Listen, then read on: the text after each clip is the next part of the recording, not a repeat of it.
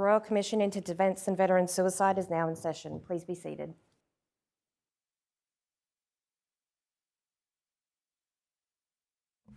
Good morning, Mr. Singleton. Good morning, Commissioners. Unless there are any housekeeping or other issues that others wish to raise beforehand, this morning's witness is Brigadier Nicholas Foxall, who is in the witness box. Might he be sworn or affirmed?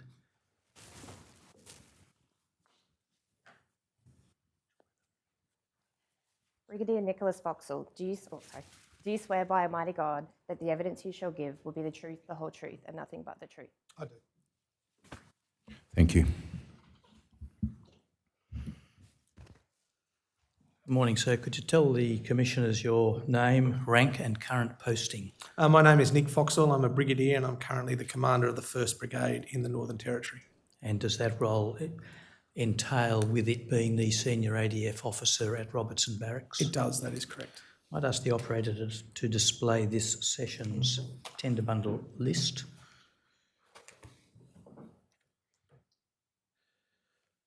Commissioners, you'll see a multi-page list of documents here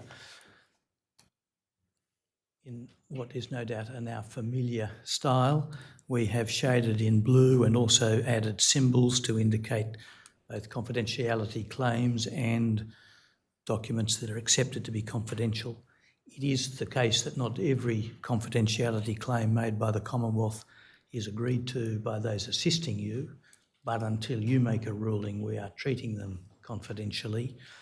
And accordingly, I tender all of the documents, either open, ordinary exhibits as indicated, or on a confidential basis, subject to further order. Mr. Fordham, did you want to say anything, or was it we? No, thank you. Yep, thank you, Mr. Singleton. They'll be accepted on that basis and allocated the next lot of consecutive numbers then. Thank you, Commissioners. Brigadier, one of the documents is a statement made by you, subject to a particular matter about numbers that we'll come to in a moment. Is the statement true and correct to the best of your knowledge and ability? Yes, the statement is true and correct. All right. Now, that matter is referable to paragraph 161. I might just ask the operator to display the redacted version of the statement. Is this a reproduction of the first page of your statement? Yes, it is. We'll only be using the redacted version today, but if the operator could go to paragraph 161. I don't have a page reference just at the moment, but I see the operator's ahead of me anyway. I might just ask that be taken down. Thank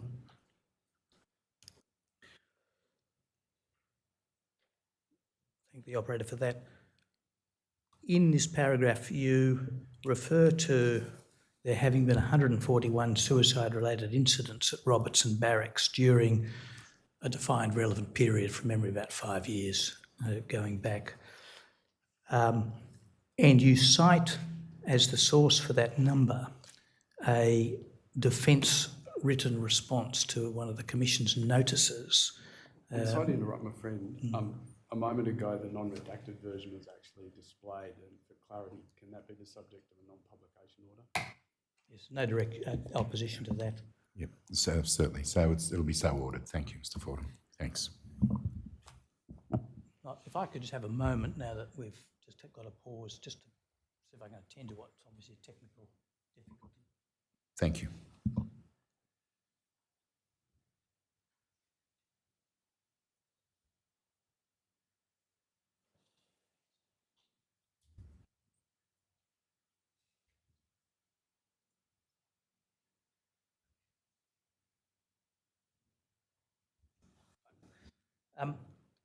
Thank you, Commissioner. We'll just proceed as best we can. I'll start again just so that you don't lose the train. Your statement refers to 141 suicide-related incidents at Robertson during the last few years, citing the Defence Department's response to a statutory notice requiring information numbered NTG DEF 050-01. is it in fact the case that the number 141,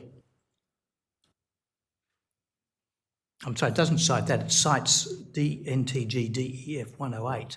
Is it in fact the case that 141 is a number that comes from a different defence response, namely to NTG DEF 0501? I'll just pause there for a moment. Is that right? I believe that's correct, yes. And is it the case that subsequent work led to the identification of some other suicide-related events, and in particular a further 45 were identified and reported in a response to the notice NTG DEF 108? Yes, Peter, that is correct. So upon reviewing the figure, it became obvious that that NTG was current up to a point in time late last year. And since that time, there has been a further 10 personnel who have been identified.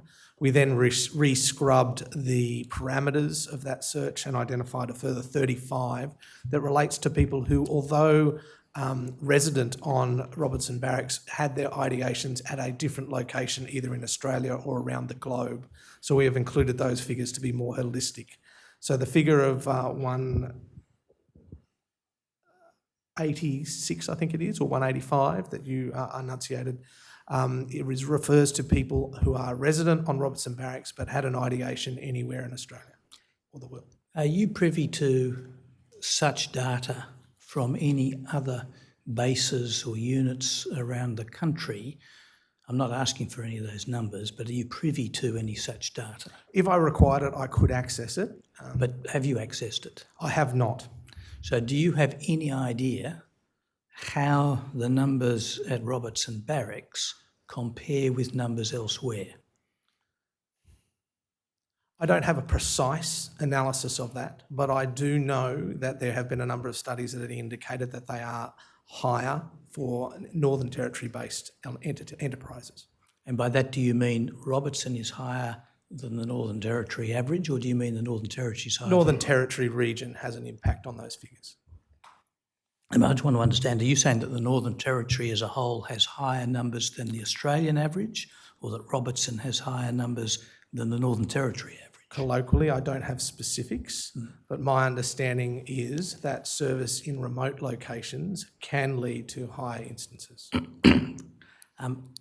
you have any perspective on whether the situation at Robertson is higher or lower than other remote locations? I do not have any information to understand that. All right. Accepting, of course, that any number is higher than you would want, but insofar as you've got a sense of comparative perspective with other places, do you consider that the numbers on the face of it point to Robertson having a particular problem that needs to be addressed more vigorously than many other places? I think there are a number of issues that are difficult for people serving in remote locations that are resident in the Northern Territory, and particular to Robertson as well. Those issues are common. We are working hard to navigate those issues and understand how best to deal with them, but they are resident regardless, because people are a long way away from family and a long way away from their support networks in a very remote location. I take it you would wish to do all that you could to address the issues and the underlying issues. Is that right? Absolutely. We take a number of instances or a number of attempts to ensure that people are given access to services, support networks, given time outside those remote locations to mitigate those impacts as best as possible. Would it assist you in managing your resources of whatever kind, including your own time and your own focus, to have a sense of the size of the problem compared with other bases? Yes, that would be absolutely useful. So I think you've indicated already that you could have but have not accessed the data from other bases so that you can get a sense of perspective of the size of your own problem. That's not fair. The issue is I'm focused on the problem of today. The problem of today has a number of issues a number of programs that we are pursuing to mitigate those issues. The problem, the depth of the problem is almost irrelevant to the fact that we have a problem. And I and my staff are aware that there is an issue associated with remote service, and we are focused on mitigating that problem.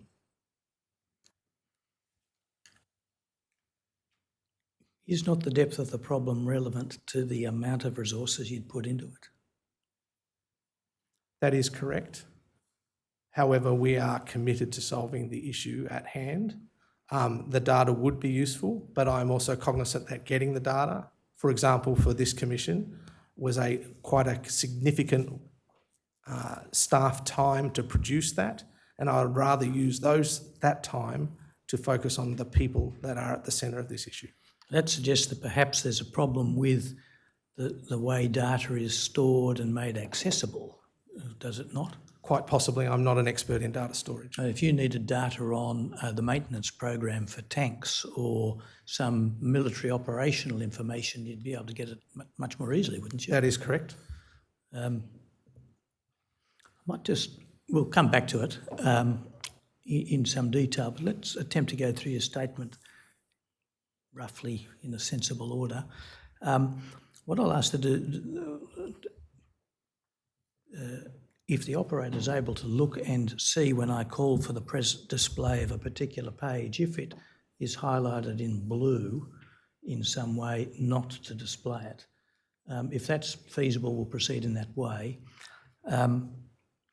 Let's see how we go. Perhaps we can bring the statement back up. We'll start with page 1 because I know that that's got no blue. Can we please go to page 7 if it does not have redactions? And in particular, I'll be asking the operator to highlight question 5 and paragraph 8 underneath it. And I'll get out my version so I can predict what's going to happen. So you see there a little bit, an extract from your statement, Brigadier. And here you address the role and functions of the barracks, saying that the primary function of the base is to facilitate training, sustainment and force preparation for land forces. If the primary function of the base is to facilitate those things, would it be fair to say that the primary role of the brigade is actually to do those things? That is to train, sustain its members so that they're prepared. That is correct, but there are more people on that base than just the brigade itself. Yes, so the base provides facilities for 1st Brigade and others. That is correct. And those others include, for example, the Joint Health Unit facilities. That is correct, and entities such as the US Marine Corps contribution to the Northern Territory. Approximately how many people are posted to Robertson Barracks? It depends on the season because we're a very seasonally based location. At the moment, there would be in vicinity of 6,000 to 7,000 personnel on that base. And broadly speaking, how many people are in 1st Brigade? 1st Brigade, on paper, we would have 2,240 odd. Actual humans at this point in time is around about 1,860. All right. As the commander of the 1st Brigade, you have the responsibility for the welfare of the members, is that right? That is correct. Insofar as you have a direct responsibility for the welfare of soldiers and officers, is it not primarily because you're the commander of the 1st Brigade rather than the SADFO? Would that be... Sorry, can you please rephrase? You've got 2 hats. Yes, that is correct. Which of those hats is the real one that gives you the primary responsibility for soldiers' welfare? For the soldiers' welfare, well, firstly, I'm responsible for all the soldiers' welfare on my facility. And as the Senior Officer NT, I have a role across all of the bases in the Northern Territory. Yes. And I'm very soldier-focused. And airman-focused and aviator-focused and sailor-focused. But in terms of my day-to-day nitty-gritty of my job, I'm focused primarily at 1 Brigade. Yeah, so just, I'll be broad about it, but Yep. you tell me if this is not fair or accurate. As SADFO, of course, you have a responsibility to care for everybody on the base. And in practical terms, that includes making sure it's a safe environment, making sure there's electricity supplied to the health centre and so on. That is correct. But as brigade commander, you've got a much more focused responsibility because you at your level, you alone are responsible for all the troops in that brigade. That is correct. Whereas the commander of an Air Force contingent that happens to be located there is primarily responsible for the airmen and women. That is correct.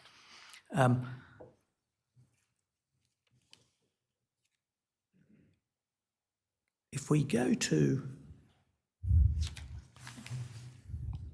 I'll just check my copy of the statement before I ask for it to be displayed.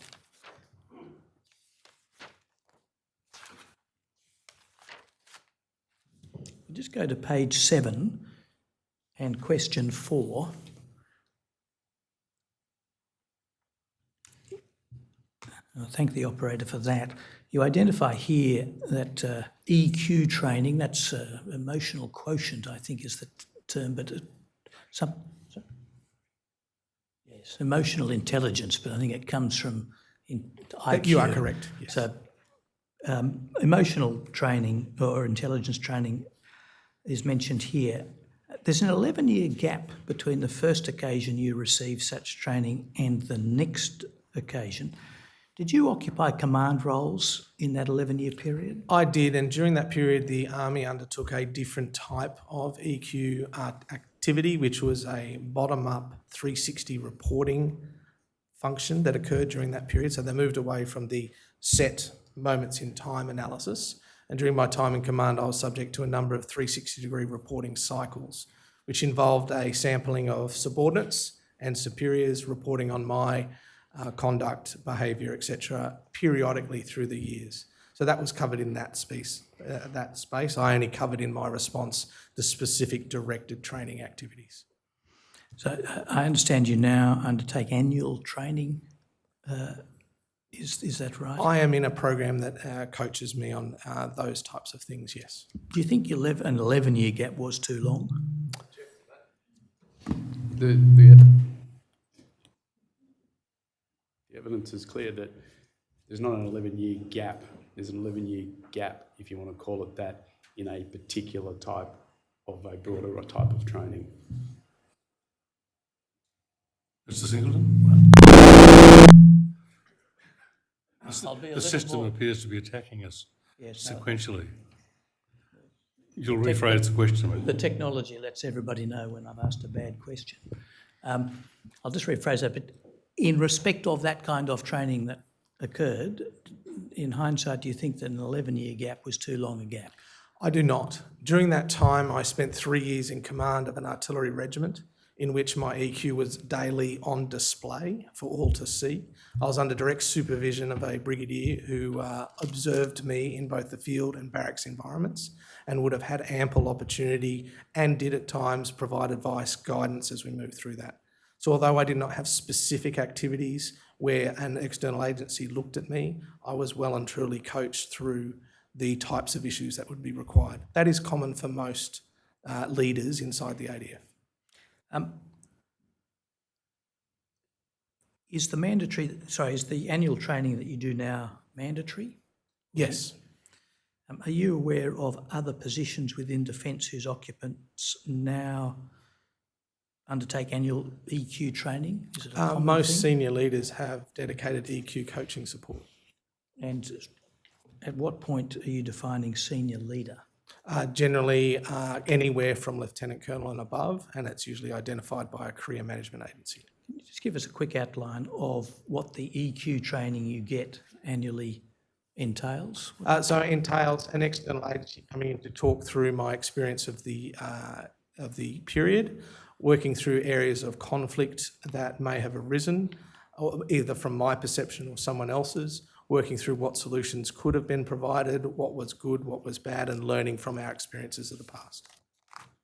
And if we go to page 15 of the statement, and in particular paragraph 22, reflecting what you've just said, it says Lieutenant Colonels and above will have been exposed to specific EQ training and coaching at Staff College. That's something slightly different from what you've just described, I take it. That is correct, because that is earlier in their career. Generally, once a major has completed many up to about 8 years of service, they would go to the Australian Command and Staff College. to do further education, and during that time they reflect upon their leadership experience of the previous 8 years, and that is the start point of their development of leadership skills. When you say that Further development, sorry. When you say lieutenant colonels and above are exposed to the training, does that mean they do the training or that they just sort of overhear it? Depending on how they perform at various stages, they may be identified for additional or immersive training. Those who have strong leadership skills may be given more guidance and a more tailored package. Is there a reason why it's considered that the more senior officers should be getting this training, but not the more junior ones who are actually interacting with a lot more troops? I can only speak from my experience. My experience is to help me prepare me to work with other government agencies at the more senior leaders of government, which require a different tact than potentially a young combat officer would apply. Accepting that a different approach and dealing with different people, different roles might involve different skills, are there not important skills for junior officers to have in dealing with the enlisted personnel and other? That is correct, and the Royal Military College Duntroon does an excellent job of preparing them for that role and giving them the skills that they need to navigate those problem sets. They also need to be given time to learn the broader apparatus of the defence, which I'm sure you have been on a journey through with this very Royal Commission, knowing its nuances, its languages, and its peculiarities, and that they need time to settle into that before they're extended. Within the 1st Brigade, I think you've got about several lieutenant colonels report to you. That's correct. Unit commanders, they are typically called as commanding officers. Is that right? That is correct. Below them, various majors commanding companies. And then there's some captains and some lieutenants commanding platoons. That is correct.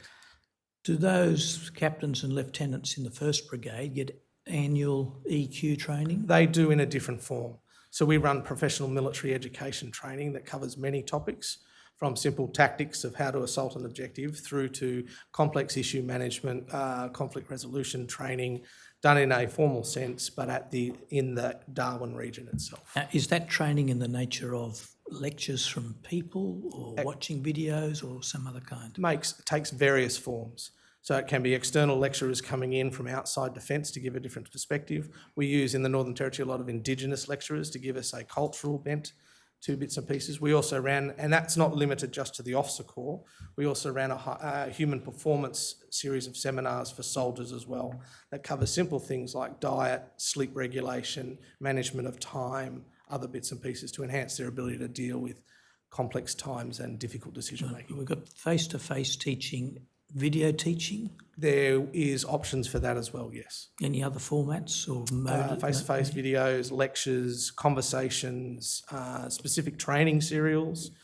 We have a leadership exercise that's run by one of our regiments that focuses primarily on complex decision making in stressful situations. So there's many varied options to enhance a soldier's ability to navigate complexity. Some of the training would, if it's video-based training, could well be one person watching a video by herself or himself. But then the face-to-face stuff, is that by and large one or maybe two trainers teaching a group of people? Yes, that would be a reasonable hesitation. The training you get on an annual basis, is that a one-on-one? Mix of group and one-on-one. And how much time do you spend in that one-on-one process you described a couple of minutes ago, where you're actually discussing your individual experiences and really apparently going in some depth? How long does that process? I generally have 2 to 3 touch points a year. And how long does a touch point last? It can go to up to half a day to longer if required. Right. You get 2 or 3 a year. Do any of your captains or lieutenants get anything of that kind each year? They would with their commanding officer, who would be undertaking similar counselling, but at a different level with a different focus. That is more bespoke to their experience envelope and their job specifications and requirements.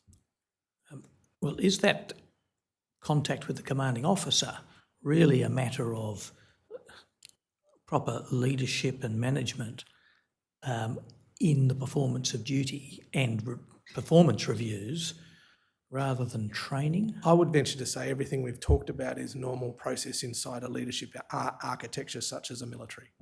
I understand it may all be normal, but can you see that there's a real distinction between getting somebody from outside to come and discuss your experiences and give you tips or education on how to handle yourself and your job on the one hand, and on the other, having your own manager or commander talking to you from time to time? There's a fundamental difference. There is a fundamental difference, but we are doing fundamentally different roles.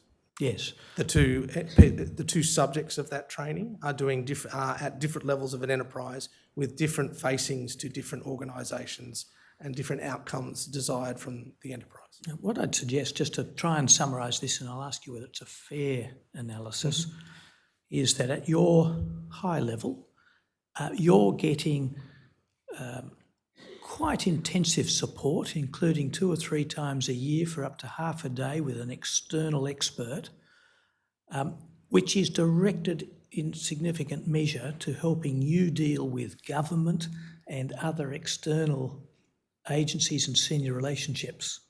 And on the other hand, the junior officers are not getting anything like the same process with an external consultant, one-on-one detailed stuff to help them deal with their challenges, which are to deal with the enlisted personnel and other junior ranks. I feel they're getting the exact training they require. Their focus needs to be downwards on their people. I accept you have the opinion that they get what they require, but your opinion is that what they require doesn't include the kind of thing you're getting at your level. Being a young officer, and I having been one, there is a lot going on with managing soldiers, being the cold face of the relationship between them and the chain of command. I needed to focus on the skills that were required for me to look after those people, to make sure I managed their families, looked at the detail of their financial circumstances, assisted them through difficult times. I needed the skills to do that. My commanding officer and his experience that he was able to impart to me as a result of him having gone through that crucible was vitally important to me to deliver the function I needed to deliver. Do you think junior officers could benefit from having the mode of training, that is the external person coming in and doing an in-depth one-on-one, but for a different subject matter, not dealing with diplomats or things like that, but dealing with their own people? Could they benefit from that mode of training? Well, I think we're talking about the same thing. You're just arguing about the delivery or the individual that delivers it. It's to do with the subject matter expert of the topic that the younger officer would be dealing with the most. So they are dealing with the cold face of leadership issues, of looking after young men and women who are at a very influential time of their life. I, on the other hand, am dealing with budgets, equipment management and other issues in other government agencies. So I think we are talking about the same type of training. It's just that the delivery agent is different.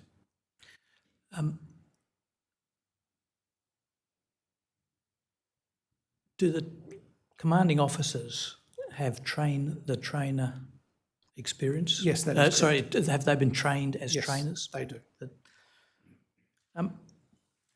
Just as quickly as we can, moving to a new topic, do troops get inspected by officers from time to time, as we see on the movies? Walking up and I down? think the movies provide a very false indication of that. For example, in 1st Brigade, we haven't, other than Anzac Day, we have done no other formal parades. Is there another method by which officers go around and whether NCOs or commissioned officers, but does somebody go around and inspect the tidiness of uniforms, the tidiness of barracks and that kind of thing? We do routinely inspect accommodation for soldiers to ensure that, particularly in the Northern Territory, have a terrible problem with black mould in soldiers' accommodations. We need to maintain the maintenance of their facilities like air conditioners, the suitability of simple provisions such as mattresses. They are inspected generally about every 2 weeks when the exercise serials are in full swing, generally once a month. And that also gives us an opportunity to have one-on-one time with the soldiers in their room to ascertain well-being, any issues associated with family, etc., in a one-on-one session as opposed to in a group environment as would be normal. putting aside inspections, but in any context, might be an inspection, it might be some kind of an exercise, might be physical training, might be anything. If an officer, let's say a platoon commander or even a section commander, finds fault with one of his or her troops, a uniform infraction or some other minor matter, is it corrected on the spot? I think you're alluding to a scene out of Heartbreak Ridge. I haven't seen that, so not specifically. That type of behaviour has not been evident during any of my service. Generally, any inspection is an attempt to identify any issues that a soldier may be facing that is not being presented in the group environment. So yes, they look to uniform standards. Are they maintaining it? Is there an issue why they're not, is the first question that would be asked. It is corrected if it can be corrected, but 9 times out of 10 it would require follow-up engagement with the individual to understand if there's any underlying issues that is associated with the deviation from what is normal.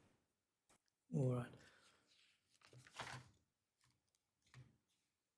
Given the inevitability of limited resources, how do you balance the competing demands to pursue different functions, particularly war preparation and training, maintenance, leading your commanding officers, and other functions like welfare of troops? The balance of doing that is a very difficult thing to get right. Often we don't. We have a very, I like to think of it through a very simple lens of walking down a knife's edge. On this side of the knife's edge is the mission, the task that you've been tasked by government and the Australian people to achieve. On the other side is my people. At times you can deviate from one side of the knife into the people for a period of time, but then there are requirements for you to move back to the other. You try to spend even times on either side of that knife blade. You can't always achieve it, particularly when operations are required, but you must be aware that you are deviating from your people for a period of time. I use the chain of command to monitor that, all the way down to Lance Corporals to provide me advice and guidance as to whether we need to reorientate. No doubt ultimately the purpose of the Army and the ADF is to defend the nation from foreign threat. Do you agree with that? That is correct. But if one analyses the Army not as a question of what its purpose is, but by looking at what it mostly does, would you agree that the Army's time is mostly spent not fighting wars, but maintaining strength, fitness and readiness for war? Absolutely, that is correct. Insofar as you have a direct responsibility for the welfare of soldiers and officers, is it not it's one of your key responsibilities? Maintaining their welfare, yes, that is correct.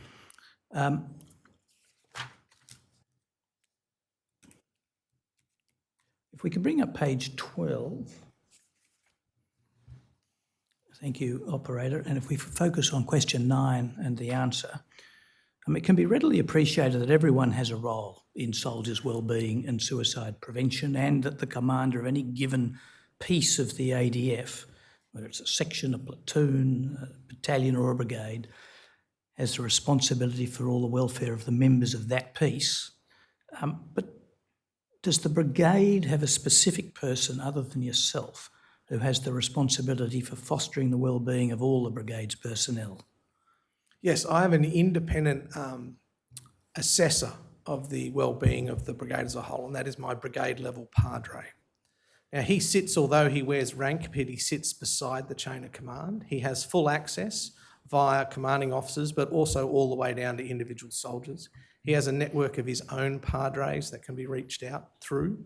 He also has very good access to our medical system and those associated enterprises that are associated with that, using his philanthropic oath and those confidentiality capabilities to actually delve into problems with the permission of soldiers. And he or she provides me an independent avenue of assessment of the well-being of our soldiers.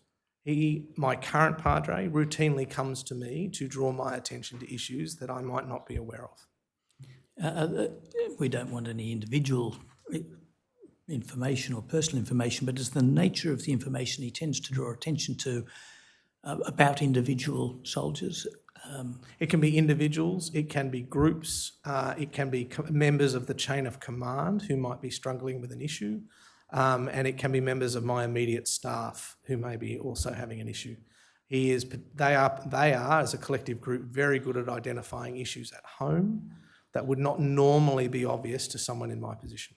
Does the Padre ever come to you and recommend a change of policy? Recommends a change of approach.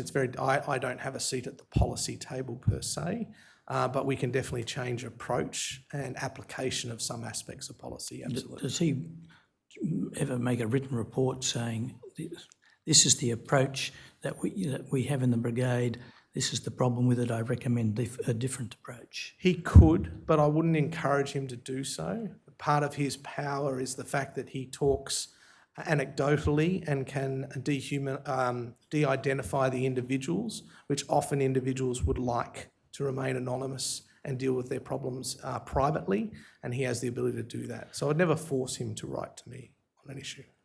Is not the core function of the Padre spiritual and pastoral care of the members of the brigade? Which are fundamental elements of people's well-being regardless of religion. They are fundamental elements, but it's not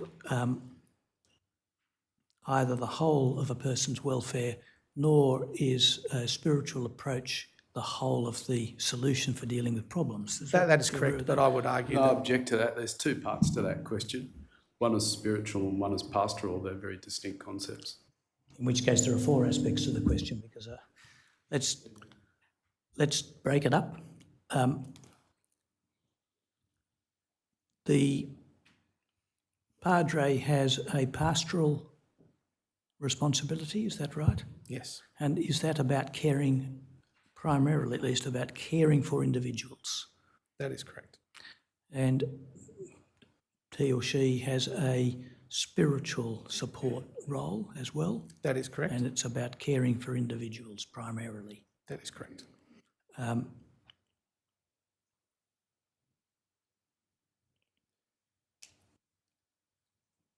What I would suggest to you is that the well-being of members is in part a product of the spiritual situation and the pastoral care, but that there's much more to it than that. Absolutely, and elements of the chain of command would fill some of that void. But at the core of this is always a human, and that's what I am always reminded of and always try to remind myself of. And a human has their own desires and end states that they are seeking out of their relationship with the chain of command and with their relationship with defence. Some people are happy to be open, some people require themselves to be closed in their engagement. Having a Padre in my chain of command gives just another avenue of approach that someone may choose to use. Yes, and I'm not in any way suggesting that the Padre's not an important part of the picture. What I am suggesting is that a Padre does not have an official responsibility for all aspects of welfare across the brigade. Is there, you do, but is there anybody else who has a specific responsibility for all aspects of welfare across the brigade? So in my unit commanders, my lieutenant colonels have specific responsibilities for the welfare of their unit. Of their units? Sitting below me in a tier. And each of those lieutenant colonels also has specific responsibility for a variety of military and administrative responsibilities, whether it's maintaining equipment, That is maintaining training and warfighting skills, disciplinary matters, and a variety of functions. But there's nobody in the brigade whose job it is just to look at welfare, but the whole of welfare, not just a sliver of it like health. Sorry. I do have a dedicated welfare officer, Right. and under that welfare officer is a team of people that support. The Padre is one of those tranches. We also have our Soldier Recovery Centre, which helps us look after specifically welfare of people at risk, so generally physical injury or other mental injury, have access to that facility to specifically look after their welfare. Right, so we've heard the term sick platoon. Is that unit something in the nature of No, the that? Soldier Recovery Centre, that's an old and It's an old term, but yeah, not a useful term in my No, opinion. no. I don't think that implies things that are not correct and not fair on the people who are being assisted. The Soldier Recovery Centre is a specific entity that sits underneath the brigade headquarters working directly to me. I have a major who is in charge of that. She has a team of people that try to get people to really one of two goals, which is to transition with dignity if their injury or illness is such that transition is the way the medical system feel that is best for the individual, or to return those individuals to service in a manner that is respectful and conducive to them returning to their job at full capability. so just coming back to the welfare officer, what rank is that person? Welfare officer is a captain. And does he or she report directly to you?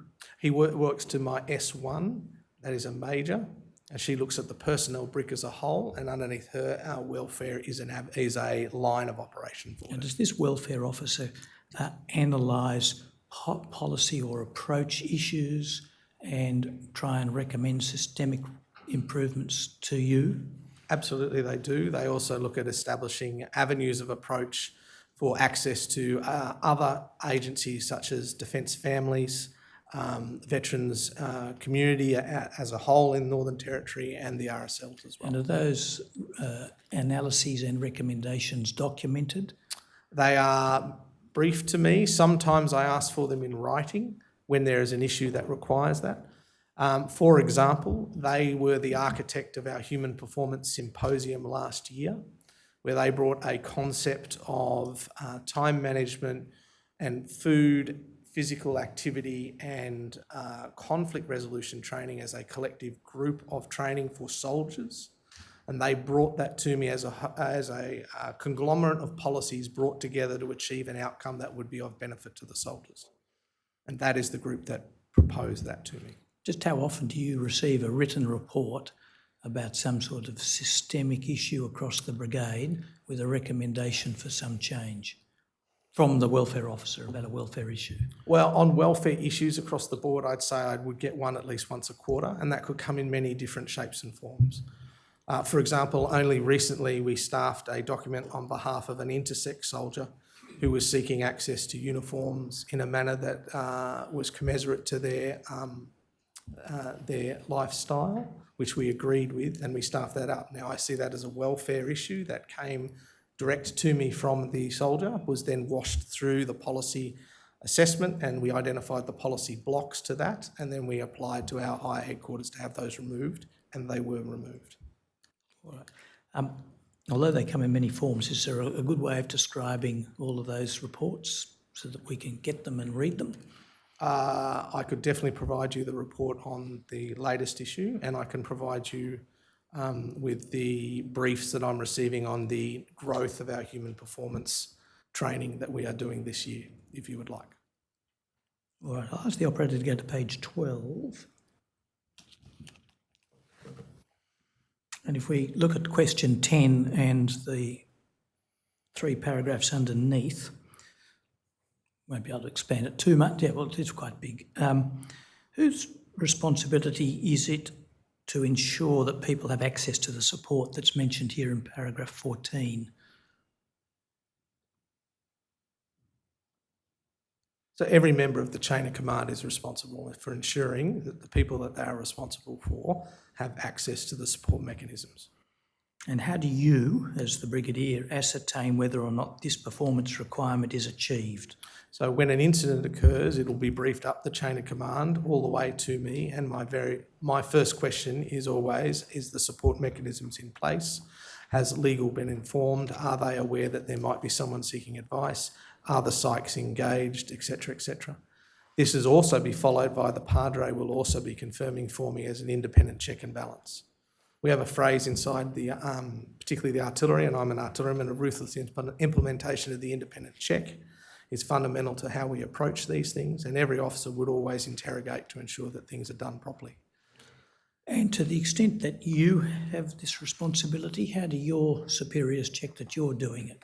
Any incident, I would report directly to my commander, and she would ask similar questions of me. She would ask for if I required any assistance to manage the issue, and then she would ask that she be regularly updated as we progress through the issue. If it was one of significant nature, if she felt that we had it under control, she'd expect us to manage it as required and update via the Army Incident Management System.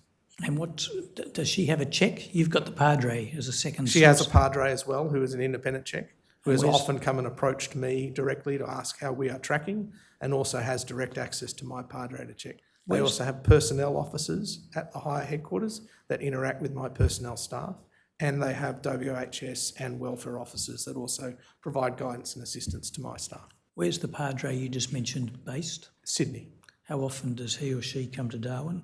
Reasonably regularly, probably I'd say 3 to 4 times a year, but with the connectivity that we now have with virtual conferences and everything else, he's present pretty regularly inside the brigade. And is he?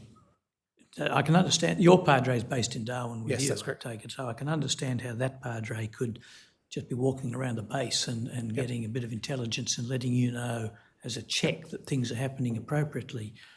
I'd suggest that the Padre in Sydney, for all the technology we may have, just wouldn't have the same capacity to really check that you're managing properly. I agree. However, I disagree in that that is a very senior Padre, and for that individual to ask of my Padre a number of simple probing questions, he would gain a very quick understanding as to whether a ball was being dropped or an approach was not necessarily the best. They're very experienced men and women. At 15, you say that personnel are reported on and scored each year. How's that done? That is what our sort of system performance. is there? That's our performance appraisal process. So every year, everyone receives a report on how they performed during that year. It looks at various skill sets, leadership skill sets, problem decision making. It provides a synopsis of their capacity and potential for advancement, and that is provided to them by their immediate supervisor and then is reviewed by a senior assessing officer. You then have is the scoring system like a number out of a No, maximum? it's simply meets expectations, meets high expectations, does not meet the standard. Right, some prescribed That is descriptors, and it's a matter of judgment where a That is person correct. falls. You then, in this paragraph, have at 15 a list that begins defence ethos, leadership, job competence. There's a couple more. Do you agree that this is a list of desirable qualities in a leader? That is correct. It's not a list of outcomes or objectives for leaders to achieve. That is correct. Are your subordinate commanders reported on and scored on criteria that involve outcomes? No, we use the term potential. So we look very carefully at we'll work through those categories, but then the back half of the report is talking about looking at their experiences, their performance of those experiences, and then determining what their potential, what that indicates in terms of their potential.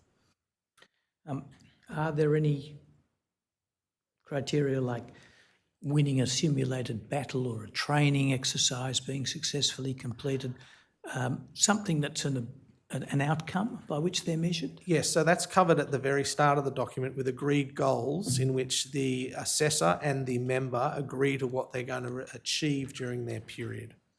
Those are agreed, and sometimes they can be things that are specific, like achieve a certain outcome at a certain activity. Others can be improve a certain behavioural trait. Others can be to adjust the end state in an activity, and then that would be assessed at the back part as part of the overall assessment. Those particular ones you say are agreed between, to use the term, manager and Yes, that is subordinate.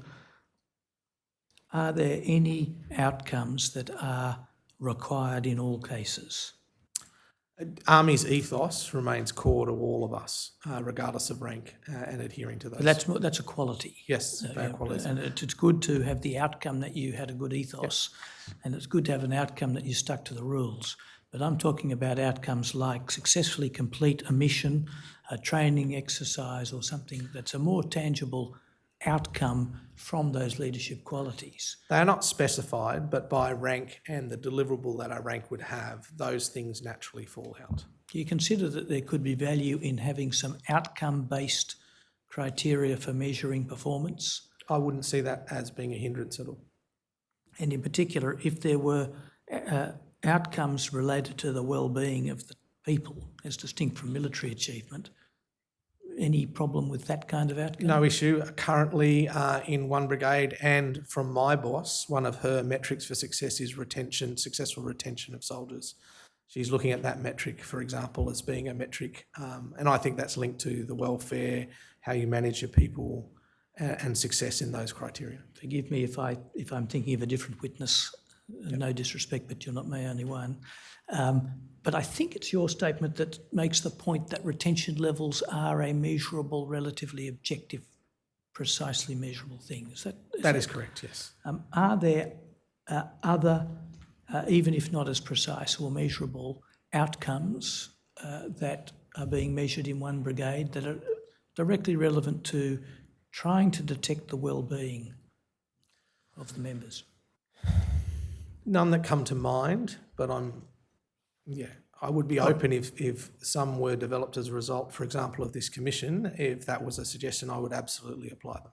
Have you turned your mind to perhaps trying to set some for your... We are, and we're trying to evaluate it through our human performance training serials, which are now, they're maturing as we move forward to determine what the product is that comes out of that type of training, what we can measure, and then determining if that can be holistically applied across the enterprise. We are still feeling our way through that.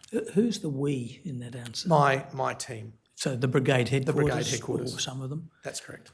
And you have it within your authority as commander of the brigade to set some criteria for performance measurement? I would always wash it through my higher headquarters to make sure they were comfortable with that, to make sure there were no unintended consequences as a result of that. But yes, I would be reasonably confident that that would be allowed to be applied. Now, and to paraphrase, because my memory's not very good, but I think you said you've been working on this, trying to develop something like this for a while. How long? Yes, we have. How long have you, when did you start? Since I took over command, we've looked at human performance is a theme inside the ADF. It's come from our Special Forces community. It is very well considered series of theories. We have been working hard to see how we can distill that down, particularly to our non-commissioned soldiers. We have opened those experiences up to the whole of the Northern Territory ADF community, so sailors and aviators as well, in an attempt to provide some skills to help complex problem decision making and also build resilience in day-to-day life. How far progressed is this project? So it started with a whole body of work to go to one seminar that was attended by nearly 700 soldiers in person and 3,000 virtually last year. We have now matured it to 4 week-long training periods where we now can take, at the moment, about 24 soldiers, sailors and aviators through a series of resilience-based training iterations. We're hoping to expand that further, but we're just seeing how taking a single touch point and spreading it over the year, how that matures. So has the work that we're talking about involved trying to identify some human well-being factors as performance measures?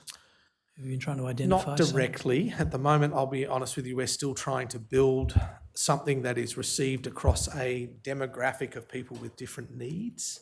So trying to understand what that is, that is complicated. Some people are open doors, some people are closed doors. We are also looking at what service providers outside defence and inside defence provide us a good medium with which to engage. Once we have a structure, I think that'll lead us to the outcomes you are talking about. You say, we're still at paragraph 15. I'll withdraw that. We've got this scoring system. When a leader is scored lower, that's your phrase in the statement, who does the scoring? The immediate supervisor of the individual being reported. And I take it that's recorded in a That is performance review document? Yes, that is correct. What action follows from a low score? From a low score, generally retraining. It usually, depending on how low a score, it can move all the way to Army headquarters level for looking at alternate options for employment, because that may be a factor in why an individual is underperforming. We can look at things such as core transfers, role changes, etc., etc. If the individual does not agree with their report, which is a very important facet, they must agree with their report. There is a review process that is undertaken by an external individual that is not inside the chain of command and generally not in the unit in which the reporting occurred. And that allows those individuals to have an independent assessment of their performance as well. To what extent does the mechanism you've just described act as an encouragement to the commanding officer to improve the scoring so as to get an agreement and avoid all the palaver of a review? Noting the nature of our employment, I am not aware of any circumstances where that attitude would be taken.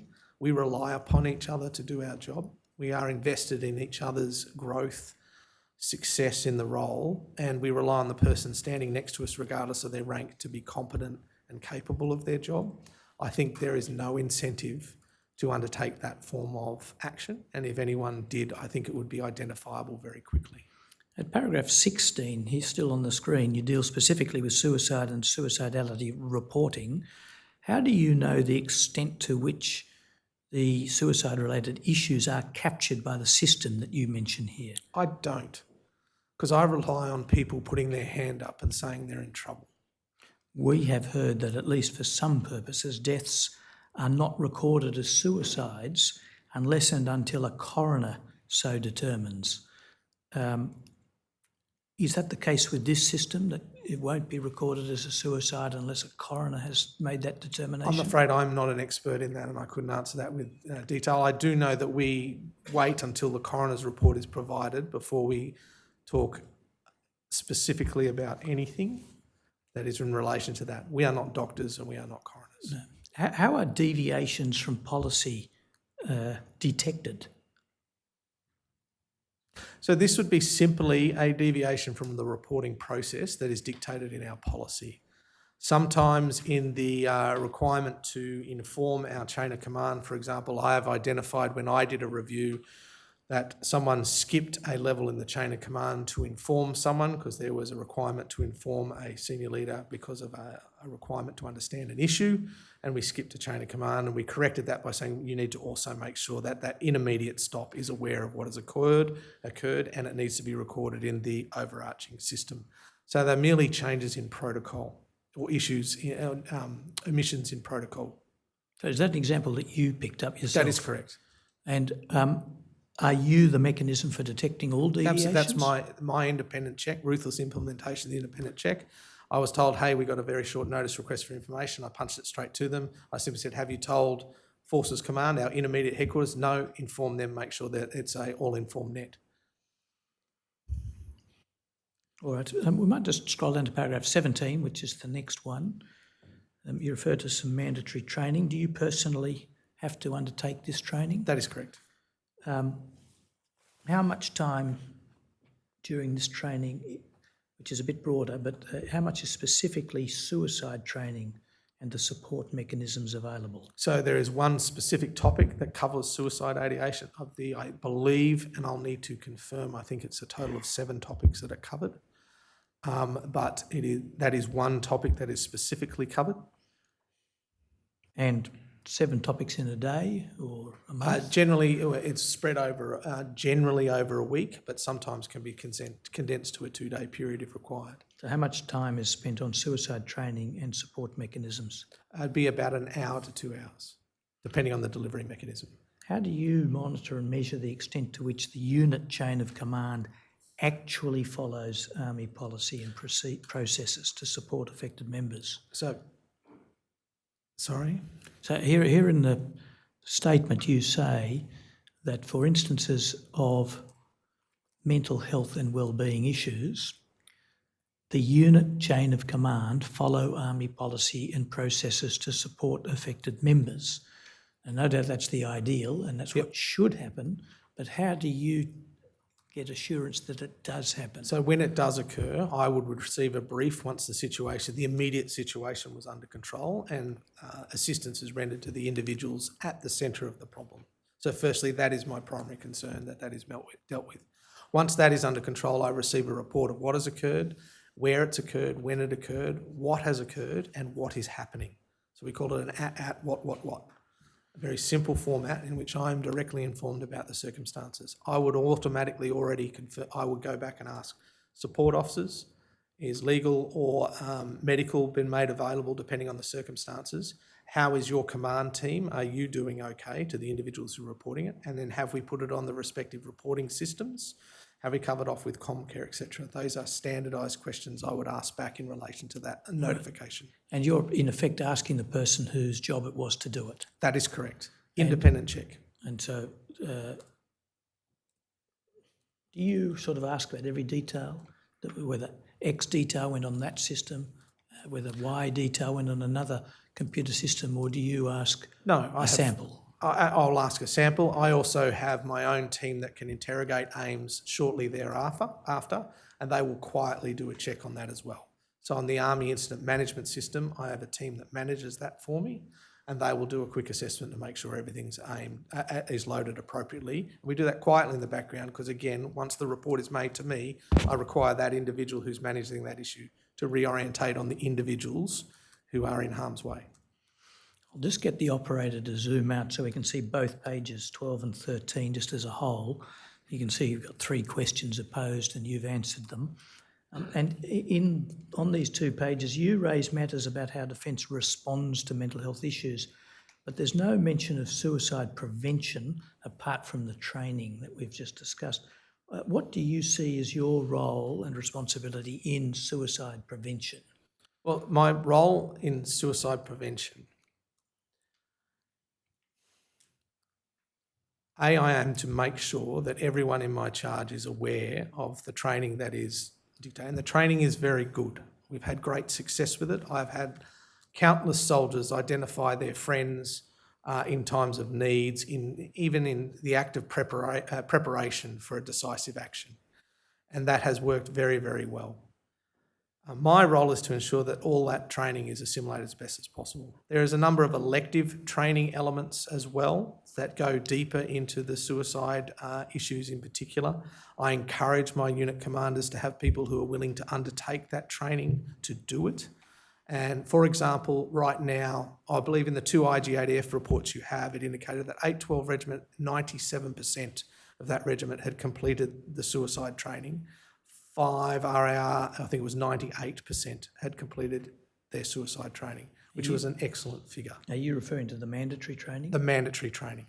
We had, I believe, I can't recall, we have given you the statistics of the number of individuals who have done the elective courses. Yes, there's a claim of confidentiality over the numbers, just to remind you. You have that figure. Yes. And that figure to me is a good figure. Is it perfect? No. But I will not force people, arbitrary groups, to undertake that training because I do not understand what their life experience has been up until that point. Yes, and I'll summarise because, and you tell me if it's wrong, but you're concerned that some of those training courses may be inappropriate for individuals because they may trigger Absolutely. a problem. They go into detail about suicide ideation, the thought processes, the circumstances. They talk about actual events. And I'm well aware that many of us in this audience have a very disappointing relationship with suicide and suicide ideation, and people should volunteer to do those deeper training courses. But you are satisfied, and correct me if I'm wrong, I'm just trying to make sure we do get your views. You're satisfied that the mandatory training is appropriate for everybody, even... Absolutely. I feel that it is a good course. I have seen good results with good people making good choices as a result of that training. Do you see that... there's mandatory on the one hand, the optional training is an opt-in system. Yes. Do you see that in between there could be a set of training courses that are opt-out, that prima facie everybody has to do them, but they can, if they've got a reason, they could come to their commanding officer and say, I'd wish to be excused from this. I've read the 1-paragraph summary of what it's about and it's not for me. I can understand what you're saying. The issue with the military and with most support services, forms of employment like police and everything else, is that opting out is not something we like to do and is not part of who we are. We're in on a problem. And I think there will be people who won't want to opt out for being seen to not being willing or perceivably weak. They may have an opinion of themselves for not doing it, and I think we will unintentionally expose someone to something that they don't need to be exposed to. So I accept that that is a valid analysis, but you'd agree it's one factor to be weighed Absolutely. against others? As an enterprise, it could be weighed, absolutely. Would you have authority as brigadier to say, here at Robertson, because of isolation and whatever other reasons, we've got a particular need to address this issue that doesn't apply in some large southern city? Do you have authority to say, right, all of my troops are going to do this extra course? For everybody else, it's an option, but in 1st Brigade, it's mandatory unless you come and see your commanding officer to get out of it. I could say that if I felt that it was of benefit to the broader community. In fact, you haven't? I have not. I have chosen to focus on the behaviours that are associated around the periphery of the circumstances that lead to those types of thoughts. For example, the HPO training we've been doing, also looking at tackling any form of bullying very head-on and very openly, making sure that we work hard to rectify any issues around culture decisively and collegiately as we move forward. Whether in your annual or other performance reviews with your Major General or in some other process, how is your performance in suicide prevention measured and monitored by High Command, if at all? I think any traumatic incident that occurs during my command will be explored in detail by my High Command. We owe an awful lot to the families and the people of those soldiers who we don't catch, and that is an absolute focus for how we move forward. I would expect that I would be judged on how I treat the circumstance, the issue, the policy, and the families involved, if that ever occurred.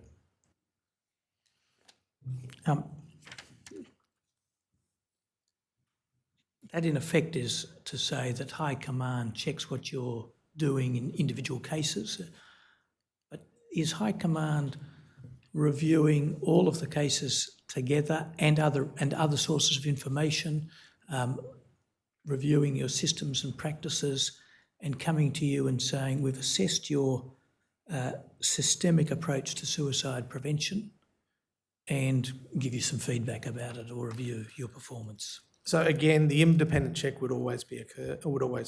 For example, after That's an independent check of an individual situation? Or the circumstances. Well, so for yes. example, in our unfortunate incident last year, our higher headquarters at Army reviewed all the procedures that were undertaken and found no fault with what occurred.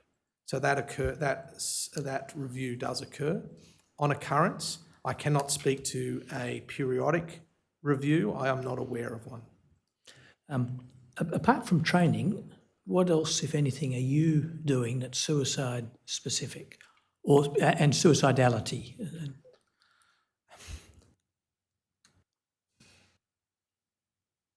So I think it's about attitude, and I focus a great deal on attitude. And I think suicide ideation and any ill feeling of value inside your service stems from a number of issues, the core of which is morale.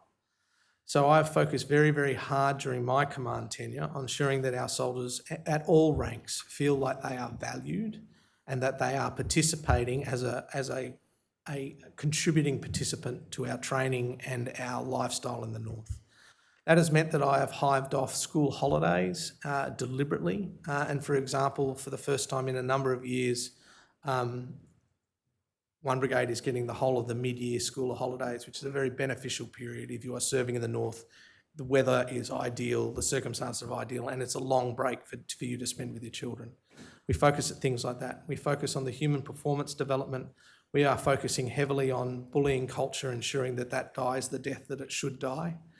And we are focusing very high on rectifying any issues when they become relevant or we become aware of them. For example, our response to the 812 report was an excellent response by 812 with the development of Plan Dingo, which you have been given as part of the evidence here, which is an excellent opportunity to reassess and reorientate and retrain people to make them feel like they're valued inside the community that is the 1st Brigade. Now, you mentioned a particular incident and there was a review of the way it was handled and no fault was found. I think was the thrust of your evidence. I'll just come back to it, whether the Army headquarters or anybody else above you has ever come in and done an analysis of your performance as Brigadier on this issue, not individual cases, but the whole issue. I don't think they're specifically targeted that, no, but I do believe that I am very closely monitored in how I deal with all complex issues. Do you? There are quite a few optional training exercises related to this issue. Do you attend any of those? I have attended some, yes. And have you attended in person in a group or just watched the video? I have attended in the group in the past. I have a complex relationship with suicide myself, so I do take steps deliberately. The reason for these questions, and I'm not seeking anything you don't particularly want to say, but do you consider it an opportunity to send a signal to your troops that it's sufficiently important that the brigadier is going to turn up and figuratively or actually sit down next to a private and a captain and do it together? That is a good tool for signalling, but I regularly talk directly to my soldiers in small groups, large groups, collective organisations, and reiterate the principles that I hold as important. I'm confident that my soldiers understand where I sit on that issue. Yes.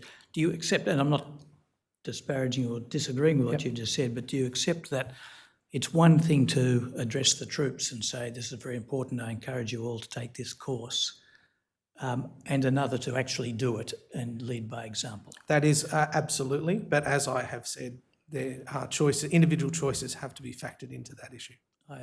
And you do it, at least for some of these courses you do turn up. Yep.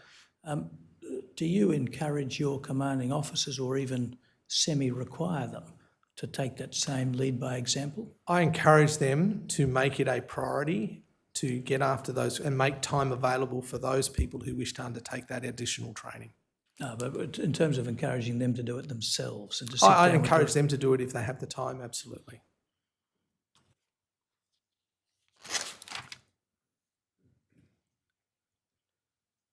I'll ask the operator to move on to the next page. 13. Well, let's just zoom in at question 11 and the paragraphs.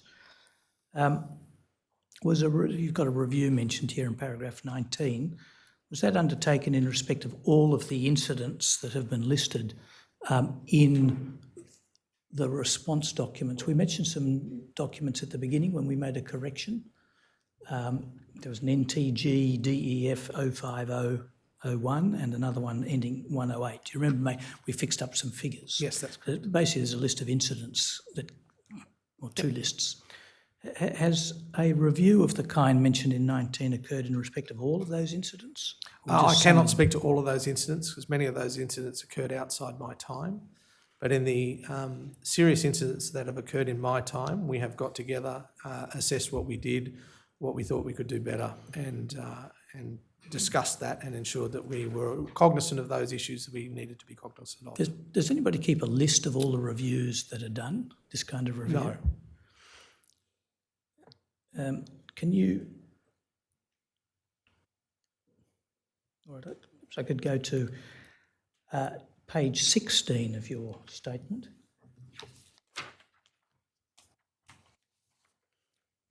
At paragraph 27B, in the first line, very important question, IOT, does that mean in order to? In order to, apologies. That is years of indoctrination in the military and not helpful. That is in order to. If we scroll down to the next page and look at question 15 and the answer, at about the time you took over a command of 1 brigade or 1st Brigade, did you receive from your commanding officer, that is the Major General above you, or from anybody else at Forces Command Headquarters a briefing on the significant issues of which they were aware and that they thought you should be told? So I received an incident management brief on taking over, which involved access to the full Army-wide incident management system and its parent system in Comcare. And it briefed me on all of the incidents that were relevant at that point in time to the brigade. That brief, although it had access to Army-wide information, was provided by the incident management team in the 1st Brigade. But had they required information, they would have absolutely had access to the higher headquarters to provide it. Well, did your commanding officer actually speak with you and indicate that there were any particular priorities or significant problems you were going to confront? Well, for us, we had a number of specific issues that were discussed. For example, we were moving into a very large, high-risk weather season. There was an intent to use considerable numbers of soldiers from the 1st Brigade, and we talked at length at the potential impact that would have on our workforce, for example. It was either the broader issue of the well-being of soldiers or the more specific issue of suicide-related incidents. Broader well-being. Now, naturally, that's generally a priority, but did the Major General say to you something to this effect? I don't know what was said, but I want to get a thrust of it. Was there anything said along these lines? There's a problem up at Robertson Barracks. There are some concerning figures. This is my thought on it. It's a priority. No, nothing specifically said like that. You did have a handover from your predecessor as Brigadier, and you were made aware of incidents and occurrences of suicidality and the well-being of members, culture and unacceptable behaviour. What were you told by your predecessor about these things? The primary incident that occurred there was the death of a soldier undertaking physical training on the Esplanade, or in the Esplanade prior to my taking over, and that was still going through the coroner at the time. We talked through the circumstances.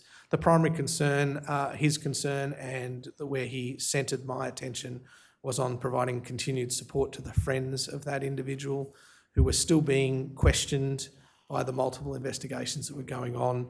They were still being asked to relive that incident, which was putting considerable pressure on those individuals. His focus was ensuring that there was a wraparound and support for them. We had a dedicated officer in the headquarters who was a Lieutenant Colonel reservist who was managing that issue. I got to deal with that in detail to understand what support mechanisms we'd put in place and also to anticipate how many more times these soldiers were going to be questioned on the issue. The funeral and other circumstances had occurred and were under control. Other than that, we talked broadly about the support services provided for soldiers. It is difficult in the Northern Territory. There are not a great deal of external services for us. We talked at length about those, about the avenues of approach that soldiers could take. Were you told anything about unacceptable behaviour issues or bad cultural issues anywhere in the brigade? I was briefed about a number of incidents that were being investigated or had been investigated. I had not seen it, was not presented any information that indicated a trend of issues.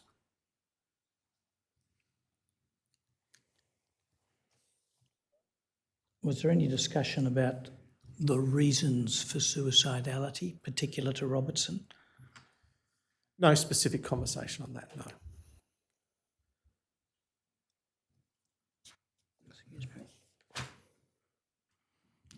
I'll ask the operator to go to question 17 on page 18 of the statement, and just ask you this: could you just introduce us to the concept of tempo and what it is, and what a high tempo is or a low tempo?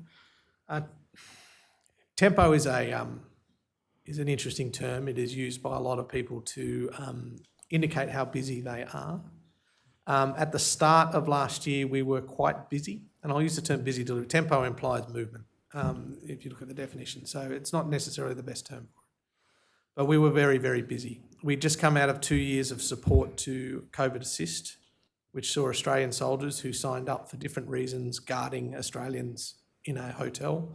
It's a very different experience than they potentially wanted out of their service. And then we moved into floods assist after we came out of bushfires and other things. Between floods assist and aged care assist and COVID assist, a considerable number of the brigade were employed down south away from their families for long periods of time. And noting the nature of that disaster, also, they were deployed at very short notice, to the extent that some soldiers were asked to leave within 2 hours of being notified to go down and help Australian citizens in New South Wales. That also had an unintended effect of condensing our training period, which puts a great deal of stress on our training apparatus, noting that we still have goals to achieve in support of our government outcomes in relation to being a defence force. So we then had to deliberately work our way through and manage time carefully during that period. It was a very busy time for particularly the officer corps as they planned and developed safe activities. And it was a complex time for our soldiers because we did not know what was coming next during that period. This metastasizes and grows into feeling very busy and very, very engaged. All right. Commissioner, could I just flag at this stage that we would propose, subject to objections and the witness's availability, to extend his time and reduce the time of the next witness. We feel that the Brigadier has some very useful evidence to give you, and we have quite a lot to get through. Do you have any thoughts, Mr. Fordham? No, I don't believe I have a choice, to be honest. Have you got a plane to catch this morning? No, I'm all yours. Thank you. We'll bat on for a while. If that's all Thank right, you. Commissioners. I will remain conscious of the 2-hour rule.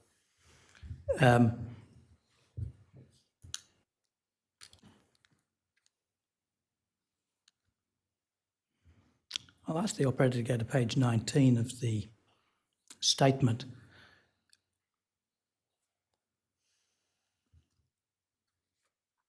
Here you are discussing some questions on unacceptable behaviour, and at paragraph 34 and table 18.1 you set out some statistics about complaints of unacceptable behaviour in your brigade, and you say that normally you wouldn't have access to the collated data. Are you aware of why you wouldn't normally have access to this data? It requires the amalgamation of a number of different databases that are not necessarily all owned by Defence. So that is the only reason I could talk to why it's not readily available. Would such data be useful to you in helping you lead the brigade? It is, and I do receive a modified version of this data, which is just the Army Incident Management System data, which can be provided, which it gives me a very similar indication.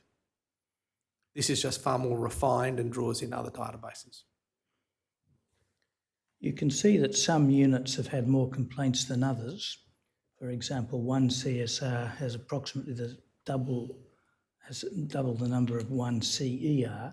Do those differences merely reflect the sizes of the units, or do you discern that there's a different rate between different units? No, in particular, if you look to 812 is a good example of what occurred.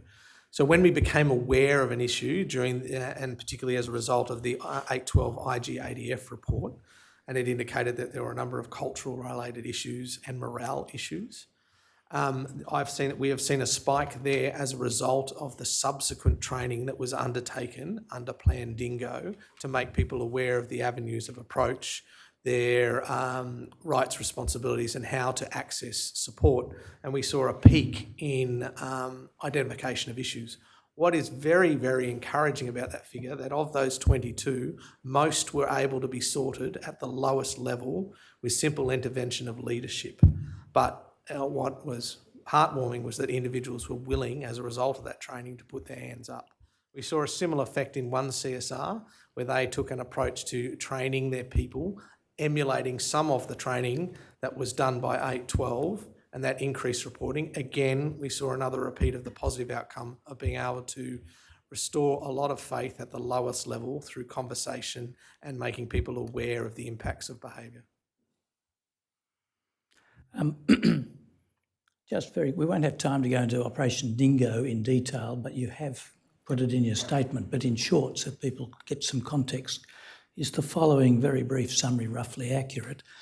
The IGADF did a review of the 8th, 12th Regiment, found some significant problems over a few years. The regimental commanding officer, supported by you, came up with a program called Plan Dingo to try and address cultural issues, and that plan, in your informal anecdotal assessment, is doing very well. That is correct. It is an 8-step program that used both internal and external service providers to provide training, guidance and assistance. It is ongoing at the moment, although we have rectified all of the administrative issues in 8-12. The new CO and I still feel we have to run this program till the end of the year. We will seek external evaluation from my higher headquarters as to its success in October, November. In that period, we haven't got a date yet before we cease that program. That program is now being rebadged and passed to Forces Command because my commander wishes to issue it broadly across Forces Command as a very good tool for dealing with issues when they're identified. And you anticipate there'll be a more formal evaluation coming soon? Absolutely. So IGADF will reassess that unit in September, I believe. When you received the IGADF's report, you were very surprised by its contents, were you not? I was surprised. I had not seen indications of it. The CO was mortified, to put no uncertain terms on it, to the extent of almost tears. He was very upset that that was how his people felt they were. It took us a while to realise that it drilled down to a specific group, and we were able to target that group and retrain, reorientate. But his attitude was exemplary, the way he just chose to deal with the issue, focus on the soldiers and their needs, and drive to what is proving to be a very good outcome for that unit. Are you satisfied that, at least in the main, the IGADF report is accurate in its adverse findings? I have no reason to doubt the report. You make the point that you would only, I think we're probably at page 28, paragraph 59, you make the point that you would only become aware of an issue if it was raised by the personnel concerned. So far as you have ascertained, was the commanding officer in that same situation? He was, and it caught him off guard, hence his being quite upset. He was a very engaged commanding officer. He had a very physical relationship with his soldiers in that he was always present. He led from the front. He was always in the gun bays. He was always walking around. They indicated in the report, the soldiers, that they felt if they engaged him, they would be appropriately dealt with and they would get the support they needed. He was mortified that there were some that felt that there was people in between him and them who were not of the same ilk. As it turned out, with the retraining, we were able to unhinge that blockage and create a very different environment. But as I said, we still have a way to go. We still need to continue to invest in these people and push forward the change. We're going to increase the tempo, which means in this context that I'll probably be cutting you off to just focus on the questions, because a lot of what you're saying is in the statement. Sure. Elsewhere, we've got 59 here referring to multiple avenues people have to raise issues with you, and you have an open door policy, which is mentioned elsewhere in the statement. But if the commanders at a battery, company or platoon level are blocking reporting, saying things that they would advise that it's not a matter worthy of complaint or that it would be disapproved of if there was a complaint made, there's a real danger in such a culture, is there not, that soldiers won't use the multiple avenues you've made available? That's correct. That was the assertion of the IGADF report. What is important is what the attitude that the unit took once the potential for that was identified to rectify it. And they rectified it very quickly. And a significant feature of the IGADF report was that they found that the commanding officer at the time of the investigation or the audit did have the confidence of the lower ranks. It was the major or the intervening officers, I don't have any details about who exactly, but intervening officers did not have confidence. It was an education issue when it boiled down to it, that individuals were not assigning suitable priority to the concerns of soldiers. When that was retrained, that problem went away.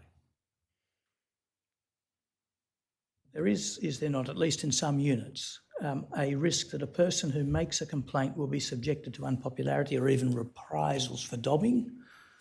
I have not seen any evidence of that. I do, however, understand if a soldier feels that complaining can be seen as weakness, particularly amongst young men. There's material that suggests that there can be a relatively common contributing factor to suicide. Are there things that you have identified that could address the problem and reduce the number? Sorry, can you rephrase that? Sorry, two particular factors have emerged. One is relationship problems, the domestic life of the soldier. The other is mental health problems. And the third is someone with both of those issues.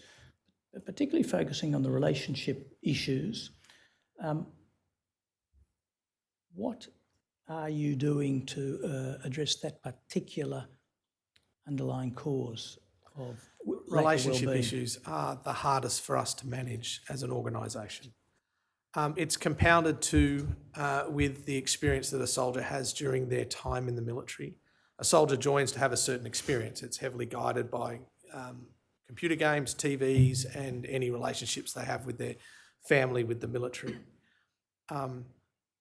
When I get a nexus between a relationship issue, a physical injury, and then a resulting missing of a training serial, that's when we start to focus our attention on our people, and we're trying to identify those people very early on.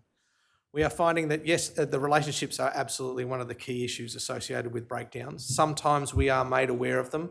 Sometimes people choose to keep them private. That is their choice. But when we're aware of them, we can generally put a wraparound around them.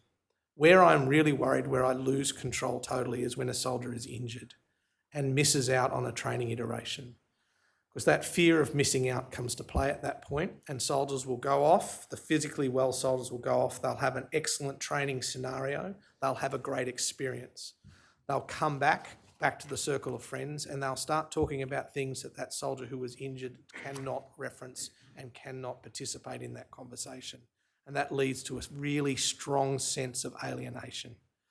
We are working hard to work out how we include people in our exercises with varying degrees of physical injury. We are reducing our periods of exercise. We are focusing on local exercise areas to enable them to participate. But I will not be able to capture everyone, particularly those with serious injuries. So we are focusing our philanthropic support on those people, but I cannot find a way yet. I have not cognitively worked out how I deal with that fear of missing out. That is a terribly strong feeling in young men in particular, to a lesser extent women, but it is still there. And that can really drive a sense of alienation that I am aware of, but I do not know how to tackle yet.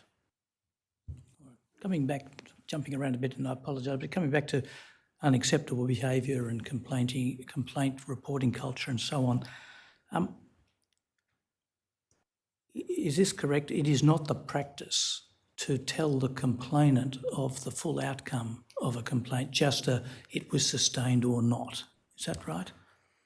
Not as far as I'm aware. There may be some circumstances where legal issues come to play. I cannot give you an example of that, but as far as I'm aware, we generally are as open as we are legally permitted to be with the outcome of a complaint.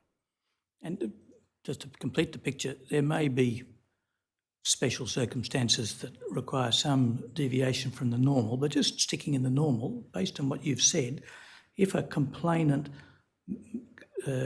makes a report of some unacceptable behaviour, it's sustained, and the perpetrator is transferred to another base and demoted. That's just one possible outcome. Yep. Will the complainant be told that the demotion took place in one brigade at least? Yes. For example, we had an issue that you are aware of in the reporting that we gave you of an individual who was sexually approached when the outcome of that was made available and aware, she came to me and I gave her the outcome. Is the relevant platoon or other unit told as well what's happened? That what's is a been done? difficult question, and we rarely would we do that unless specifically asked to by the victim. And it was, we were legally able to I'm not do asking about any particular case. No, so no, just- no, and we were legally able to do it. But if it was of benefit to the organisation, then yes.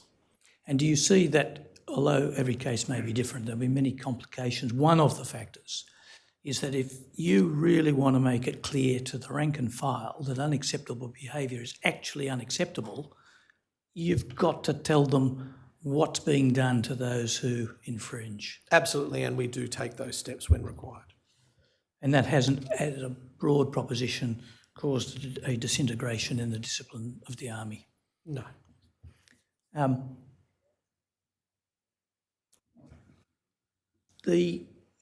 In respect of the IGADF report, you and the commanding officer at the time responded with some vigour. Would you accept that? Yes. Particularly Plan Dingo. Plan Dingo hasn't... Well, sorry, the commanding officer himself ended his 2-year cycle before that improvement was That is bedded correct. down. There are no doubt complexities and individual cases, but do you have an overall view on whether command cycles of just 2 years, maybe 3, are too long, too short, or correct? So I did 3 years as a commanding officer. And by the end of that time, the unit was ready for me to move on. They needed someone new. They needed a different appreciation of the combat problem. My wife was also ready for me to move on because it consumes you and you invest your soul in that job, and every success and every failure is yours and you bear that very, very close to you. In this circumstance with 812, the option was available for us to extend that commanding officer. However, that commanding officer was so invested in that organisation that he needed a break for his own well-being. He needed to take that experience and the positive outcome of the initial response to Plan Dingo and take that with him as a success. He also needed to focus on his family and other people. So we have to balance both the individual, Yes. who is the commander, So I'm and not the really job. asking about his case. Yep. You made a judgment that Yes. it was the right thing for him to move on, right for the organisation and right for him. That's correct. So I'm not really challenging that at all. No. What I do want to suggest is, first, a series of propositions to see whether you agree or disagree from your experience. Do you agree that different units around the country have different cultures? Yes. And do you agree that it is much harder to rectify a bad culture? It takes time and real effort to lift a culture to a better place, compared with, it's a lot easier to bring it down, isn't it? That is correct. And if there is a bad culture in the ranks, including all the ranks, and the new commanding officer comes in with all goodwill, but everybody knows that he or she's only there for a couple of years, one of the problems is that some people will think they can wait it out. That would not be an incorrect assertion. Although there are many complicated, many factors,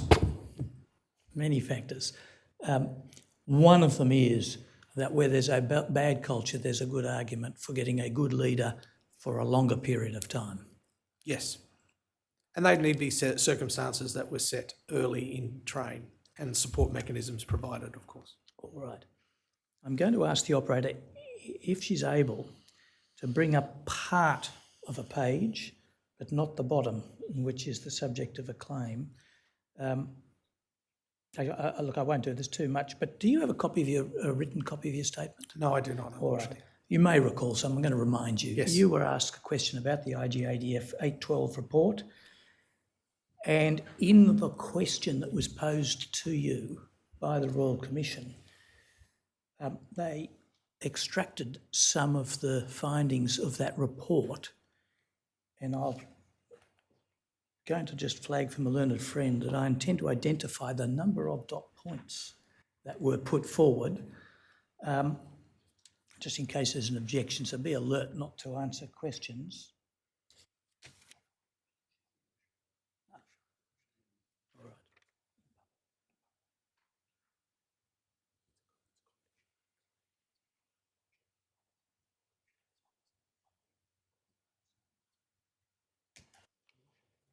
Yeah. Anyway, do you remember what I'm talking about?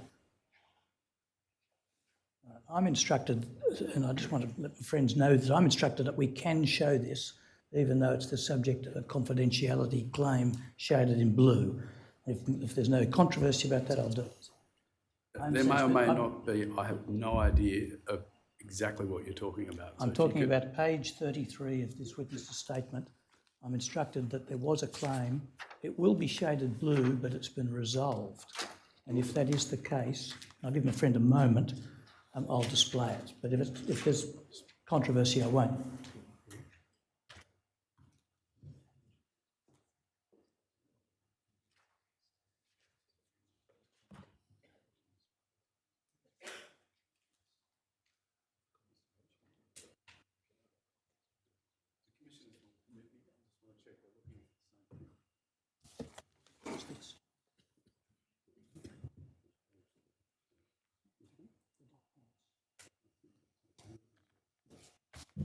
We're just checking whether there's an issue or not.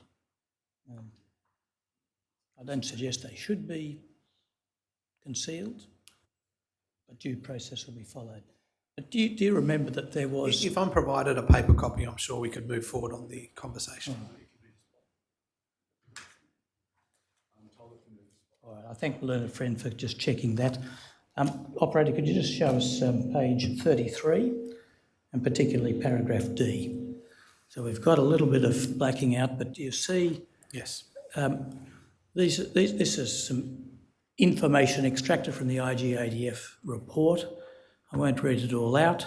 It is likely to be distressing to some, but do you accept that what was found by the IGADF was the disgusting misogynistic comments being made to women in the regiment? Absolutely. Hence the reason we were both horrified. And none of the statements that are there should ever see the light of day, to be honest with you, and we found it incredibly reprehensible.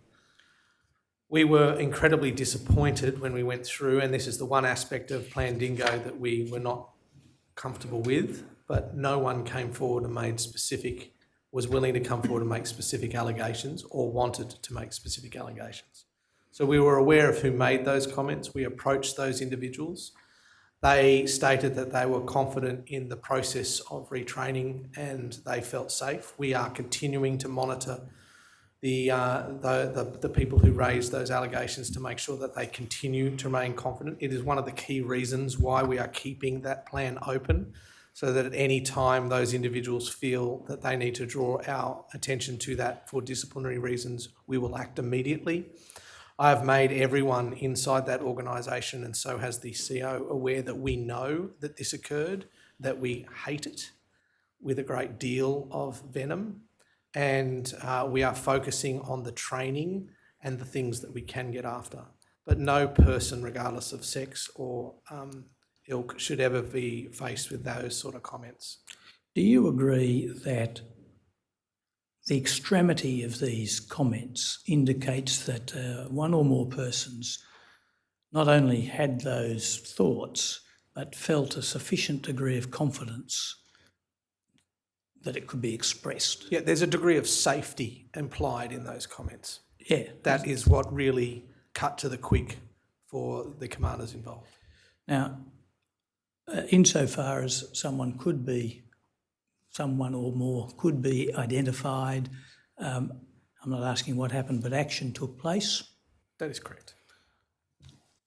But the implication of such conduct is that the commanders or the officers above that person either didn't know what was going on or condoned it, or in some other way were not with sufficient diligence and vigour commanding properly. That is correct. Was anything done, I'm not asking what, but was anything done about that? There was appropriate action taken within the remit of the things that we had, and those individuals will not be in positions to affect that again. More broadly, beyond these particular matters, there was a problem with the ranks below the commanding officer, the officer ranks below the commanding officer, including blocking and allowing this kind of thing to occur. Has there been a full clean out, or are a lot of those people still there? A number of those people, key elements, have been moved. Others have been a decisive focus of retraining. We are cognizant that throwing everyone out just moves the problem, and I'm not in the business of moving a problem to another enterprise. So we are focusing on those people. Some of them have very short periods to turn their behaviours around, and they are monitored carefully. And if they do not, then they will receive more direct action.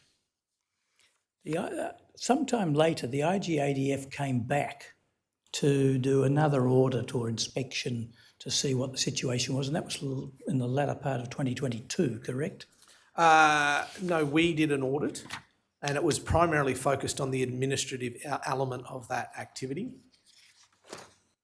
So you'll notice there was a number of discipline recording issues and other aspects inside that, and we audited that to make sure those corrective actions had occurred. So the higher headquarters reached in. I'll ask the operator to bring up page 40 next of the statement.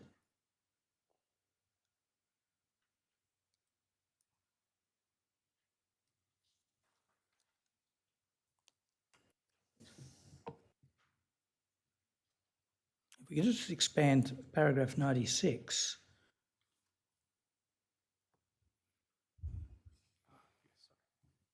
Now, the survey here, with which you were surprised and disappointed, was one undertaken by the IGADF.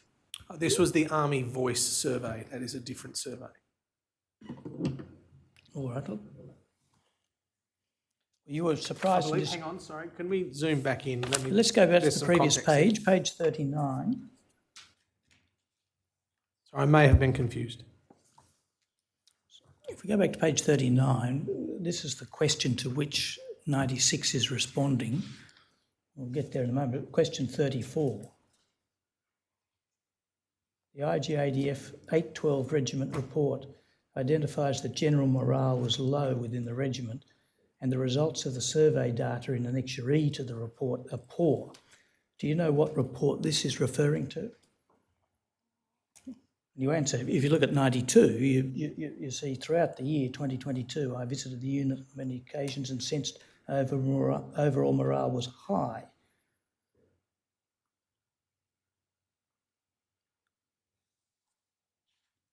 Now, I may have misunderstood. No, it's the same audit. It's same audit. All right. Well, so if we go back to 96, results of the survey, that's a reference, is it, to the Army Voice? No. That's the survey inside the IGADF audit where those comments were that you previously showed were identified. Right. So the audit has multiple facets. Yes. Right. So this survey, the results surprised and disappointed you, particularly because of the efforts put in by the commanding officer and the command team to improve the culture. Are you saying this is the IGADF report before Plan Dingo was introduced? Yes, that's correct. The original report is what... All right. Well, let's go to the Army Voice survey. This is a different document. I'll just dig up the code number for it.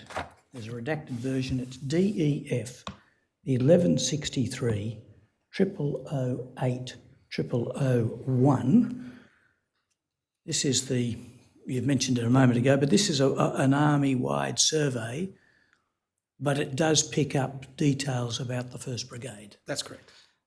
You'll see in the bottom left-hand corner a little information symbol saying that more detailed information is available. Have you sought the more detailed information?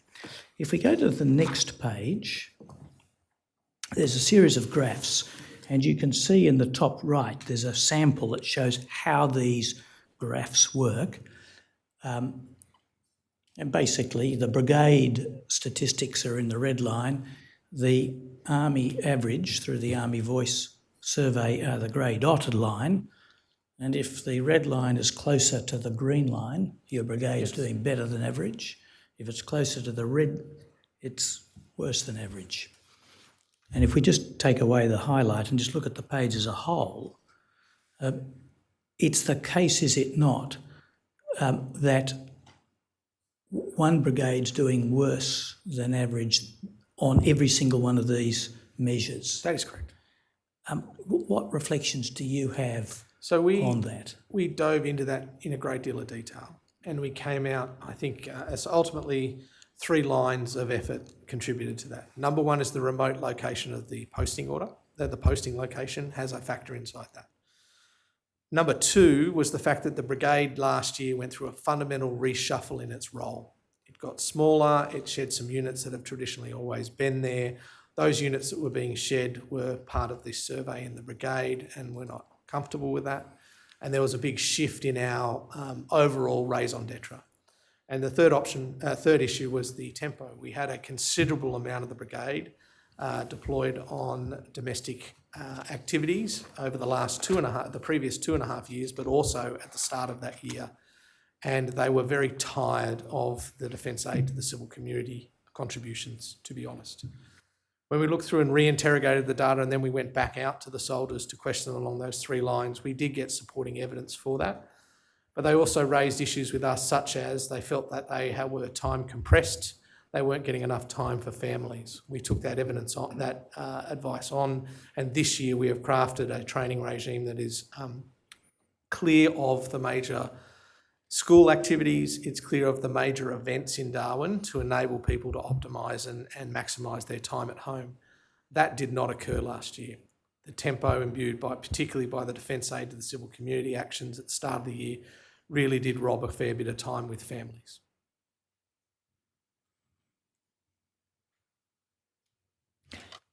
And if we go to just 2 pages on, we've got a different format, but some other statistics. Tempo management is one, and then underneath that at the bottom, unacceptable behaviour is another, just to mention 2. If you look at unacceptable behaviour, which we've got here, you can see that the figure is a little bit worse for the brigade, or both figures are a little bit worse, in that there's a higher witnessing of bullying, 11% compared with 9%, and a lower level of confidence about being well managed. That seems to be more reflective of a cultural problem than high tempo, lack of resources and so on. Would you agree? That was our first inclination. Yes. The other element that was not readily aware of this is when we went back and we looked at the sample sizes that were applied. Unfortunately, this survey occurred at the same time as our major brigade exercise. So a large majority of the brigade were not able to participate in the survey. We have asked that that be rectified this year and that the survey times be extended beyond our major exercise period to increase the amount of people that participated. That being said, we took the figure very seriously, and it was one of the contributing factors to the development of Plan Dingo, which occurred after this survey.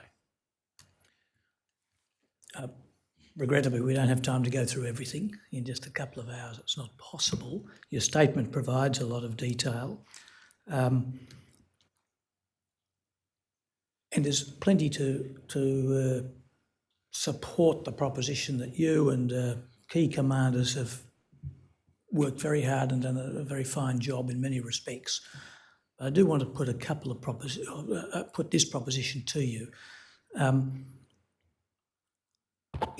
You always have a very rather bright and optimistic analysis of all of these figures. To what extent are you overlooking the fact that there are problems that really do need to be addressed and can't be explained away by temporary phenomena? Yes. My issue is that I must deal with now. So my job is to deal with 2,000 people that are sitting in the Northern Territory now, whose families are there now, who are disconnected from their family now. If I'm not optimistic and I don't try hard to solve their problems now, how am I helping? So for me, it's a difficult environment to be in, and you're dealing with someone who's trying to fix a problem that he cannot fix. There is a strategic reason we are in the north. There is a government reason we are providing the services we are providing in that location. There is a support to taxpayers' safety, well-being reason why we deploy at short 2 hours' notice from families to New South Wales to support floods. They are things that I cannot control. And they are things that do adversely greatly affect my people. But I must focus on what I can do. We're going to adjourn at 11 o'clock, and then we'll give people a break, and then we'll come back and the commissioners may have some questions for you. I'll just leave you with one more question, because you've been thinking about it. But are there recommendations that you think can be made to the Army to really improve the welfare of soldiers? I think there are a number of things, but many are outside the Army and the ADF's control. Well, one's within their control, Within- or the government's control, government or defence. Well, a common theme in the Northern Territory, particularly with fly-in, fly-out workers, emergency workers and everything else, is access to the north. You can only leave at 2 o'clock in the morning with your family to go visit your family in the south. 2 o'clock in the morning with a 2-year-old, you would not do it. And you choose not to go visit your family. So you choose, unfortunately, courses of action for your family that isolate you further from the important people in your life. And that is a problem that affects many people that work in remote locations in Australia. And that's a function of cost and issues, and we need to get after it. The other issue is hopefully going to be dealt with by the increased focus in the north with the DSR and other things. We're putting more money in, which will increase education opportunities for children in the north. It's very difficult to educate your child to a standard that you would be used to on the eastern seaboard inside an environment that would be familiar to you on the eastern seaboard at the moment. And that puts a great deal of stress on our people. And those are things that really need to be tackled at the federation level because they affect more than just us. In terms of service, I think we really have to understand that service, regardless of whether you're a policeman, working in the ambulance service, fire or defence, damages you. It does. It asks you to give far more than the average person does to your job. It asks you to run away from home with 2 hours' notice to move to help someone who probably spits at you because you're a week late and treats you with a whole degree of venom and videos you and puts it on YouTube. These things are not intangibles, they have effect. And we should probably acknowledge that service comes at a cost and appropriately mitigate that issue. And there are ways we could consider to do that, and there are ways that have been tabled in this very commission that consider those issues. You said you had to leave, if you want to go south, you had to leave at 2 a.m. Now, this commission's inquiries have ascertained that there are flights out of Darwin. There are flights out of Darwin. What did you mean? You They're must have very meant something. expensive. So if you're a young family and you're a soldier and you have 3 children, your cost-effective measure to get out of Darwin is to fly Jetstar at 2 o'clock in the morning. Right, okay, so it's a financial Absolutely, imperative. I as understand. everything is for young people. Yes, understood.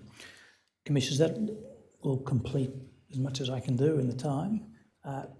We have a hard adjournment, I think, now for a quarter of an hour. Thank you, Mr. Singleton. We'll take a short adjournment now. Thank you. All rise. The Royal Commission is adjourned.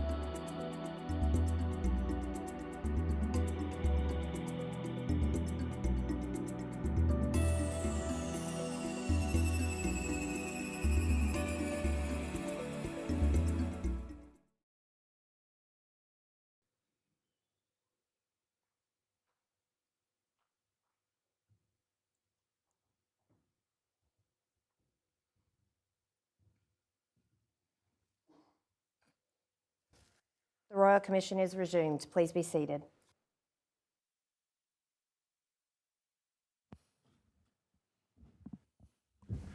Thank you, Mr. Singleton. Commissioner Brown? Thank you, Brigadier. I have a number of questions, as always. Can I start by asking you about leadership in the Australian Defence Force? Does it differ, the concept of leadership? Does it differ in the Australian Defence Force compared to leadership in another organisation? I think it's probably best to equate it to, say, leadership in the fire service, maybe. I don't have extensive experience with fire service, but I understand a fire. So a fire service leadership is about getting people to run into a building and rescue people and drag them out.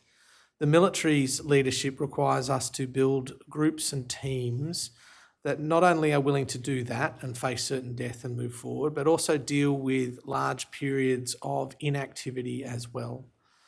Manage complex situations that require very young men and women to make decisions that have strategic impacts, to give them the tools to navigate complex and wicked problems, but also deal with not only their military opponents, but also civilian opponents. So there are aspects to it that would differ, that are very similar to that of a fire service and very different to that, say, of someone in a national bank.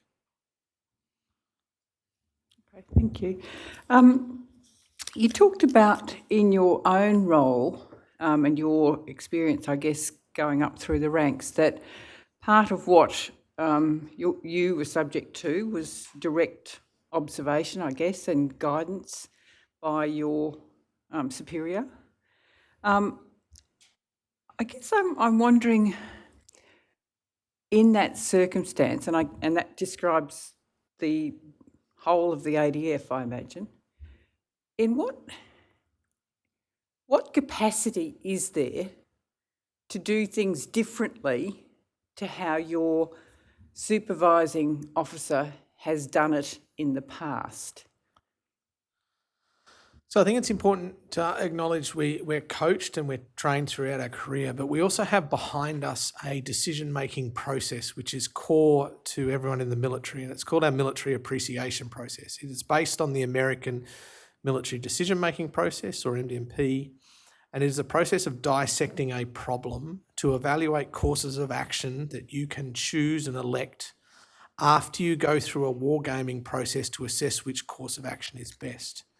So regardless of the fact that I receive a great deal of tutelage and guidance based on the experience and the training and the coaching that my superior has had during their career, I will wash that through my own decision-making process, which is a regimented process of looking at options, considering options that are available, weighing them, and choosing the best possible one based on the circumstances at the time. Now, that is common to all of us. It is unique to the military, that decision-making process. And it matures, that process matures in terms of the things that it considers as you get more senior, depending on what level you work at and what lines of thought you need to draw into that decision. So I'm just taking that on board, but just kind of putting myself then in the 812 Regiment circumstance where the culture clearly was not optimal.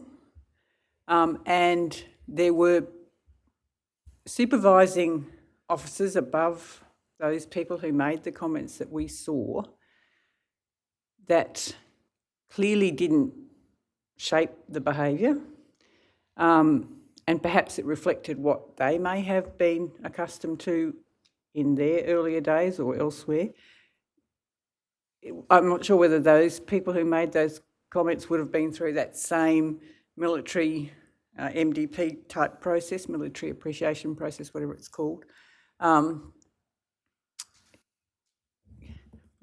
appreciate what you're saying, but clearly something still goes wrong in some units because you yourself said culture varies across. So how can you safeguard against bad cultures occurring within pockets where the person who's above you is either not seeing it, turning a blind eye, condoning it,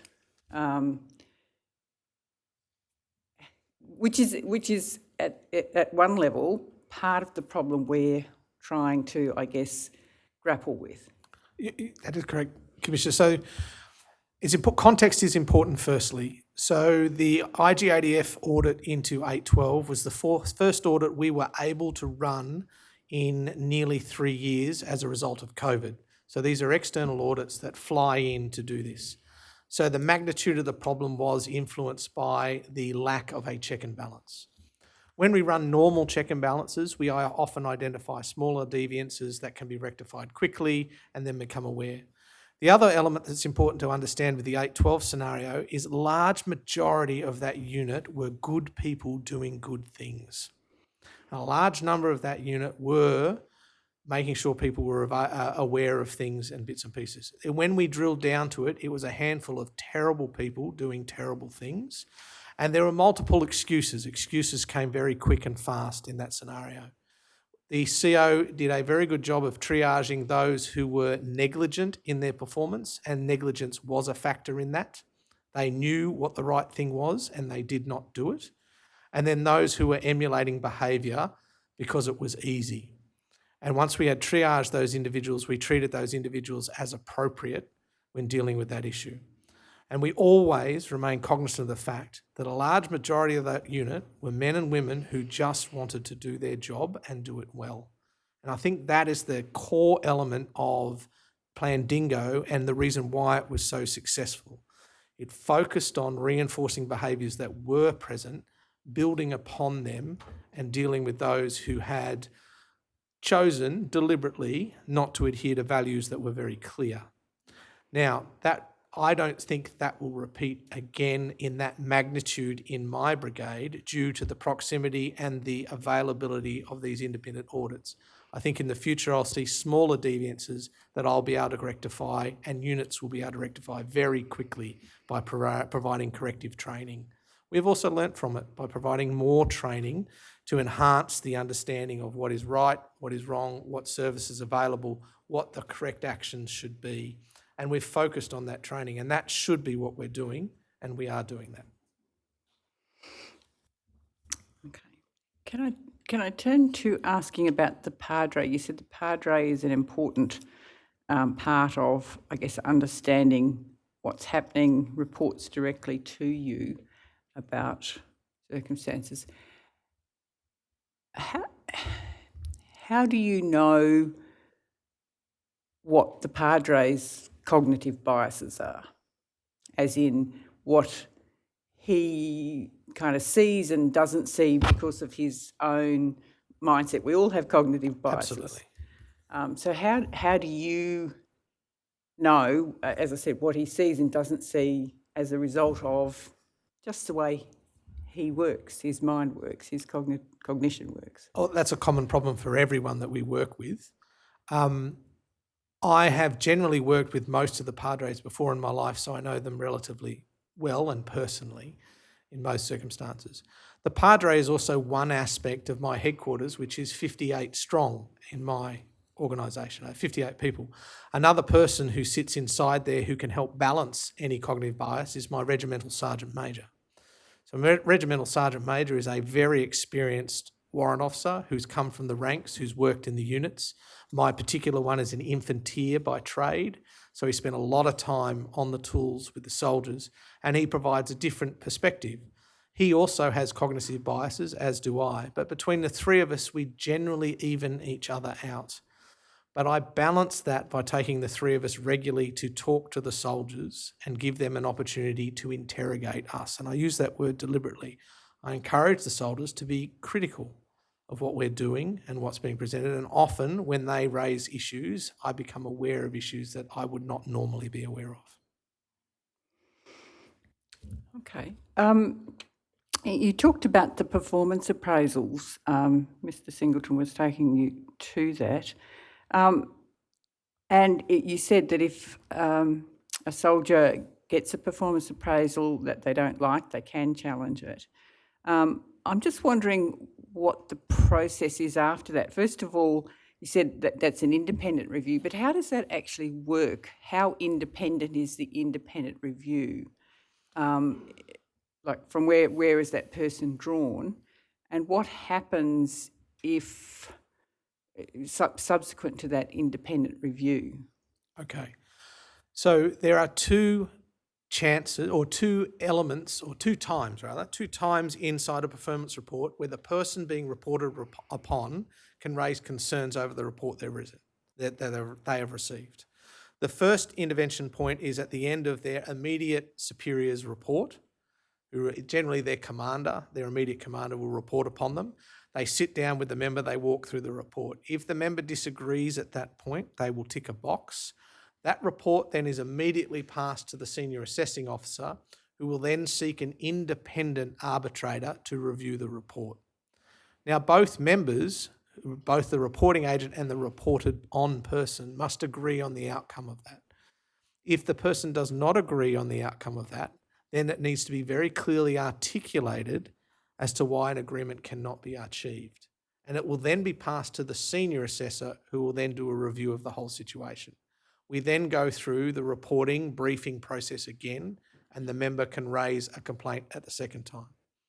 If at the second time no resolution is achieved, then we go into the redress of grievance process, which is a well-known process, and then independent arbitrators, generally from Canberra or somewhere else, will come in and review the situation. I have not experienced that occurring in my time in the military. Okay, so the first independent is a senior officer within the Generally, we go outside the unit. outside. Partiality is one of the key elements of it. Yeah, I guess the reason for my question, again, perceptions that we have been told is that there is a network across the senior people, and yes, they might be outside the unit, but they're still known to the commanding officer, etc. And the result is often, affirming the original kind of report. How do you monitor those adverse performance reports to, I guess, try and check that the process is actually working as it's intended to? Well, the process itself is quite prescriptive, and it requires those who are reporting on others to be very clear and provide examples as to why their assertion is true, which means you need to cite actual events stipulating corrective behaviour that had to be instilled in the member, corrections around safety, issues around policy, etc. That needs to be quite clearly articulated. If it's not there, then it's very simply not a proved point of view. In my experience, the report and its structure is very robust and forces the person who's doing the reporting to be very clear about what they're saying. A report that is not well supported in evidence is very easily identifiable, and I cannot recall ever seeing a report that wasn't based in a fact, events that had actually occurred. Okay, thank you. Can I move to ask about suicidal ideation? I think you told us what you do in relation to events or incidents and how that's managed.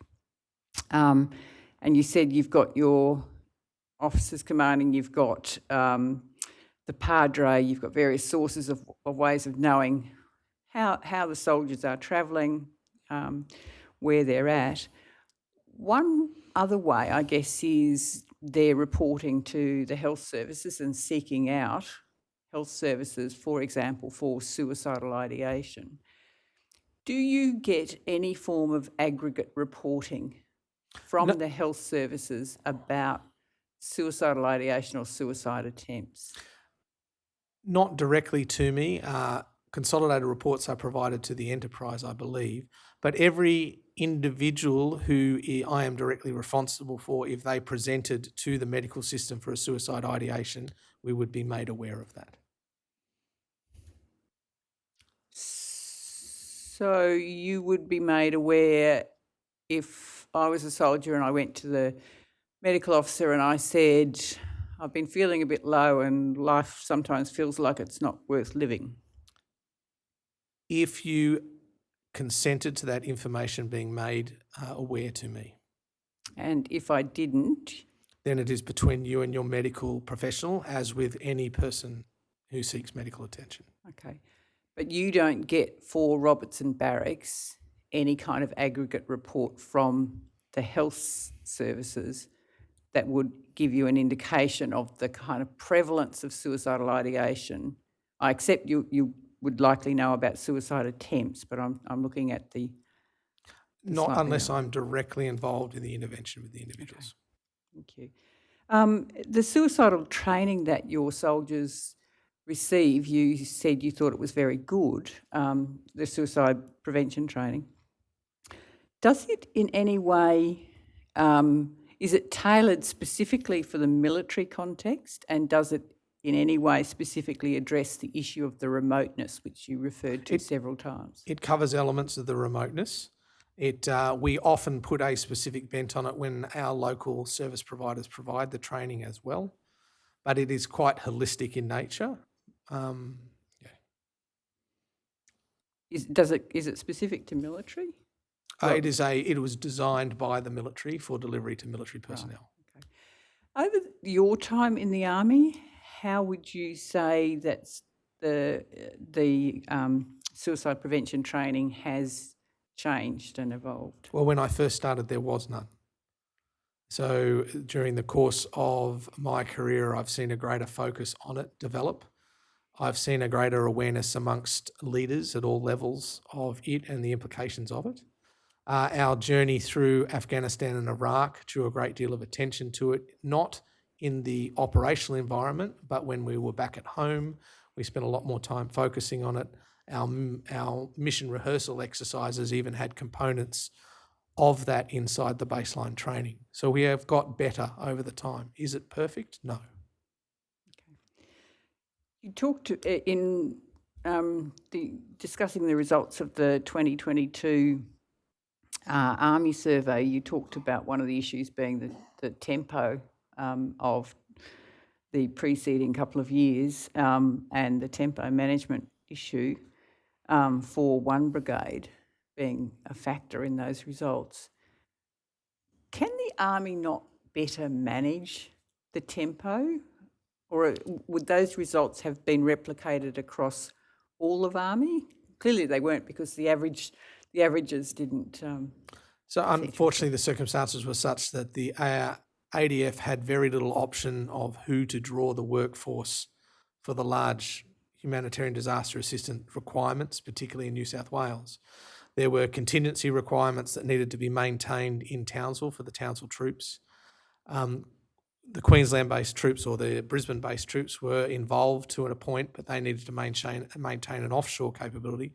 So therefore, a majority of the requirements were drawn from 1st Brigade. That put us a long way away and families a long way away for where we were supporting Australia. So most of my soldiers who were supporting, and there's a large number, the figure is in the unredacted document that I'm sure you can peruse, but that was nearly every one of my fit and able soldiers that were present at that time. And is that likely to be replicated again in the future, should we have a similar kind of circumstance? Because similar circumstance, I unfortunately wouldn't have as many people as I had then to commit to the problem. So it'd be even worse? Well, it would be spread over a number of other entities, because I was deploying people from Adelaide back then. But I would anticipate if we had a similar weather circumstance and the government chose to make similar decisions as it made then there would be a requirement for us to send people.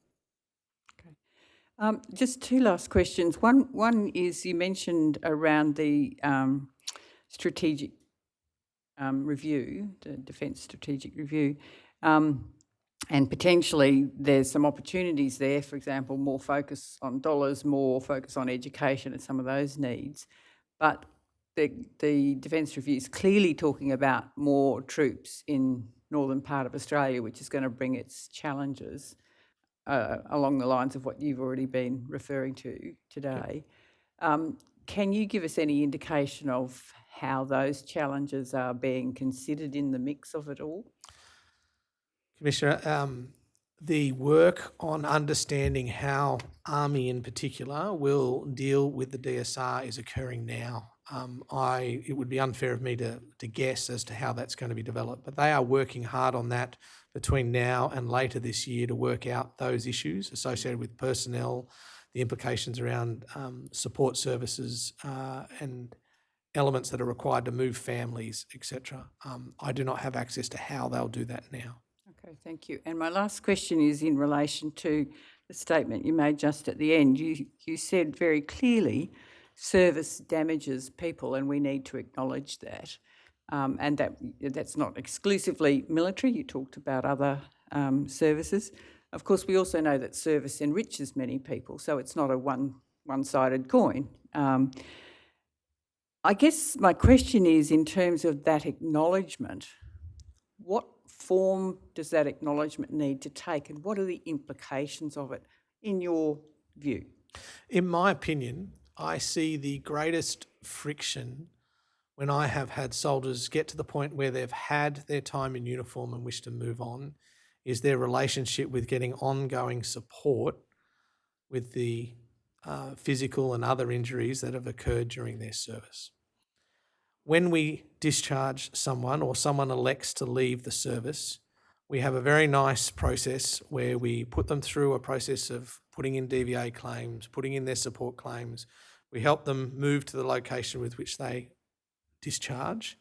We give them a nice certificate and they come and see a respective leader and get a handshake and say, thank you very much for your service. As they walk out the door, we take their ID card from them and they're not permitted back on the base. And I think there are a number of facets with either expediting, looking at bulk options, or how we deal with our ongoing medical and financial support to our veterans, regardless of whether they're military or other services. And also we need to consider how we allow them to have access to their friends after they've finished their service, are two things that if I was a king for a day, I would be looking at. Thank you, Brigadier. Commissioner Douglas. Thanks, Brigadier. You were asked earlier on about issues that lead to suicidality, including relationship issues, but also you spoke about the case where someone's injured and therefore will miss out on a training opportunity, the fear of missing out, you described it. We had a case rather like that of a young man in Darwin last year, which you might remember, where he'd been injured, feared not being deployed, masked the injury, developed psychological problems and ultimately died by suicide. His parents gave evidence before us and made a suggestion that when someone is injured, that of course they be encouraged to acknowledge it, but also be offered upskilling in some other area of their military experience so that they don't feel as if they're wasting their time while convalescing. Do you have any views about the possible efficacy of that as an approach? I think the concept is an excellent concept. I think the practicalities of that can be complicated by the physical nature of our primary mode of employment. Finding courses where I don't do more damage to an individual physically can be complicated.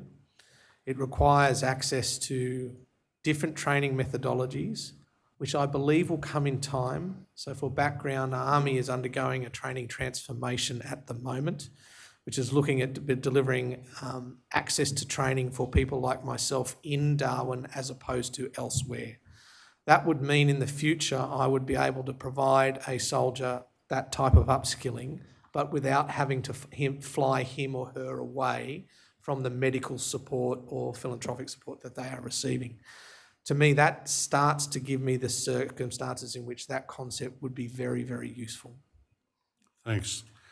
The other question I had related to the presence in Darwin of the US Marine Rotational Force. I gather normally for about 7 months between March and October, which is about 2,500 Marines, I gather.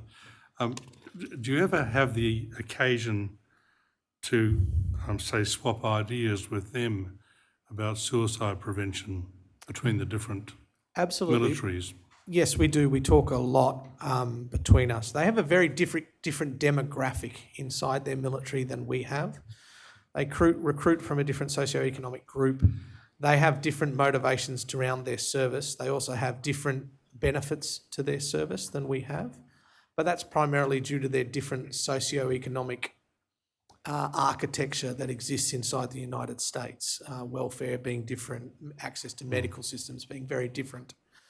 So the enticements for service are very different than for ours and are very difficult to equate. While they have some very good processes, the reasons for those processes' success generally deal with a different societal makeup than we have in Australia.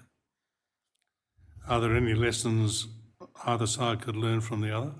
There's always lessons we can learn from each other. The concept of service and the focus that their nation puts on their servicemen would be a lovely thing if I could replicate it here in Australia. The issue being, of course, is Australians are different people. We have a different relationship with each other. We have a different method of interacting with each other, and we have different standards that we hold ourselves than the Americans. To be quite honest, I would never advocate for replacing their society with ours. Ours is much more balanced, much more open. But there are things we can learn from them, absolutely. Part of our terms of reference include requiring us to look at what the other Five Eyes nations do in this area, and we have been doing that, and we'll shortly do so with the United States in particular. Do you have any suggestions about what we might look for? I think it's important that you could look at what happens at the end of service after a prescribed period of time. They have a unique approach to ongoing medical support to veterans.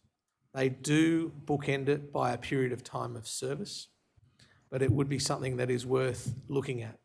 I'd be clear-eyed about understanding that's inside a very different public health system, but look to see if there was any opportunity to bring some of those tenets across to our post-service management of our service personnel. Thanks. If you think of anything else like that, please feel free to contact the solicitors on Absolutely, for Commissioner. AGS. Happy. Thanks. Thank you, Brigadier. I just have a couple of issues, mainly to clarify specific issues. In relation to the training and programs that you went through for EQ or emotional intelligence and so on, it's not clear to me, are you saying that NCOs such as corporals and sergeants are not included in those programs? Is it only commissioned officers? And some senior warrant officers are included to that. You are correct. It is not included in corporals. You've served for almost 30 years, That's correct. and I don't want to put words in your mouth, but what I understood from the questions that you answered from Mr. Singleton is that in all those years, you've not seen anyone who's made a complaint suffer unpopularity or reprisal. I don't think it's what you're saying, is it? That's not correct, no. I have seen that, and I have been victim of that myself prior to my service. I take a very dim view on it, and I feel it one of the fundamental destroyers of morale of any group of people. Thank you. The other issues, again, just following on from the questions from Mr. Singleton, is that in relation to the issue of ensuring that the rank and file have confidence in the complaints processes, we had evidence yesterday in this room that once you've made a complaint and it may be sustained, all you're told is that it is sustained or not sustained, but you cannot be told about the outcome or implications or consequence for the person accused of wrongdoing because it breaches his privacy. You've said something different today. Can you clarify that for me? Yeah, I don't know that circumstance to which you're talking, unfortunately, Commissioner. And What happens in a normal complaint if it's sustained? normal complaint is I will seek legal advice. Well, I will be provided legal advice about what can be provided to the victim, and I'll provide everything that can be legally provided to the victim. Usually, in my experience, that has involved the consequences to the person who's been accused. So but you're not aware of any policy decision or standard operating procedure that says you cannot tell the complainant about the implications for those accused because of their privacy, the accused's privacy? Right now, I can't think of any circumstance where that has been applied to Thank my you. environment. One other issue in relation to redress of grievances, and again, I don't want to put words in your mouth, but you seem to be saying that you're not aware of any instances where redress of grievances were not handled appropriately, or were not? No, that's not a. Okay, so just tell me what in my purview, we have always managed to adhere to the guidelines. Usually, and I have not had a circumstance where I haven't got to a point when I have been debriefing a subordinate where we have got to a point of mutual agreement, personally. So in relation to performance appraisals, Yes. what's your experience there? My experience, when I have been providing performance appraisals to my people, I've had a number of occasions where individuals have disagreed. We have worked with the report with a third party and come to a point where we have got to a agreement point on that report, and that can sometimes mean I have given ground because I may have not done something or articulated something clearly enough, and we have got to a point where the report is agreed to and signed and moved into the enterprise. I am aware of, anecdotally, people who have not received a suitable outcome in reports. I don't have any specific data on that, though. Have you been following, or have you had briefings in relation to the issues that have arisen and been explored by this Royal Commission? Yes. You're aware that we have had somewhere around 3,500 submissions, hundreds of private sessions, and a couple of hundred witnesses that have given evidence in public hearings. They paint a very different picture in relation to settling of grievances, in relation to performance appraisals being unfair, in relation to essentially the hierarchy not doing the right thing so that people's complaints are not dealt with appropriately, the weaponisation of the complaint system. Do you have a view about the mountain of evidence that this Royal Commission has received? And none of this is directed at you, Brigadier. I mean, we can tell you are obviously a conscientious officer who's doing their best. But the dilemma for this Royal Commission is that we have had a string of senior officers sitting in the witness box painting a rosy picture. Nobody's saying that they've had problems where they've worked or that they are aware of things that have gone wrong under their command. I object that, I'm sorry. What you're asking the witness to do, without particulars, is give an opinion about the validity of a whole series of pieces of evidence. He can't do it. I'll rephrase the question. Thank you, Mr. Fordham. Do you have a view in relation to the evidence that has been given before this Royal Commission about all the things that are not going well within the ADF and whether the hierarchy accepts that things are not going well? Commissioner, I am absolutely confident that there are people who are massively dissatisfied with how they have been reported upon during their service. I have no doubt that there are people who have been at times negligent in the performance of their duty. I have not personally observed any of that behaviour, and I'd like to make that clear, because if I did, I would act upon it, because it's the brutal mistrust, a break of trust between a subordinate and superior. I will also be cognizant that there are people who don't like being told that they might not be as good as they hope they were. And that is a factor that has to be considered inside this, because we are a job in which we only have one chance at success. So that comes to play in our reporting. But I do not by any measure detract from the comments, the issues, the paperwork that has been put forward to this Royal Commission. I agree that there is an issue. I feel that the report itself is one of the best reports I've ever seen in terms of structure and how it is supposed to be used. But negligence does exist in any organisation. And if any recommendation can be made by this Royal Commission of how to rectify or make that tighter and better, I will follow it to the letter. Because I agree with you, there are people who are massively damaged by it. And we do have to do something about it. But it is not a bad process until negligence comes to play. Would you accept sometimes it's not negligence, it's malice? I would not discount that. Thank you. Can I suggest to you, and I appreciate your comment about embracing whatever we come up with in recommendations, but you are all stakeholders. I suggest you have an obligation to actually put ideas forward about what needs to change, and I'm sure you will. Yep. Thank you. Thank you. Mr. Fordham, are there any issues? No, thank you. Mr. Fraser, if you're on the line, are there any issues? No questions, Commissioner. Mr Singleton, any matters arising? Just a couple, Commissioners. Just following on from the Chair's last few questions, do you often go to Canberra or Sydney as part of your duties to meet with higher command? That is correct. How often do you get to do that? I would say I am in Canberra probably once a quarter and in Sydney once a quarter as well. And are they for periods extending over days or just? Yes. Do they involve, in effect, participating in councils of management? Yes, that is correct. Do you get a sense of the private views and the range of private views of the other senior leaders at those meetings? That is correct. We do spend a good deal of time comparing what issues we are dealing with and what options we've applied to deal with those, which gives us a good foil with which to rate our own performance. At least in theory, one could imagine that a Royal Commission such as this attracts a range of views from those who are the subject of the inquiry, in this case the ADF, from it's a waste of time, they're not fair, it's a storm in a teacup, that kind of thing, through to it's a very serious issue, and you can imagine a range. What's your sense of the range? I don't actually think there's much of a range, to be quite honest. I don't know of many who do not see the issues and the people that are presenting their stories here as being anything but important.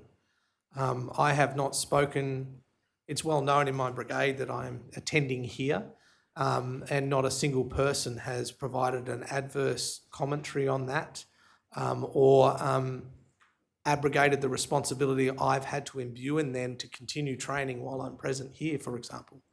So in my world, there are very, very few people who do not see this as important. The focus on serving in the north and the issues associated with that are very, very important to be represented in a place such as this. And many are very cognizant of that. So I do not see this as I have not come across any commentary that has been negative in relation to this commission. Coming to some questions from Councillor Brown, my question is, do you or do your commanding officers conduct exit interviews with people who are discharging? Yes, we have a process mandated by Forces Command to interview those who are electing to discharge. There is a format that we go through to discuss reasons why, issues that contributed to that.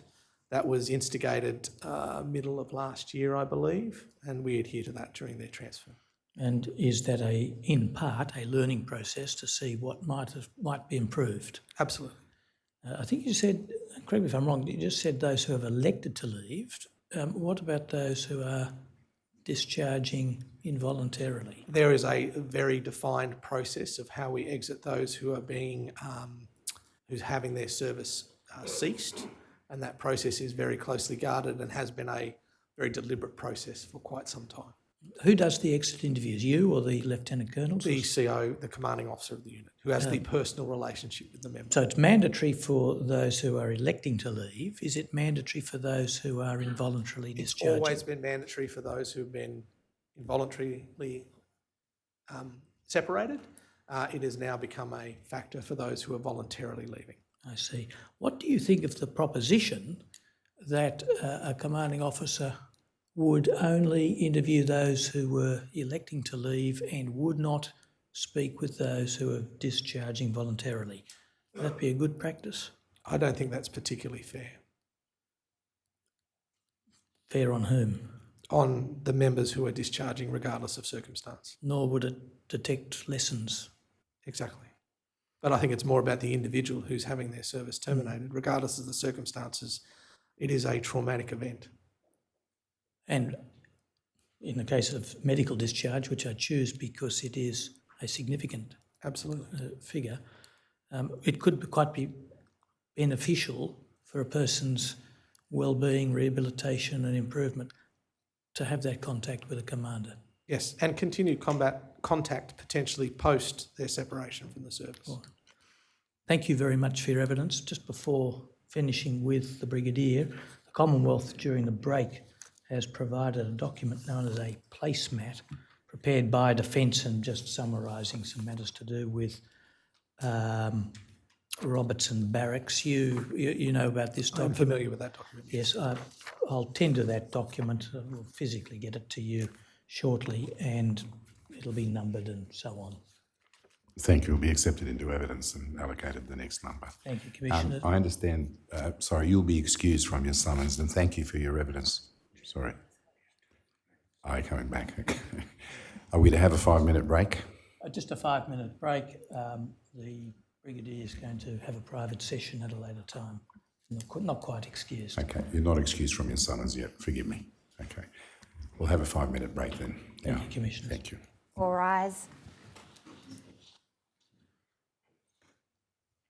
The Royal Commission is adjourned for 5 minutes.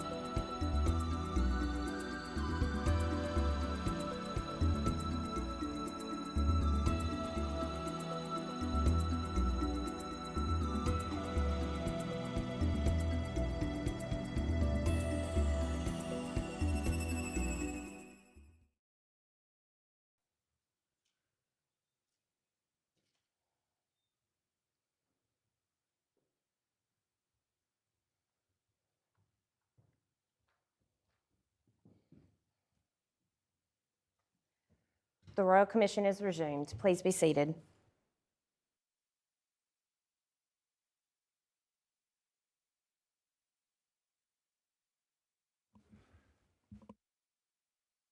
Sorry. Commissioners, before we move to the next witness who is present, could I just indicate for those who may be trying to plan their day that we understand you'd be willing to shorten lunch a little bit. We are going to try and finish with Lieutenant Colonel Gilmore in about an hour, but it may be a bit longer.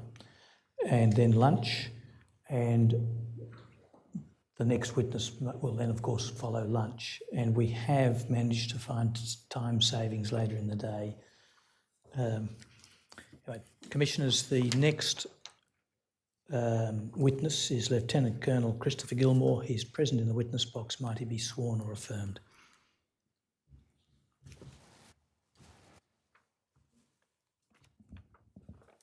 Lieutenant Colonel Christopher Gilmore, do you solemnly declare and affirm that the evidence you shall give will be the truth, the whole truth, and nothing but the truth?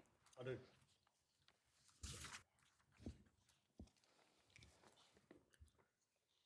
Sir, could you tell the Commissioners your full name, rank and current posting? Good afternoon. My name is Christopher Daniel Patrick Gilmore. My rank is Lieutenant Colonel. I'm the current commanding officer of the 5th Battalion of the Royal Australian Regiment, based out of Robertson Barracks in Palmerston and near Darwin.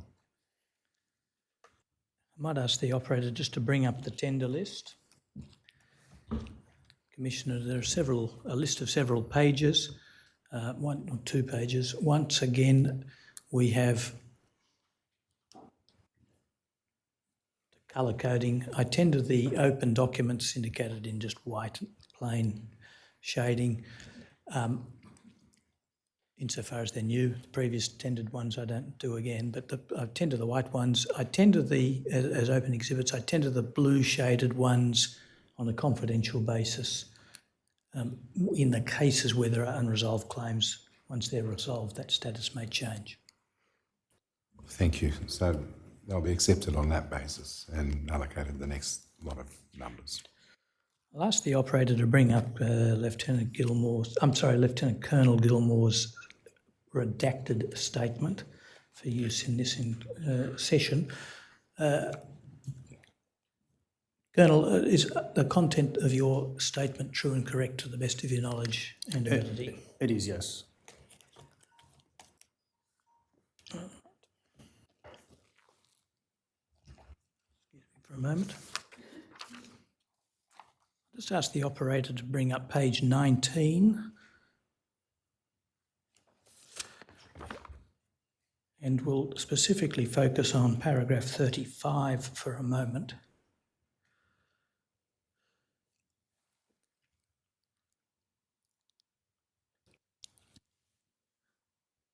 You say that you don't consider that unacceptable behaviour is a problem at 5 RAR, of which you are the commanding officer. When did you take over the command? I took over command of the battalion on the 3rd of December in 2021.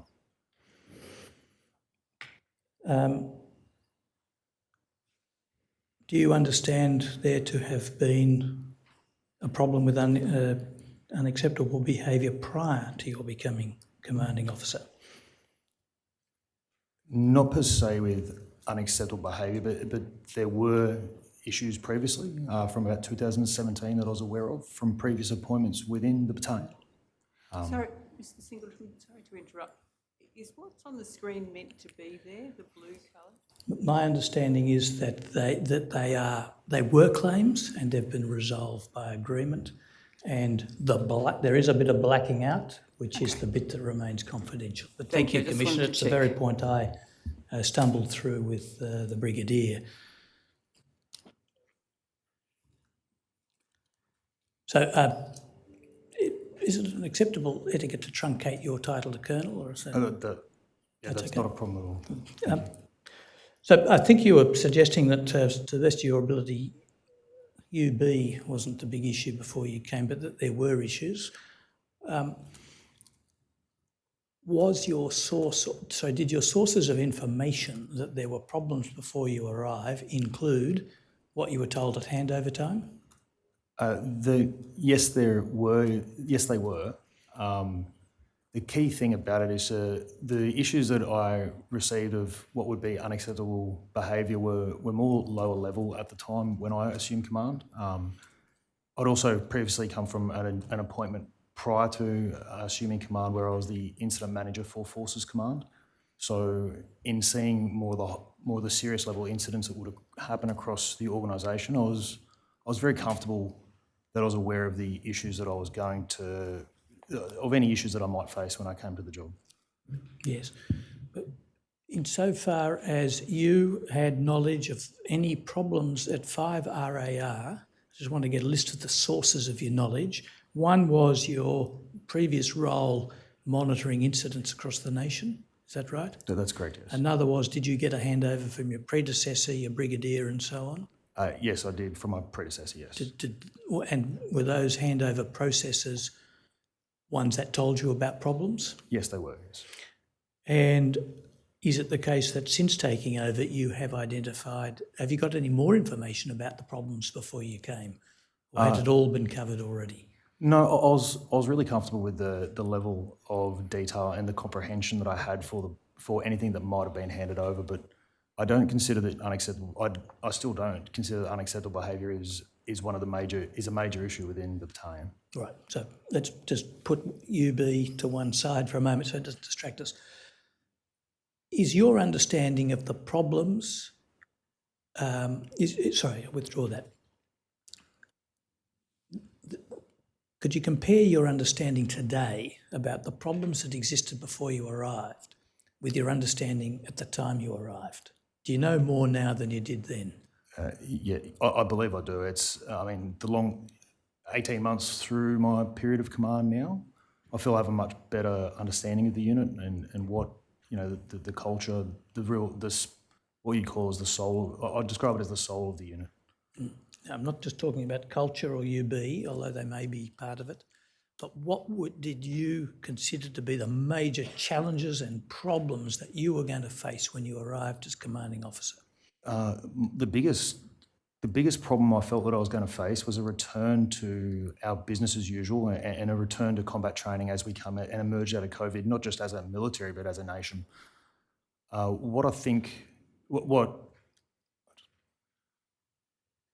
Because of the significant domestic support that the ADF was required to give throughout to the nation throughout the COVID pandemic, there was a refocus within the units that we had to focus on the delivery of that support in order to meet what was required of us. But there's also a flip side to that coin that as we then recommenced or emerged from COVID, that we'd have to then refocus on what it is our core roles to do and what it is that we're employed to do and the capability we're tasked to provide. So with that, that was my biggest concern of how to do that and understanding that would be a shift and there would be a level of anxiety towards going back to doing the training that we're tasked to do. All right, so that, in effect, your first challenge was to bring the battalion out of a period of exceptional strain, which was an external factor. What was the next most significant problem that you faced? I think the second problem was that there were instances of our soldiers who had passed away during training in 2021, that there were ongoing investigations through both Comcare and the Inspector General of the ADF into those issues that happened. I understand I knew that there would still be a significant amount of hurt around the battalion. The issues were still sensitive to the soldiers of the battalion and the personnel within it. There was also issues. We had a soldier very seriously injured in a car accident. Again, they happened quite closely together, and I understood there was a level of hurt that we had to try and find to make sure we understood within the unit. Were there any other significant challenges that you felt the battalion and therefore you had as of December 2021 that are at that high level of importance that should be mentioned in this context? Not that I can think of right now. Your view is it not that as of today, compared with then, 5 RAR is a changed battalion. That's your view, isn't it? I think that view is made by IJDF, but I do agree with that view as the battalion has continually, a battalion continually evolves with its circumstances, but I feel that the battalion's in a good place and it's going in the right direction. Is the change a change for the better? I believe so, yes. What do you consider to be the most significant changes for the better in the last 18 months or so? Or since December 2021? The key changes that have happened is we've refocused on what we joined the army to do. So for our infantry soldiers who do join the army to be infantry soldiers, that they're given that opportunity to do the role that they joined the army to do. It's to actually train with their weapon systems, to deploy not just out to field, but also we've been very fortunate to have some opportunities for security cooperation operations within Southeast Asia, things like Rifle Company Butterworth, or security cooperation with the Philippines, with Indonesia, with Timor-Leste, and also with the United States Marine Corps. So we've just been able to try and get those experiences more prominent for the soldiers of the battalion, so they can to have that lived experience that they can enjoy through their service.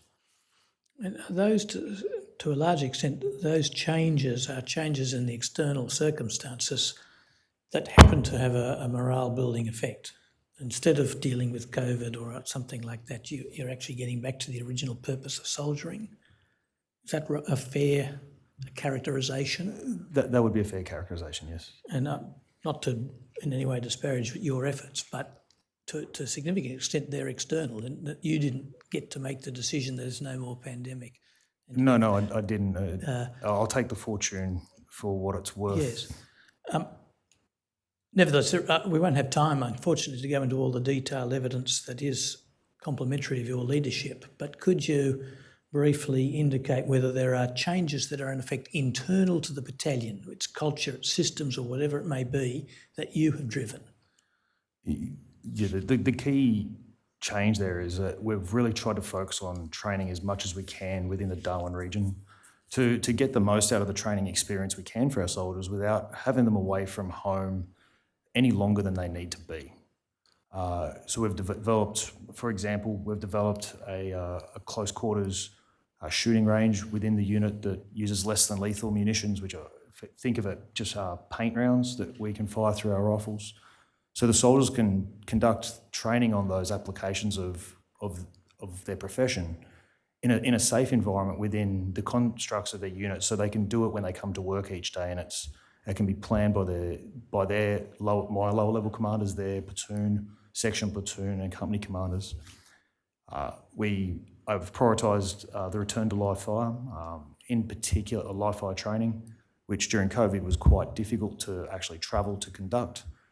So, I order a set amount of rounds every month for that to be accessible to the junior level commanders, for them to then go through their planning, to then take their soldiers to the range and conduct their training. But I've been quite infantry focused. I have a number of other corps within the unit. I have mechanics, I have clerks. It's just making sure that it's a return and trying to play sport. And also a return to customs and traditions that probably have been left out.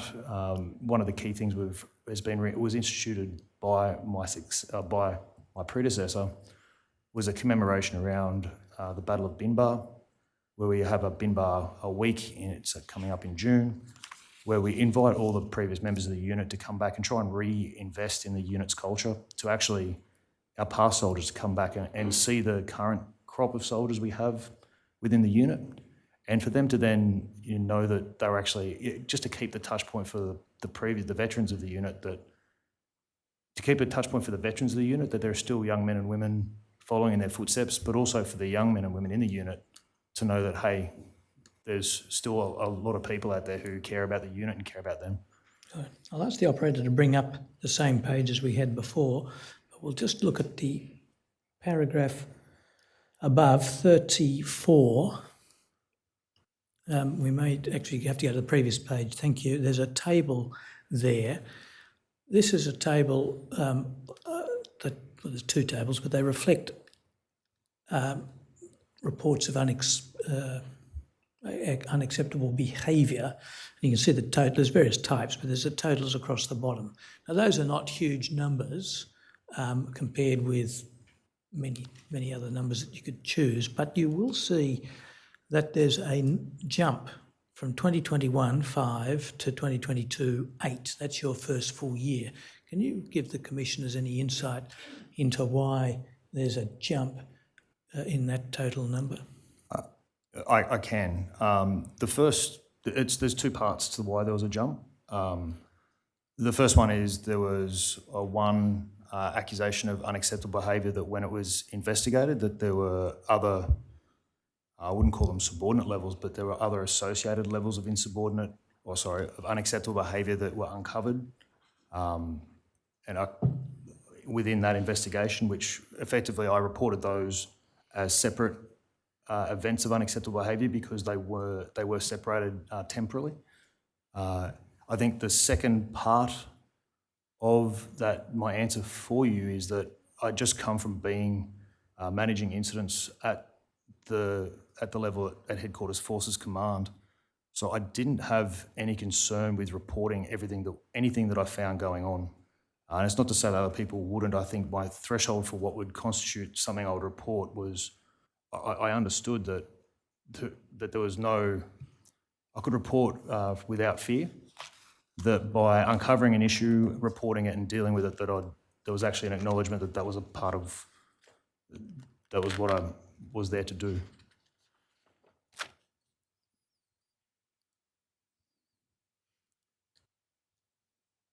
Thank you for that. I'll ask the operator to go to page 27. At the bottom of that page, there's question 32 and your answer at 53. Quite a brief answer. You were asked whether you'd reviewed previous reports from the IGADF audits, and the answer is no. And you explained that you hadn't been provided with a copy of any of these. Would it not be a useful source of information, as you assume a new command, to turn to the IGADF reports and find out what their assessment of the particular unit was? It might tell you of some problems you might not otherwise hear about. Yes, I think that would be good across the board. I did have access to a lot of data for the unit from my previous role, and also had access to the unit pulse results over a couple of years that had happened previously. So I was very comfortable when I came into the job that the unit was on an upwards trajectory, and that a significant amount of work had been done by my predecessors to action these. I couldn't answer that question any other way because I didn't actually have a copy of that report. Was the main source of your information that the unit was on an upward trajectory what you were told by your predecessor when being briefed for takeover or handover? And no, it wasn't. For me, it's words, actions and physically seeing it yourself is much more important than any words you can give in a handover or a self-description. I had consulted across peer networks and mentor networks. I understood that the unit had been doing some outstanding work.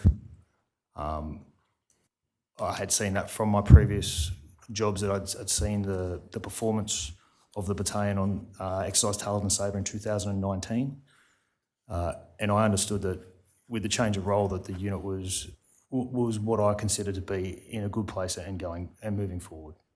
Is there any reason why, when taking over, you didn't ask to see the IGADF reports? There would have only been one previous IGADF report. We're audited every 5 years for what's known as the IGADF Justice Report. But what I did have access to were the reports, the yearly reports from the online pulse surveys that I could read through and then understand those points that were brought out. We'll come to those in a moment, so I'll correct my previous question to make it singular. Is there any reason why you didn't seek a copy of the IGADF Military Justice Audit Report? No, I knew that I was being audited in the early part of 2022. So for me, in that first couple of months of assuming command, I was comfortable that I knew enough at that time to have that external audit come in of the unit to look at our processes and our administration of unit and justice and military law within the unit, and to be able to, given that mirror, to actually have a look at ourselves in that short amount of time. Did you have an understanding about how long it would take to get a report from the IGADF after they did their audit? I did, yes. How long were you expecting that delay to be? I knew the delay would be proportionate to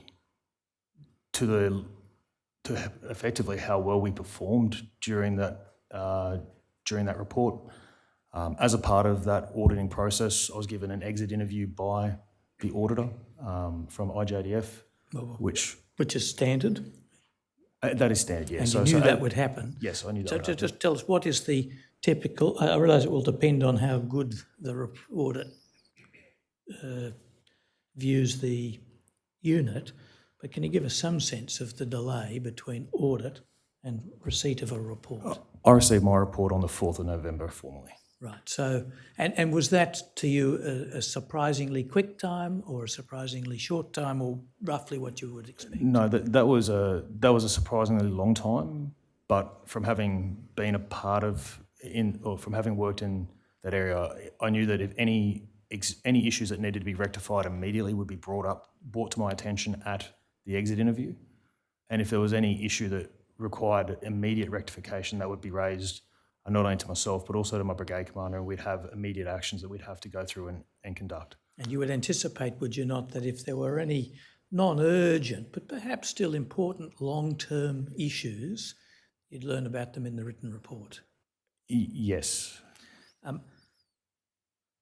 When you assumed command, did you consciously make a decision not to get the previous IGADF report because of the new one that was coming? I knew a new one was coming, and I didn't have the record of the previous one being conducted. I don't actually know when the previous one was conducted, Council. So it's not that you. I'm just trying to get the reason why you didn't ask for the old one. Is it because you knew there was a new study coming, or was it because you didn't know there was an old one? I didn't know there was an old one, but I also knew that there was another one coming. At least with the benefit of hindsight, and particularly noting that in the end it was 11 months into your term as commanding officer that you actually got the IGADF report. Do you now think that it would have been a good idea, in order to kickstart your assumption of command, to get the old one?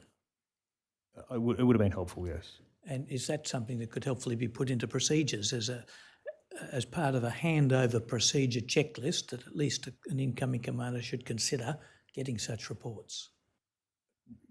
The specific IGADF reports? Yes.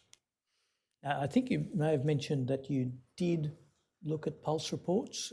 Is that the case? Yes, that's correct. What did you learn from them?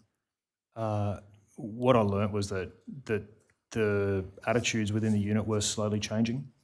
From 2019, we saw that there seemed to be an upwards tick in satisfaction with the role and purpose and the types of activities that the unit were conducting. I saw that in the 2020 and 2021 reports, there was a level of frustration at the soldier level amongst domestic support tasks, particularly ones that were outside of the Northern Territory. But that there was a general increase in consensus that they felt the unit was going in the right direction. All right, I'll ask the operator to move to page 31.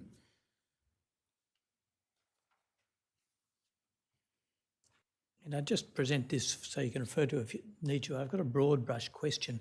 Can you just tell us, in your decision making from day to day in relation to the unit, how do you factor in mental health and well-being? It's always a consideration, and the answer, unfortunately, is it depends on the decision you're making, or whether it's a decision about an individual or a collective. But particularly and can I just ask, are you asking me the question here regarding specific individuals? No, Or just in general it might decision be- making? Just in general, it might be that when to have a training exercise, whether it should be live fire. I mean, that's a very narrow example, but there may be a restructuring of some kind. But it's relevant, councillor, and yes, it's not just it is mental health, but it's a human endeavour. People will, if there is a restructure, particularly as we've moved towards a restructure across the brigade to focusing on what are littoral operations. Whenever there's a change in anything that's a change to a status quo, there is always going to be a friction or there's always going to be some form of resistance. And even if 98% of people are on board with the change, there's still going to be some who are resisting or resistors to it. And you need to consider that I don't want to use the term messaging, but it's how to effectively communicate the reason why things are happening and that then for the actual sociological well-being of the unit, to make sure that it's communicated so that people know why we're doing things.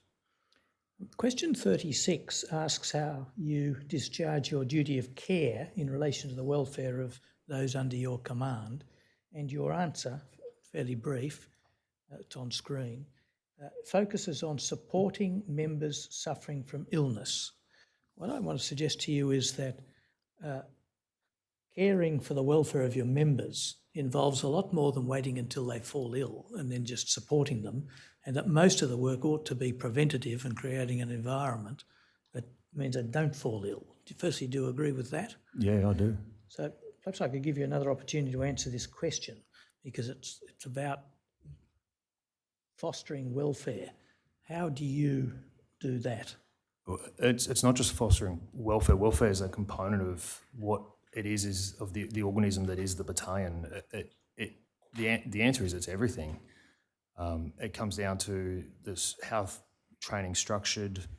It comes down to making sure that the culture of person on the unit, people are bought into it. I 100% agree. The key thing for any injury is making sure it's preventable in the first place. And if we can do that, to clarify my answer there is when soldiers are injured, though, that also equally implies that whatever that form of injury is, that there's a commitment from the chain of command to ensure that treatment is given and that the soldiers looked after. I make no suggestion that what you've said is wrong. It's more a matter of being incomplete. So let me just go a little further. I understand, of course, your point that whatever you're doing, whether it's organising training or anything else, you want to take welfare into account. Are there measures that are specific to welfare, not merely taking it into account when doing something else, but are there measures that are just about welfare that you've introduced in this battalion? Yes, there are. What would you say? Let's just pick the top two most significant beneficial things you've done. You can have three if that's the better number, but I want to get an idea. To answer directly, I think the first one is for security cooperation operations where soldiers are deployed for a period of time, 3 or 4 months, or for known operations, we ensure that we work very closely with Defence Members and Family Services in Darwin. It's a very tight defence community in Darwin. We make sure we have welfare days and welfare afternoons and family days, so that way the families of deploying soldiers know at least that there are touch points they can reach out while they're deployed, being through the unit system and also through the supporting networks such as Defence Members and Family Services. So when did you introduce that measure? Since I've been a part of the unit. Right, and it wasn't there before you took over? I can't say it wasn't, but there weren't major deployments over that period, so I can't comment to that. What I'm really focusing on is measures that you've taken to enhance the welfare of your members, and not just in the way I mentioned, not just taking it into account, but actually it's the main purpose of something you're doing, being a new thing you've introduced that wasn't being done before. So a key one I can offer there is we've also made sure we've got both for mental health and relationship flyers made up around the unit, made up for the unit. They are QR coded. They're not just in public spaces, they're also on the back of toilet doors, for example. So if soldiers do want to reach out for welfare support, and for some reason they don't want to bring it up with their chain of command, that they're not just encouraged, but they're actually enabled to do that and to seek that support. Yes. So is that something you introduced? Yes. And you or one of your members of staff went and actually got a QR code from wherever they come from, and it's a QR code specific to 5RAR? No, it's a QR code specific to the organisations there to provide help. So it'll have, say, for relationships, there are 4 providers on there that external to defence that if a soldier's having relationship issues, they can literally scan it on their phone. It'll give them the link to that service that they can then... So you took an existing QR code and printed it on a poster? Yes, correct. And the poster was specific to 5RAR? It was specific for 5RR members, but it has been adopted across the brigade area. And was it adopted across the brigade after you had introduced it and they picked it up? Yes. Or I'll ask the operator to move to page 13, and in particular, if you look at paragraph 24.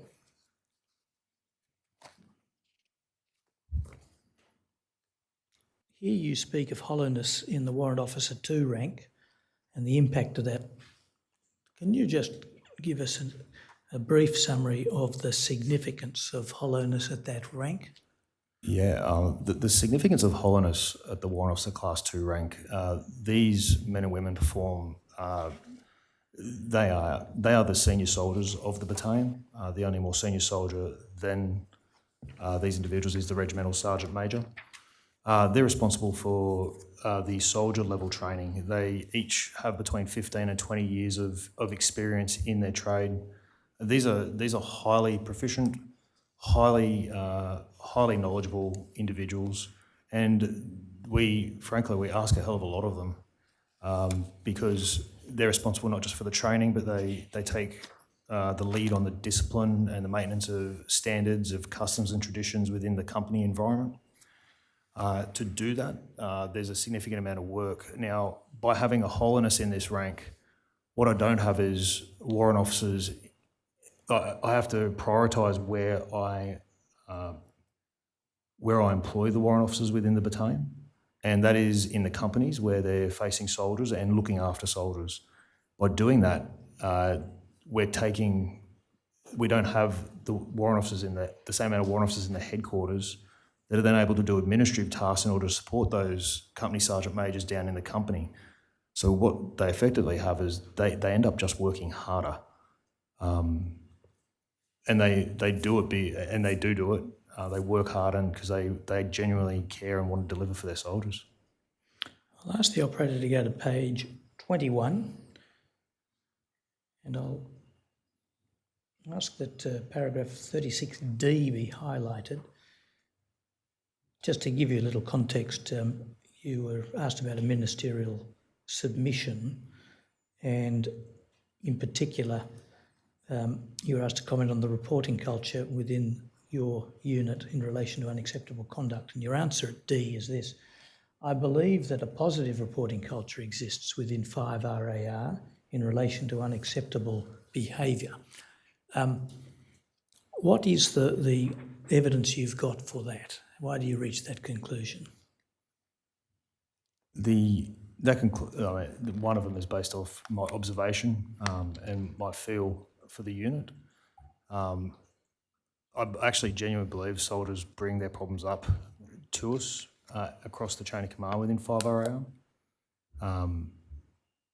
And I'll use an example. So last year alone, I think I reported upwards over 60 different incidents across the spectrum of potential incidents or issues that came up on the Army Incident Report Management System.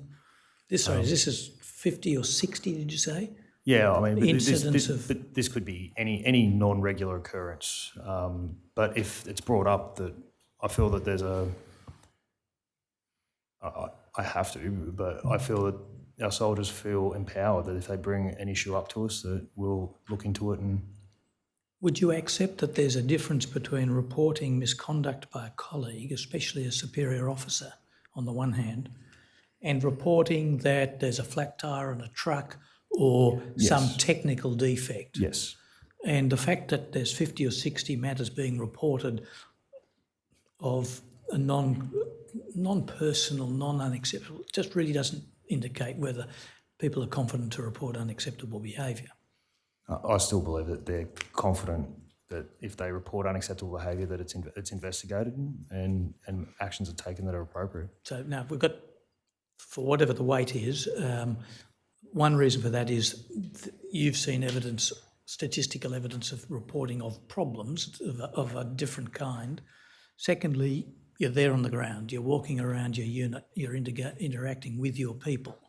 Is there a third basis for your conclusion that there's a positive reporting culture, or are those the two big ones? No. Right. We heard evidence this morning about a different unit altogether, not yours, but an IGADF inquiry found that there was some pretty appalling examples of unacceptable behaviour. And when the report came down, the commanding officer, the lieutenant colonel, a good officer by all accounts, was shocked and distressed. I've forgotten the exact words that the brigadier used, but it was to that effect, at this result, because he didn't know it was happening. And there was evidence that the lower officers were blocking reporting. I take it you yourself would be shocked and distressed if such a report came to you. That would be correct, yes. And at the moment, it's possible because really you've got no mechanism any better than the other commanding officer to check or verify your impression that there's a positive reporting culture. Oh, I acknowledge that could be a way to say it, but also had the IJDF conduct an external review of the unit. So I think that gave me a comfort from the IJDF result, the IJDF report that I received, that they felt that there was a good reporting culture. Right, so well, that's a third reason for your confidence then, and a significant one, correct? Yes. I'll ask the operator to go to page 41 and just have a look at some material there and on the next page. Just at the bottom of 41, at paragraph 84, in fact, if we can just enlarge 84 as a whole, it runs over 2 pages. Would you say that the key part, this is in the context of initiatives and actions to deal with suicide and suicide-related incidents, and you say the key part of the approach is to encourage personnel to come forward if there is an issue and to completely remove any stigma that is attached to personnel undergoing mental health issues. I assess that this has been achieved. Just to be clear, have you formed a judgment that there is no stigma whatever left attaching to mental health issues in 5RAR? At this point in time, I actually do believe so, yes. And how on what basis do you assess that there's just zero stigma attached to this issue? Because it's actively encouraged that, and this comes back to the prevention of injury, that if it's all about communication. It's about standing in front of soldiers, not just myself, but at the company level, and making sure that if there are any issues, that people get help. The other part of it too is I've sought to reduce the mental the stigma of seeking help for mental health, because now whenever there's not just a physical injury, but even if it's disciplinary or if soldiers do, some young men and women do get themselves into trouble, if they're facing investigation from either military police or Northern Territory Police, that I direct them to get mental health support to go to mental health sick parade. If nothing else, just to make sure that they can get at least a checklist or an understanding of mechanisms that they can employ to help them as they go through what's going to be a relatively stressful period. Now, my reasoning for doing that is if we start normalising that it's okay to do that, I see it as a way of building resilience across that if we are sent to do, if for some reason we find ourselves in combat or on combat operations, that it isn't the first time that when our young men and women experience that stress, that they've actually got coping mechanisms to deal with it there. The effect of your answer is this, is it not? You have communicated the need to destigmatise and that it's okay. You've been active and vigorous in pressing that message, and you've added some reasons why it is a good thing to do. But what I want to suggest to you is the fact that you are making good efforts to try and destigmatise mental health illness does not provide evidence that you have succeeded. What is the evidence that you have not only succeeded, but 100% in a society where I venture to suggest that just about nowhere else in Australia is it 100% eradicated? No, you're 100% correct. The issue is it's the issues you don't know about are the ones that concern you and keep you awake at night. Whilst I'll see an uptick in soldiers seeking mental health support, it's the concern isn't the ones that put their hand up, it's the ones that don't. Yes. So you're correct. I can never 100% say it's eradicated. But you've said it here. And I said I believe it's been destigmatised. Yes. Completely remove any stigma. This has been achieved. I'm not trying to attack you on language. I mean, it may just be a slip of the tongue, but do you really believe that you have completely removed all stigma for mental health issues in 5RAR? I'm sorry, if you look at the wording of what's been said, what's being looked at is an approach rather than a result. What it says is, key part of the approach is to encourage personnel to come forward if there's an issue, and, this is the key bit, to completely remove any stigma that is attached to personnel undergoing mental health struggles. So that's the approach, that's the objective, to completely remove. And then it says, I assess that this has been achieved. Now, it may just be a slip of the tongue, maybe it's an accurate reflection of his views, but the question accurately reflects what's written. I'll allow the question. May it please the Commissioners. So, this is not trying to be tricky. That's a lawyer's job on another occasion. I just want to give you the opportunity to say, yes, that is your genuine assessment, or it's something else. No, I'll clarify that. There's been a concerted effort to destigmatise it across the chain of command, particularly from my subordinate commanders. Now, I do agree with your assessment that to eradicate, that is something that can be an intrinsic thing across personnel, and that would be impossible to do. But we're trying our hardest.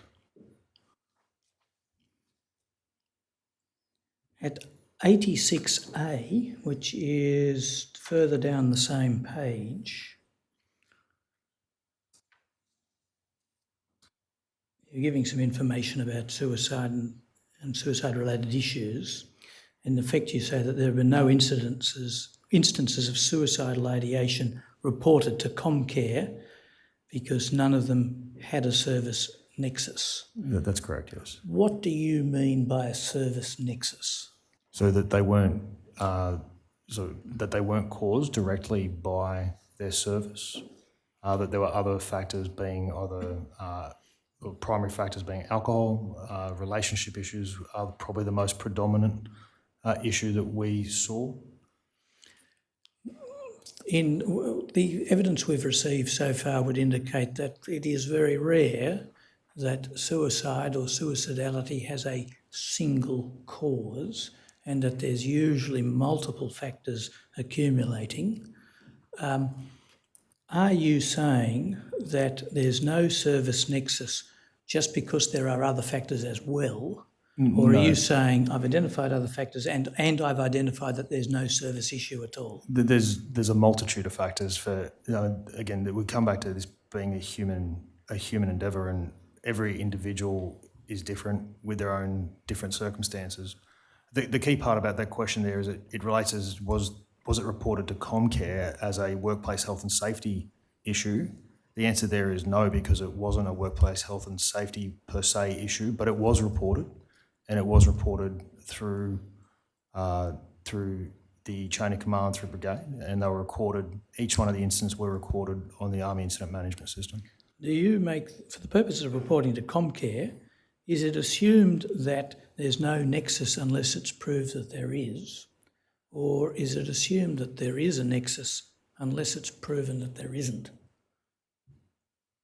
No, it was the first there, that if unless it's clear and apparent in the very first instance, that would be when it would be immediately reported to Comcare. What I suggest to you is that if the most prominent or obvious issue is family relationship type issues and or alcohol issues, there's a very high chance that those issues have arisen because of the strains of service, which are not inconsiderable. Would you agree? Yes. And that in many cases of family or relationship breakdown or similar or other strains or alcohol, the true position is there is a service nexus. That could be surmised, yes. Are you in a position to discount the possibility that, notwithstanding that nothing was reported to Comcare, in fact some of these suicidality issues were indeed ones that had a service nexus? There's a potential, without going through each individual case at the moment, I can't give that definitive, but I could get the research and get that information for you. But there is a possibility, because these are layered and complex issues that people deal with. All right. Thank you for your time, your statement, and for keeping up with a brisk clip. Those are my questions, Commissioner. Thank you, Mr. Singleton. Commissioner Brown. Thank you. Can I just ask on that last question in relation to the nexus to service, how is that actually ascertained and in what kind of time frame? Commissioner, the reporting to Comcare needs to happen within 7 days if there's a service nexus identified. Unfortunately, with some of these mental health issues, it takes longer than that. Just the triage part alone can take longer than 7 days. It's reported through. These are still reported. They're reported through the Army Incident Management System. Individual welfare boards are conducted for the members. So the actual wrapper get around the individual is no change. Again, it's not something that's just cut and dry. It does take time to understand, sometimes to understand the individual circumstances, that soldier's circumstances, and what they're actually going through. And sometimes humans don't want to offer that information up because there might be a reason why they don't want to, and we've got to try and uncover that.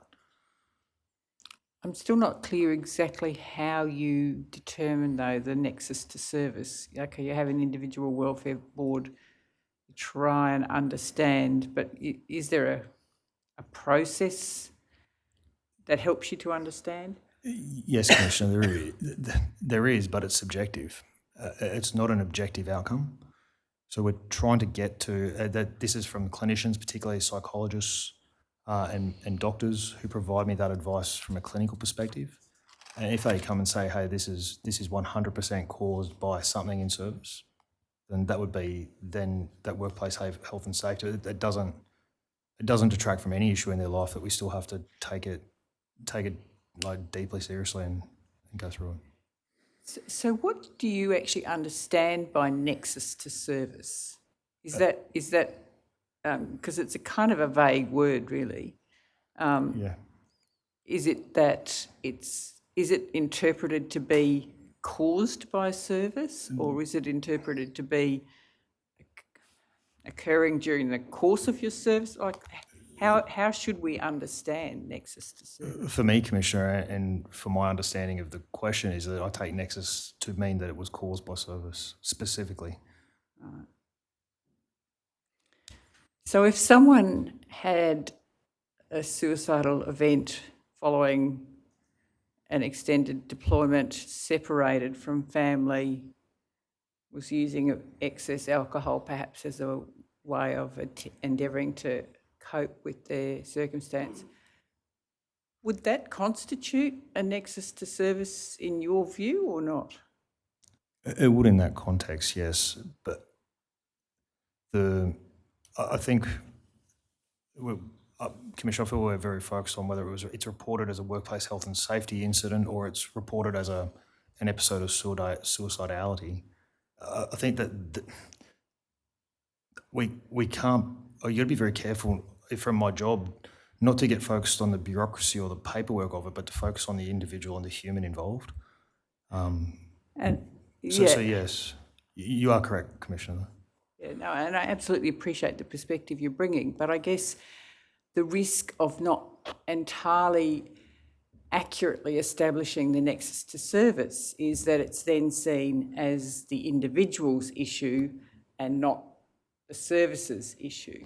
And I think from what we're seeing historically, it's probably been very much skewed towards saying it's the individual's issue, when in fact there probably has been well, there's no doubt there has been service issues.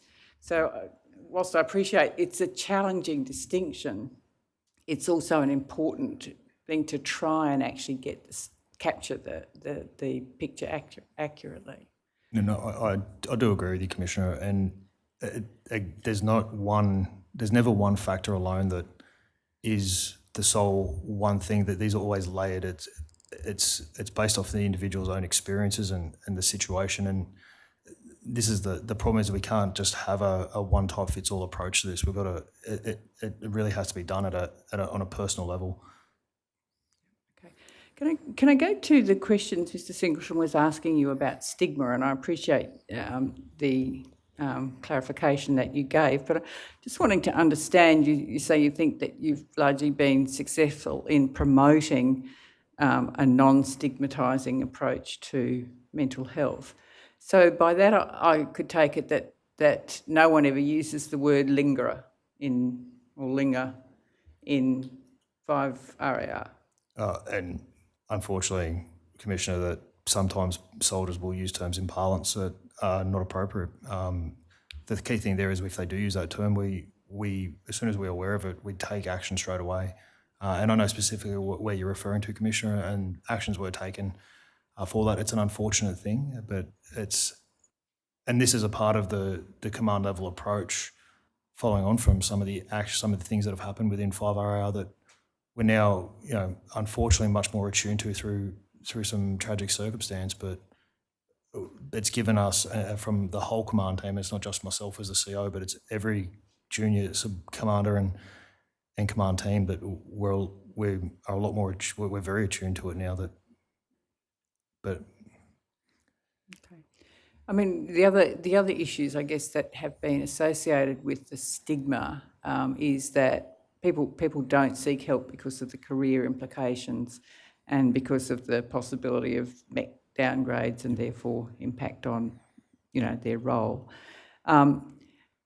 Just in terms of, you said you thought people were seeking help more often. Do you actually have statistics that demonstrate that?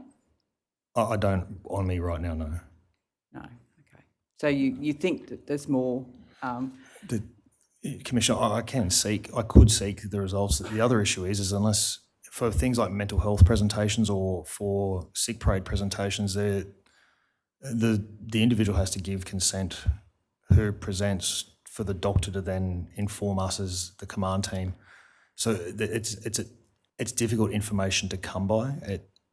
Sure, I appreciate at an individual level that would be the case, but at an aggregate level, could you compare how many consultations were for mental health, 12 months ago versus now? I actually could. I could ask for that information. I don't have it on me right now, though, Commissioner. Sure. I'm sorry. Okay. And just, you talked about some of the changes that you have been able to bring in the time you've been there, one of which was the return to customs and traditions, and you talked about commemorations as an example of that. I guess one of the customs and traditions of old has been the initiation processes. Can I be assured that there are no such initiation processes happening any longer? But not within 5 hours, there's not, no. And it takes a lot of effort. The only thing when a soldier gets to 5 hours, they're welcome to the battalion. They're welcome, they're given their lanyard in front of the battalion, and they're made sure that one of the key things is the regimental sergeant major speaks to each one of the new groups and informs them clearly that if this is the only welcome you have, and if there's anything that happens here, they're to report directly to him and let him know. Okay, that's pleasing to hear. And just in terms of my last question, you said one of the things that you've initiated is training and not being in such a way so that they're not away from home any longer than necessary. And clearly that recognises the importance of family, the importance of not being separated from family and supports. And I congratulate you for that because it is important. But is there more that you could be doing to engage the family? You talked about the family welfare afternoons, etc. But is there more you could be doing to engage the family and, I guess, seek out the protective benefits of that family engagement? And Commissioner, there's always more you could do. With what we have, we try and do as much as we can. By no means will offer that we have the perfect solution because we just don't. Okay, thank you. Thank you. Commissioner Douglas? I have no questions, thanks. I just have a couple of quick issues, Lieutenant Colonel, to go through. Just going further in relation to the issue of who decides and how it's decided whether the person's condition has a nexus to service or not. Can you just walk us through that again? I'm still not clear. How is it assessed and who makes the decision? It'll generally be the advice from the medical officer that this has happened directly as a result of something that's happened in service. Okay. We have received information, as you may be aware, our terms of reference require us to look at the 5 Eyes to see what they've done, US, UK, Canada, New Zealand. The Canadians have an approach which is fundamentally different to Australia in terms of if somebody is injured either physically or they have a mental health issue or whatever it might be, they dissociate and separate that completely from their medical grade and whether they're able to be deployed, whether they're able to attend promotion courses, whether they're able to be promoted. And they say it works for them. And it's on a case-by-case basis, obviously. I mean, you're not going to send someone perhaps into a war zone who has a physical issue or otherwise. But can you see any impediments if that approach was adopted in Australia practically, separating the person's medical condition from his ability or her ability to progress and get on with life? No, I don't see any impediments to that at all. And I think we're actually maturing as an organisation that we're looking at the best ways that there's difference between employability and deployability. And we're looking to retention's our number one priority. We've got to look to keep the good people we have that have already put their hand up to do this job. We've certainly had a sense that when people are injured in any way, they're basically, in many instances, discarded, rather than saying, well, perhaps we can find another role for them that they are able to do with whatever injury they may have. Can you see that also being helpful, obviously? Yes, Yeah. And we're looking to do that at the moment. How?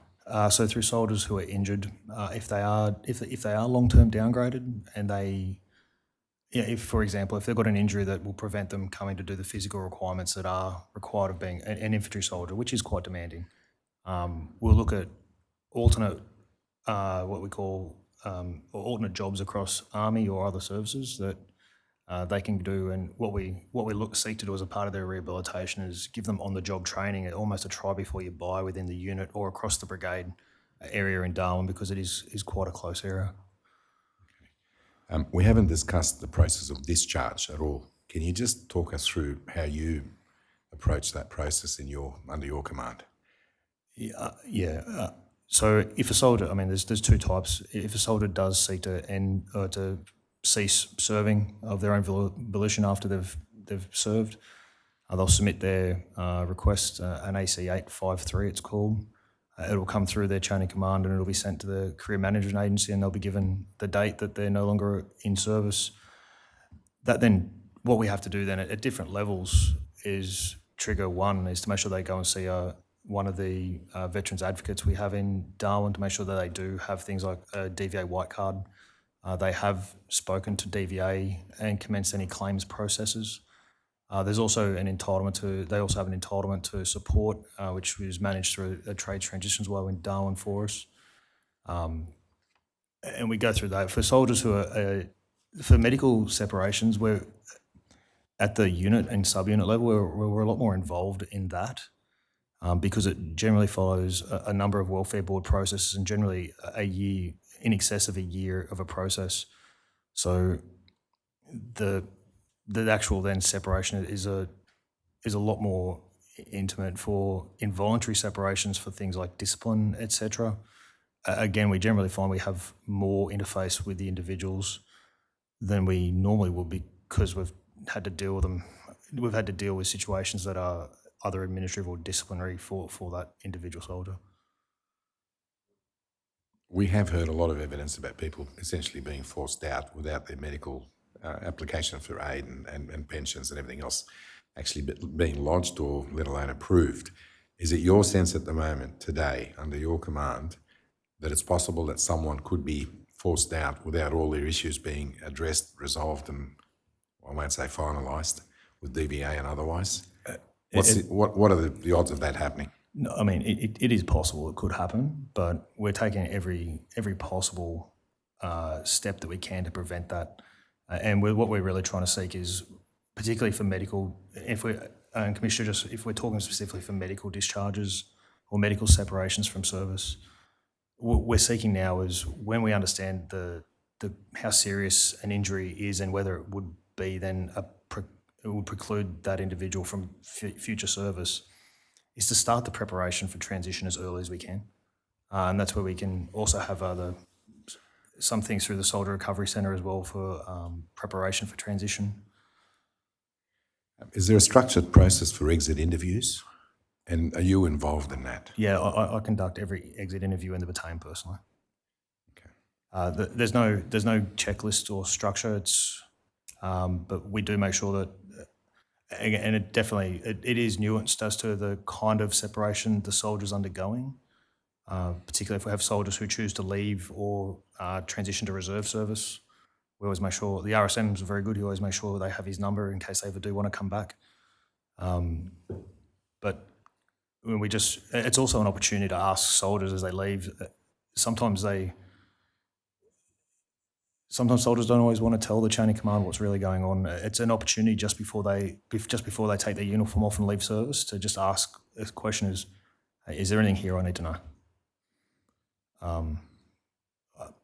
Unfortunately, I haven't got too many answers back to that question, but at least if we're asking it, hopefully we can try. If there is something wrong, we can find out. Thank you. Mr. Fordham, are there any issues? Mr. Fraser, any questions? No, thank you, Commissioner. Mr. Singleton, any matters arising? Just on that last answer, Colonel, it's certainly a very good thing that you're asking anything I need to know, what improvements, what are the problems, but you said, unfortunately, I'm not getting many answers. Does that not tend to undermine your confidence that the reporting culture is good? If they're not willing to report problems at that moment, why are you so confident they'll report it for the rest of their career in the battalion? So one of the biggest things, particularly with soldiers separating of their own volition, a lot of the time is that the general say they've loved being in the battalion, they've loved what they've done, but they've had enough of Darwin, and they want to try something different. For soldiers undergoing medical transitions, we generally have a lot more touch points through the individual welfare boards, through unit welfare boards, through talking with rehab consultants, because by that stage we've got a pretty fair idea of who they are and what they're going through. But I can understand the premise of your question that it might not lead to there, but if we're not asking the question, I'm not suggesting you shouldn't ask. And one other question arising from Commissioner Brown's questions, and it's about paragraph 84, where you assessed that the destigmatisation had been fully achieved, and upon discussion and reflection, the thrust of your evidence is, or became that, look, you can't know everything about this, but so far as you could see, there were no signs of stigma. First, is that a fair summary of where we got to half an hour ago or whenever? Yes, it is. But Commissioner Brown elicited from you that the term lingerer is still thrown around occasionally. That is it not actual positive evidence that there is still a problem with stigma?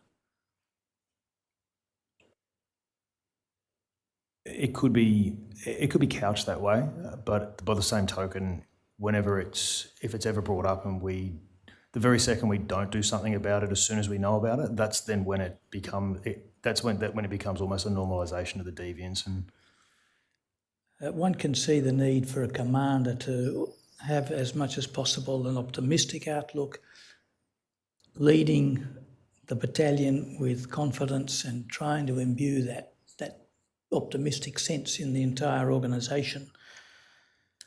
But there's also a need in private for the commander to be erring on the side of greater realism and even a little bit of pessimism to try and make sure that problems are not overlooked or downplayed. How do you go about disentangling that in your mind and in the way you approach things? Because to be honest, and as part of it, yours is a very positive statement, often saying there was never a problem, but I've improved things a lot. And you may well have improved things a lot, but how do you go about disentangling the need for optimism and also the need for private realism? To answer that question, you need to seek and encourage people to tell you the truth. The system we have in Army, by having a regimental sergeant major who is a senior soldier who served, my current regimental sergeant major served for 27 years. Behind those closed doors, that senior soldier advice is absolutely vital because they do tell it to you bluntly. If you haven't met many warrant officers, they're not known for their diplomacy. They can be very direct. The ones who have hosted us have been direct. And again, it comes back to the question as to why do we have the two sides of the coin? It's because you need that, and you need to be willing to get that frank and direct advice. Thank you, Colonel. That's the evidence of this witness, Commissioners. Thank you. If there's no other issues, we're adjourning for lunch, I understand. Yes, I understand that if you adjourn to 1:45, we'll be right on schedule for what we still are going to try and do. We accept that it's entirely up to you. We'll be back close to 1:45. Thank you, Commissioners. All rise. The Royal Commission is adjourned until 1:45.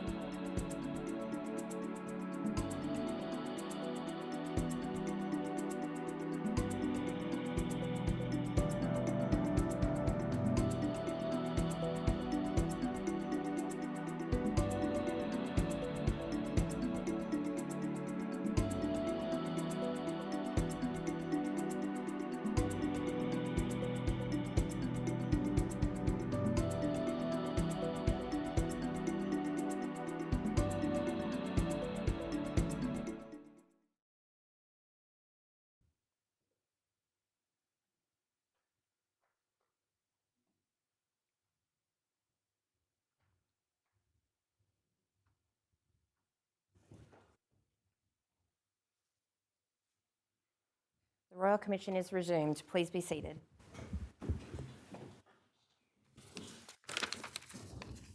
Good afternoon, Mr. Connor.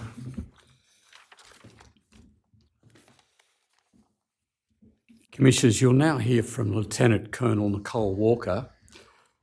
Lieutenant Colonel is the commanding officer of the Joint Health Unit Central Australia. I'll refer to that as the JHUCA. Lieutenant Colonel Walker commenced her current posting in January 2023, so relatively recently. Might the witness be?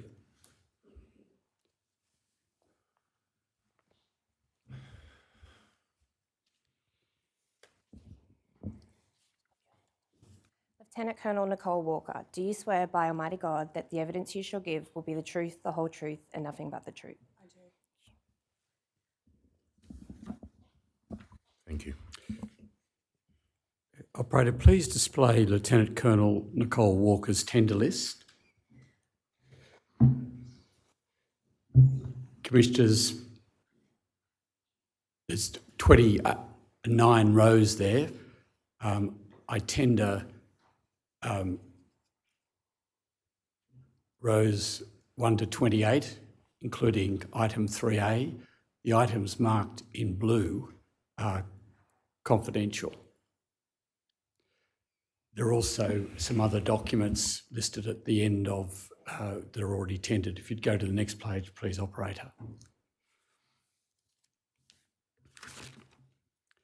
Commissioners, the examination of Lieutenant Colonel Walker will proceed through broadly 3 segments.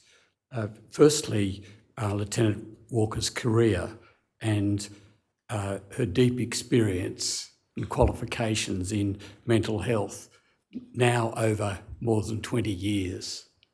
So you'll see, Commissioners, it's very impressive. Commissioners, the second major segment will be turning to paragraph 111 of Lieutenant Colonel Walker's statement, and there Lieutenant Walker gives 6 suggestions as to actions the ADF could take to reduce the incidence of suicidality, and it's an impressive contribution. We'll hear more from Colonel Walker about those. Thank you, Mr. Connell. I haven't actually accepted the exhibits into evidence, so I just want to accept them on the basis that you've outlined, and they'll be allocated the next consecutive numbers. Thank you. Operator, would you please display def.quadruple9.0072.0034? And this is the redacted statement of Lieutenant Colonel Walker. Now, Lieutenant Colonel, you've read that again recently?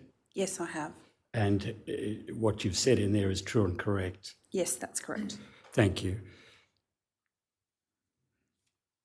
Now, as I said, Commissioners, I'll just start with a brief outline of Lieutenant Colonel Walker's career in the Army. Lieutenant Colonel Walker enlisted in the Australian Army as a reservist, storeman, technical general in December 1988. Operator, might you just display from the statement and go to page 2 of the statement, please? Thank you, Operator. Now, in October 2002, Lieutenant Colonel Walker completed initial employment training for Examiner Psychological, and then commenced in the Australian Army Psychology Corps, being posted to the Psychology Support Section, New South Wales at Randwick. Lieutenant Colonel Walker then had various postings in various roles in psychology, and that's shown in paragraphs 13 and 14.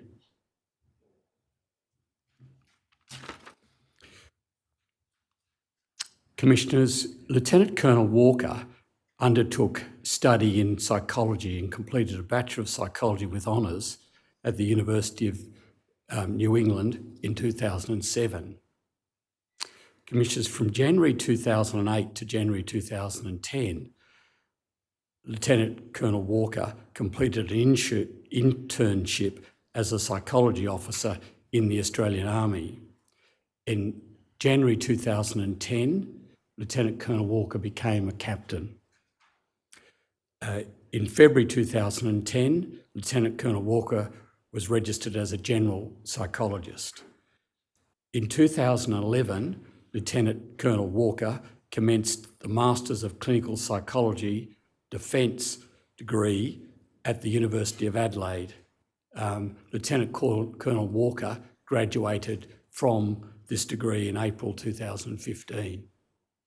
That, of course, was a special course set up at Adelaide University for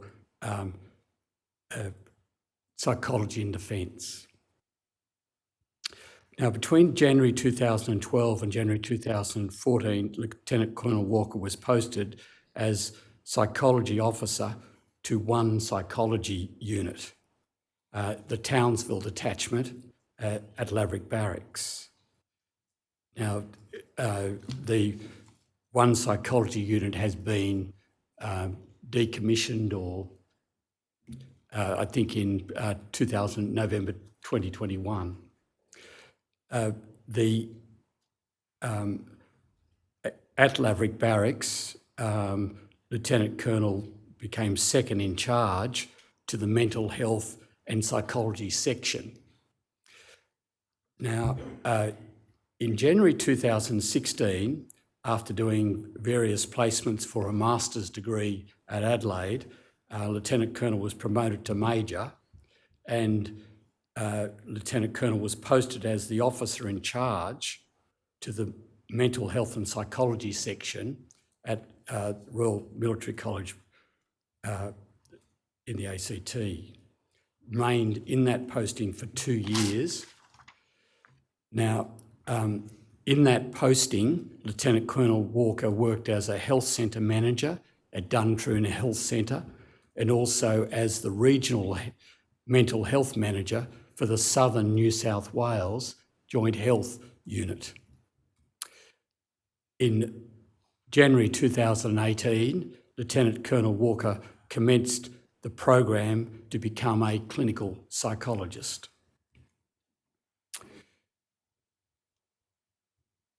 Operator, might you display paragraph 22, please? In January 2018, and Lieutenant Colonel Walker was posted to the Directorate of Mental Health Strategy and Research. Would you mind just shortly explaining what was your role in the Directorate of Mental Health Strategy and Research? So I was the Staff Officer Grade 2 of Operational Mental Health, and essentially we were the technical authority, or acted on behalf of the technical authority, for the mental health screening continuum that is delivered across Defence. And that included, during that year, the implementation of the periodic mental health screen across the joint health units. That was a significant step, was it?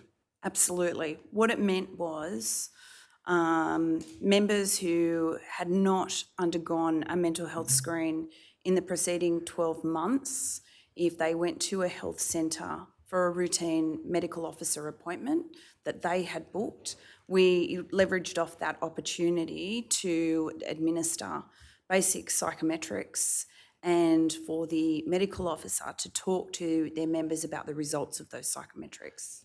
Did you have a particular role in developing or bringing those screening tests into play in the Defence Force? When I took over in January 2018, essentially it was my job to implement it. So all of the background work, including determining when was the best opportunity to deliver that mental health screen. That was all done by my predecessors, and it was my job then to take it from effectively a very, very good idea and turn it into an action. And that is in the 3 services, is it? Yes, that was in the joint health units, so it didn't matter what service Service. the member operated under. Now, you then took in January 2019, you moved to Latchford Barracks at Bongilla in Victoria. You're posted there as military instructor and officer in charge of psychology and environmental health training team in the Army School of Health. After 18 months, you were appointed the commanding officer of the health specialist wing at the Army School of Health at Latchford. Could you tell us a little bit about, that's paragraph 24. Now, can you tell us a little bit about what the psychology environmental health training team is about? What do they do? So the psychology and environmental health training team, the remit is to deliver initial employment training and also associated regimental officer basic and advanced courses in both psychology and also for environmental health, the initial employment training for preventative health members within Defence.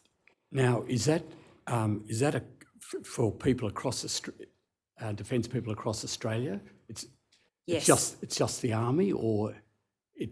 So for the psychology courses, there were positions on there for Air Force psychologists. There was a position for each of the regimental officer basic course. We also, if we had any spare spaces on the regimental officer basic psychology course, we would invite any other interested psychologists within Defence to attend the course. So that could include Navy psychologists, it could include APS psychologists, it could include Foreign Force psychologists, and they could come on to the course, noting they didn't have a designated position, but if we had space, there was definitely opportunity for them to attend. Now, did you teach in this course? Yes. And so you can provide us with details of the subjects you taught in due course. So the subject matter covered, it essentially provided an opportunity for intern psychologists who were in the ADF to develop some basic and fundamental skills that would progress them towards general registration.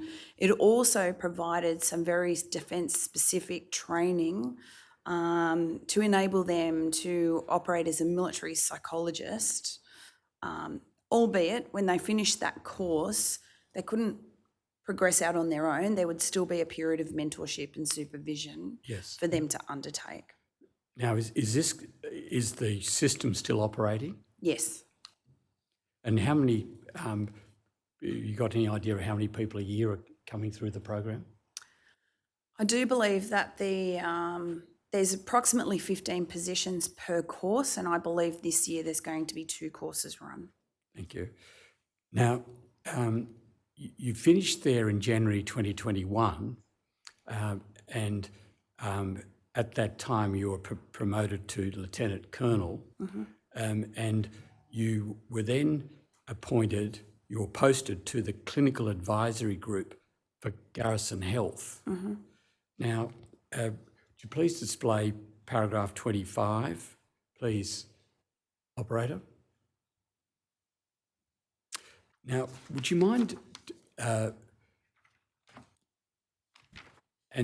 would you next operator, display paragraph 46 on page 17?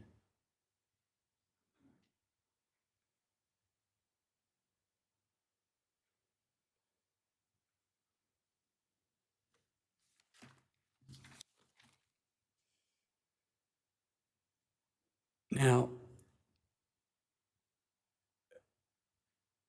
This, you refer there to a review conducted in 2021 by the Director of National Operations. Did you have a role in the 2021 review? Yes, I did most of the groundwork for it. And what did that involve? That involved looking at the way that we were delivering mental health services in the joint health units across Australia and determining was there potentially a way that we could deliver those services that had very much a mental health focus, and did we actually have the right resources in accordance with the demand signal that existed across the wider Defence Force. Is that a written document, the review, or is it a... There's been a couple of papers presented on that. The first one to gain approval, including the required funding, was presented to the Joint Health Command Corporate Governance Board in November 21, and then I followed that up with a presentation to the Garrison Health Clinical Governance Board in November 2022. Thank you. Now, and you've been involved in implementation of the 2021 review in Joint Health JHUCA. Absolutely. Now, you refer in there to demand signal. Would you mind just telling the commissioners about demand signal? So effectively, the demand signal is the degree of service delivery in the mental health space that is occurring across all of the health centres within the joint health units across Australia. So across all activities that we conduct within those joint health units for mental health services. Now, there's been an increase in the demand signal. Or what? Can you tell us something shortly about what was the evidence of the increasing signal, what it was comprised of? So to determine what that demand signal was, I looked at the data between 2017 and 2020 for each year and determined what the actual increase in all of the services that we were providing in the JHUs. It's also important to remember that as part of that, we looked at what services did we want to provide and what services did we also want to potentially give back to the single service clinicians to be able to conduct. Now, you referred to 3 reasons there for conducting the review. Another one is the Army Category Employment Review. What's the significance of that led you to conduct this 2021 review? So there was some correspondence in 2020 between Head of Land Capabilities and the Commander, Joint Health Command. And Head of Land Capabilities indicated an intent that it was most likely that Army would be extracting a significant component of AA site core out of the joint health units and putting them back into what was likely going to be the new construct for health services within Army, that is the now is known as the 2nd Health Brigade.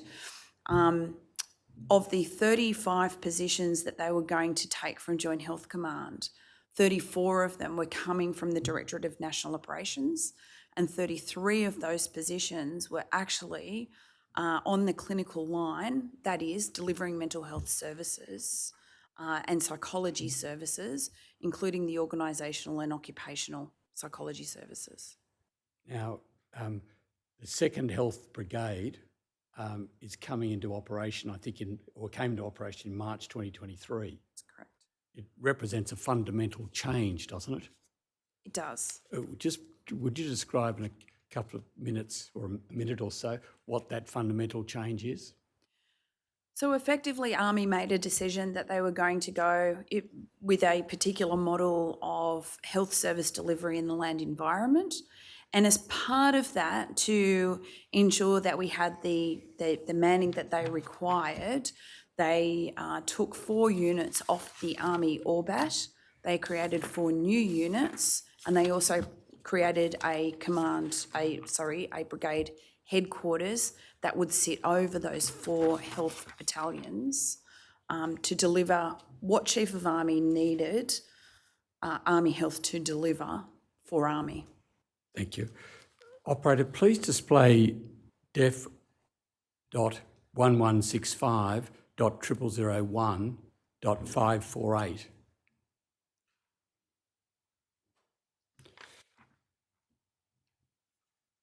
Now, this is dated 26 October 2022. This is your PowerPoint presentation, and it preceded your coming to be the commanding officer of JHUCA. Correct. And this looks like it's a restructuring, as it were, a very large reform to processes. Is that the case?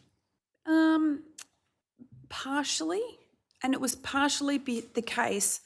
What I did when I was the SO1 and doing the review, I looked at what was already in place across the JHUs, what was working and what wasn't working, and how we could more effectively use the resources that we had to deliver a mental health service that had what I would describe as depth, which is an Army term to indicate that there was some kind of redundancy within the system to be able to use the finite resources and deliver them in an effective way.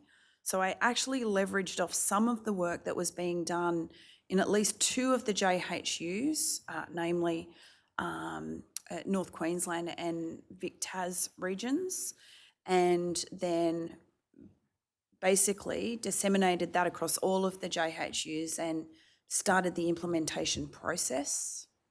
Of this different way, as it were. Yes. Now, you've relabelled the team as the mental health team. Yes. And operator, would you please display the next page, please? And you explain, you spoke to this PowerPoint presentation, and that's some of the things that you were implementing in when you came. Had you been appointed at this stage? I'd been selected. I was selected in late April 2022. Right. And I knew that I was taking up the position as commanding officer with effect 16th of Jan 2023. Right. And who did you give this presentation to? I was invited by the senior mental health advisor within JHUCA to present to the team, the mental health team, and all the mental health practitioners across the region as part of the change management process to implement. Thank you. Now, might we, operator, would you please display paragraph 111 of Lieutenant Colonel Walker's statement? We now turn to the 6 suggestions. Operator, would you please display the prefatory part of paragraph 111?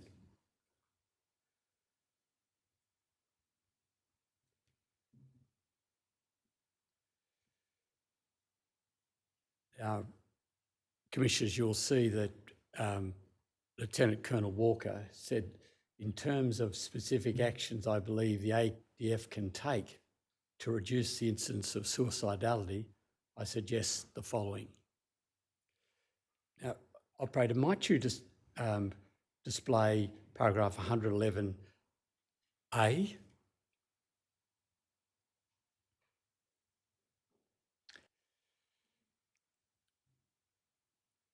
Now, you speak here of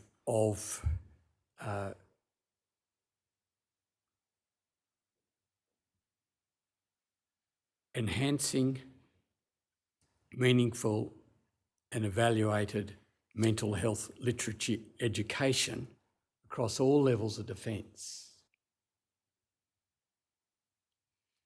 Now, would you mind telling us a little bit about what you're speaking about here? The current mental health literacy education that we have within Defence is still undergoing an evaluation. So we don't yet understand fully what the impact of that mental health literacy is, and it is largely voluntary or negotiated with Command to deliver the current mental health literacy programs. Oftentimes members don't understand that they need mental health support until they actually need it. So it's not important until it becomes important. And so for them to have an increased awareness of being able to self-manage and identify when they need support, and then understanding what they can do to support themselves and also who they can reach out to professionally, I think is part of how we can empower members to reach out when they need to. Just taking the young population, let's take the young male to start with. Have you got any thoughts there about developing mental health literacy? It's fairly tough in a young male population when they essentially have a self-perception about what they should be within their jobs, and when that self-perception maybe gets a little skewed or a little shaky, understanding where they can go for that. And I think that effectively, I think males have a key role to play in helping other males to reach out for support and for help. Has it got an element of recognition of vulnerability in there?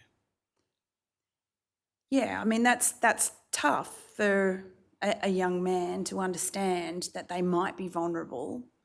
And when they are vulnerable, it takes a lot of moral courage to reach out and get the support that they need. And I think that it is a whole of enterprise endeavour to enable them to reach out for that support. And we need to be ready to provide that support the moment they reach out. And you've also speak there of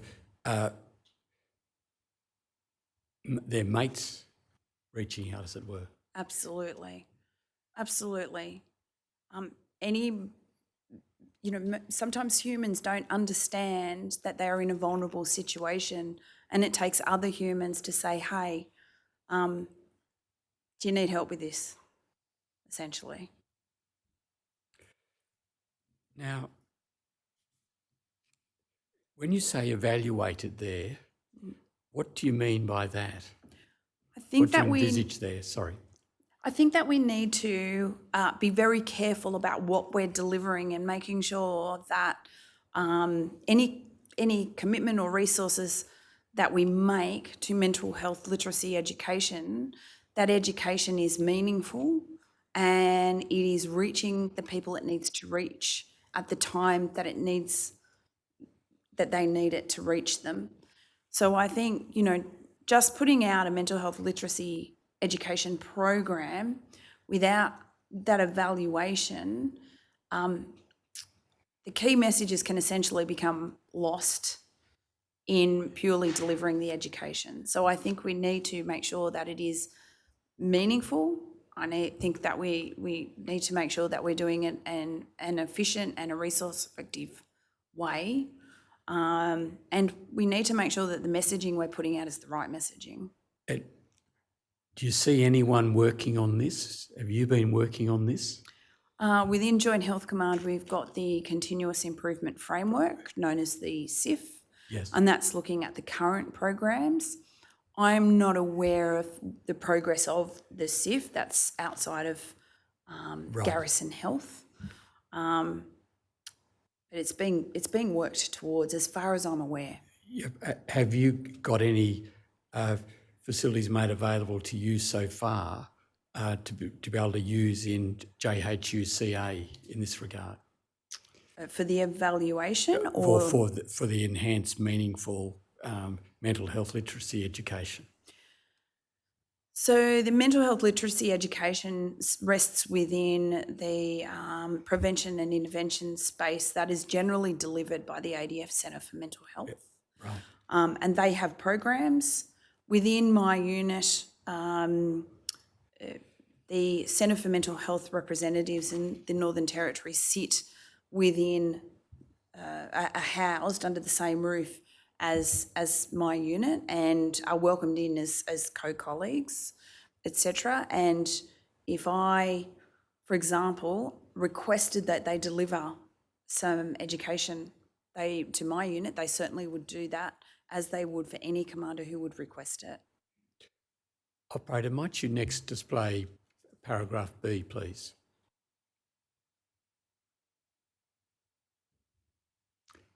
Now, enhanced, meaningful and evaluated programs for all levels of command to enable them to better understand humans and how the human mind operates. And doing so from a social psychology perspective. And it can only enhance, you say, leadership ability. Would you mind explaining what you're envisaging there and why it's significant? So I think that there's a lot of training about leadership, and there's a lot of training about emotional intelligence within defence, etc. And I think that fundamentally understanding the processes between humans can help commanders be the best leaders that they possibly can be, but also can help them to understand why people might think in the way that they do, and assist them to understand potentially why things occur within their units.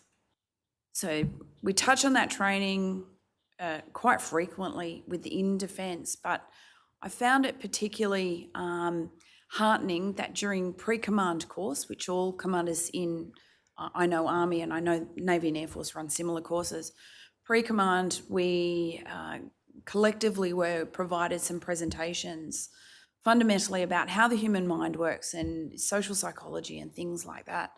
And my fellow COs, Army COs, were quite fascinated by that because they can see how that would assist them to lead their units and to understand why people do the things they do, why they behave in the way that they behave. And having that deeper understanding can enhance their leadership ability, I believe. Now, and how do you see that happening quickly?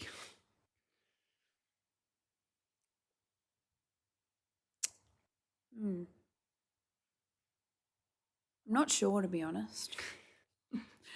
You'd like it to happen relatively quickly. Look, I think that I think that we're into that area already in some ways, but I think within Army, enabling the psychology workforce within, for example, the 2nd Brigade, to do some of this work across Army certainly speaks to the capability statement of Psychology Corps. We have very good clinicians, as far as I can see, within our Corps, and enthusiastic junior psychologists and captains and majors, etc., who want to do this work, but they need resourcing to be able to do it, both from a funding perspective as well as a human resources perspective. Might we next go to paragraph C? And you speak here of the particular problem of stigma about being downgraded. Now, might we just spend a minute on this? Would you mind just elaborating on what's the current stigma around mental health as you perceive it, and this MEC and the MEC being downgraded in MEC? So downgraded is a relatively old term now, and that's why I put some inverted commas around it in my statement. We call it being MEC reviewed or MEC reclassified, because there is a perception that when a member has a MEC that is a non-deployable MEC, I think there still exists a perception that they can't do their jobs and they can't do their roles. And my thought is, MEC doesn't necessarily mean that an ADF member can't do their job. All it means is there's some restrictions associated with how they might do that job. And I think that there still exists a perception that certain MECs are career ending, and that people will be perceived as somehow wanting or lacking in their current role. And I don't believe that to be true. Now, that they might not be deployable, but they can be employable somewhere. Absolutely. Now, and you see that as a matter that ought to be addressed? And I think it's being addressed in pockets over time. I think that the stigma around MEC reclassification is changing and modifying over time. And I know that there's some really good people who are working really hard on that. But I think we also need to consider uncoupling deployability and employability. Just because a person is not deployable does not mean they're not fully employable in their trade, and that they often have a whole lot to give to defence, albeit they still need ongoing health support. Yes. Operator, might you display paragraph 111D, and here you speak of the safe side suicide risk assessment of Professor Pisani. Mm-hmm. Did you have any role in connection with Professor Pisani's work?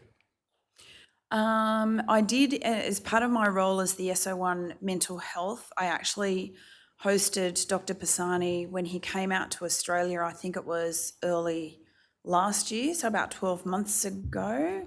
And obviously met and communicated with him, and I've looked at the model.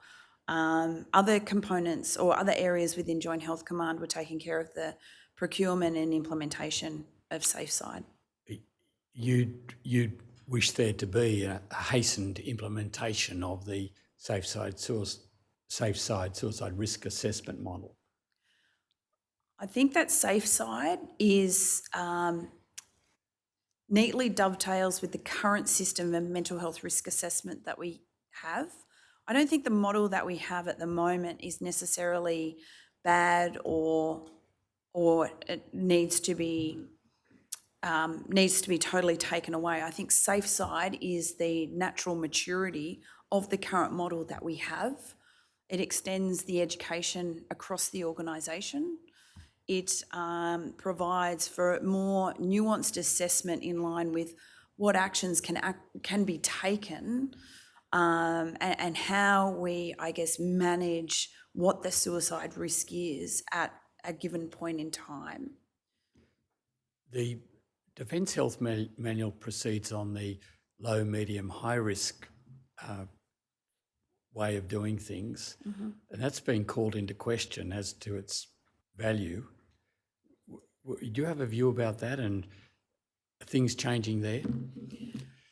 We still need a way to communicate to commanders about what the risk is, and we also need to understand at what point we need to effectively step in and assist a member who may not be in a position to support themselves or are too vulnerable from a health perspective to enable them to do that. And command are a key stakeholder in providing the support to a member in collaboration and consultation with the Defence Health System and the member themselves. I think there's 3 key stakeholders with that.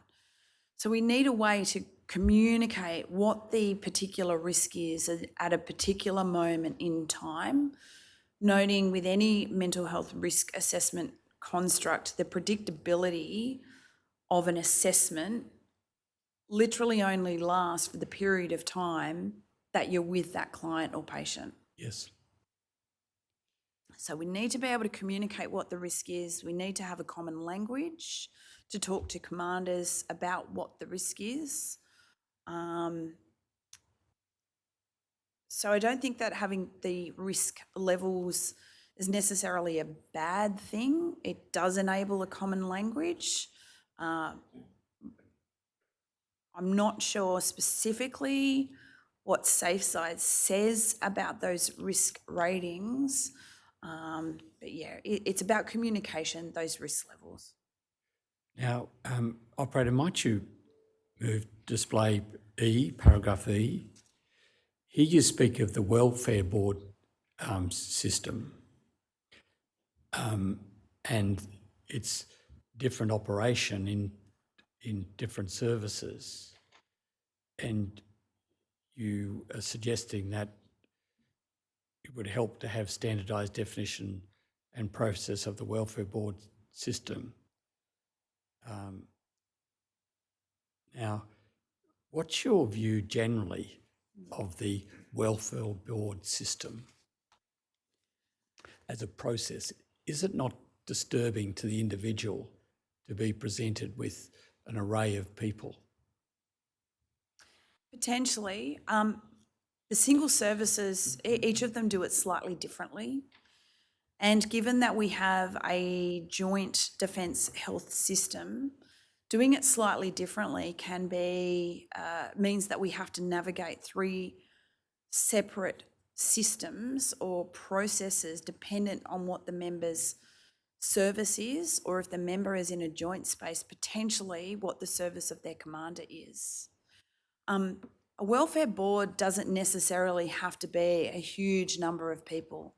It can be as small as the member, a treating health professional, and somebody within their chain of command to collaboratively discuss and talk about how we can provide support to the member. And it's really important that the member is part of that process because they know themselves best of anyone in the world.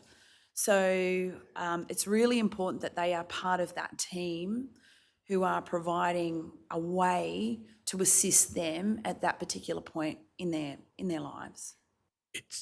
If it gets to 5, 6, 7 people involved in a individual welfare board system, does that fit with your thoughts?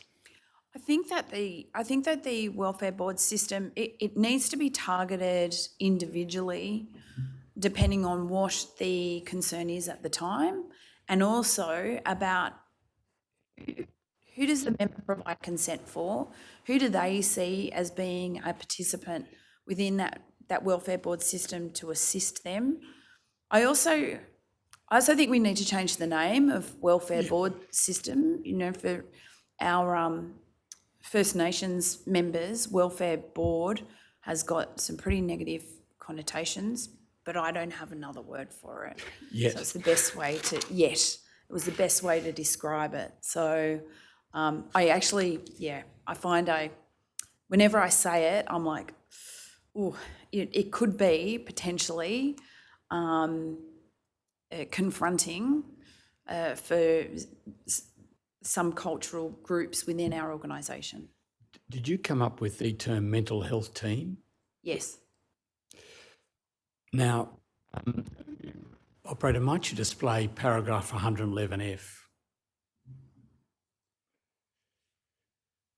Now, you say there's a reliance and demand culture that's emerging at individual ADF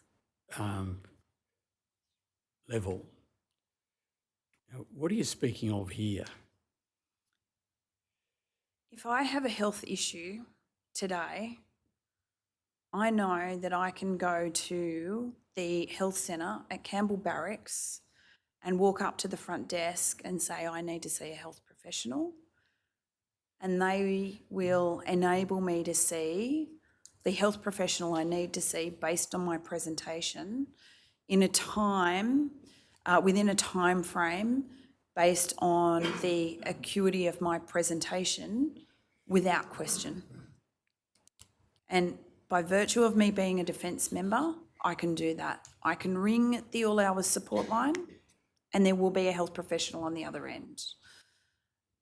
I think that in the civilian health system, I don't think that the Australian civilian population have those kind of options.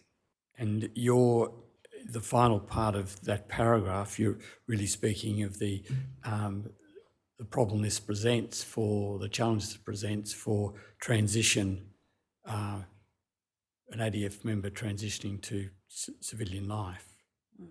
So how would you deal with this? I think that it really is, I think potentially an education process for transitioning members that we actually do provide as part of the transition seminar that members are encouraged to attend when they're transitioning from defence, regardless of the reason. I guess it's really important for defence members to understand when they transition out. There is no defence health centre in close proximity to their workplace that they can literally walk into and see a health professional they need to see. And I reflect back on my own experience when my husband was going through a transition process, and after 30 plus years in the army, literally at that point in time did not understand where GPs could be located, because he'd always been in army. And so if he had a problem, he would simply walk into a health centre. And you can't do that as a civilian. You can walk into a hospital, but you need to wait a really long time to be seen. You can ring up and make a GP appointment, but that might not be today. And the Defence Health System offers that to members. And so I think we potentially contribute to a little bit of reliance on health professionals at any point in time that cannot be replicated at this moment out in the wider Australian community. Operator, would you please display paragraph 82 on page 26? Now this concerns staffing. And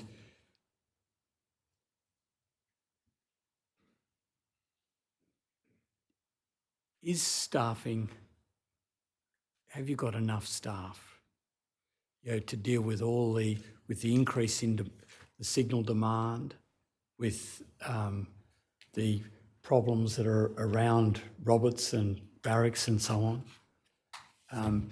It's plainly an important matter whether you've got enough suitable people. Now, very much appreciate your complete frankness on all this. Would you tell us a little bit about that?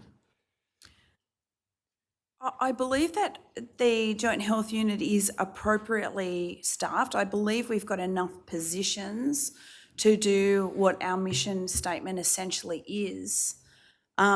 Noting that as an Army officer, I guess some of my training has been that I have been taught to essentially live out of a pack that I can carry for extended periods of time. So there is a potential that I am biased towards the direction of doing as much as I can with as little as we have. I also understand that in the health professional network across Australia, it is a finite resource, and I could ask for 100 positions tomorrow and be given 100 positions Whether I'd be able to fill those positions or not is a separate issue. So I believe that based on some of the data that I am privy to as the commanding officer, I think that we're doing a pretty good job in Joint Health Unit Central Australia at the moment. What would you do about, you've spoken of the mental health workforce issues across the nation really. What's your thoughts about innovative options that might be available to address that problem for the purpose of the military? I think that we're starting to think about and broaden our thoughts about how we can provide mental health services. And I think that that is partially reflected in the slightly changed model that we've implemented within the JHU and reflected in some of the other initiatives that are coming through Joint Health Command, such as the telepsychiatry initiative and the telepsychology initiative. So leveraging off those telehealth services, particularly when we're operating out of Darwin, which is a remote location in Australia, and therefore the pool of health professionals is quite finite within that region. Having the option to open up services where members can access services to clinicians who are not physically located in Darwin can extend and enhance the mental health service delivery that we have. Now, when the Royal Commission was in Darwin, hearing Block 7, there was evidence given by Wing Commander Martin Parker. He told the Commission he did not think that one mental health registered nurse is sufficient for the numbers of members located at RAF Base Tyndall.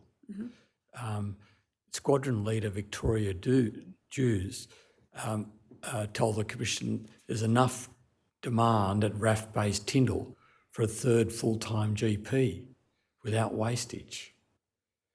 Now, do you have any comments on that? I would have to go back and look at some of the data that we have for Tyndall Health Centre to actually speak to that, noting members at RAF Tyndall don't just have the mental health registered nurse who's physically located in that health centre. They have the mental health coordination cell for the JHU, which is located at Edinburgh Health Centre, and they have the telepsychology and the telepsychiatry initiative where they can actually seek and receive mental health support. I also have within the JHU an Army psychiatrist.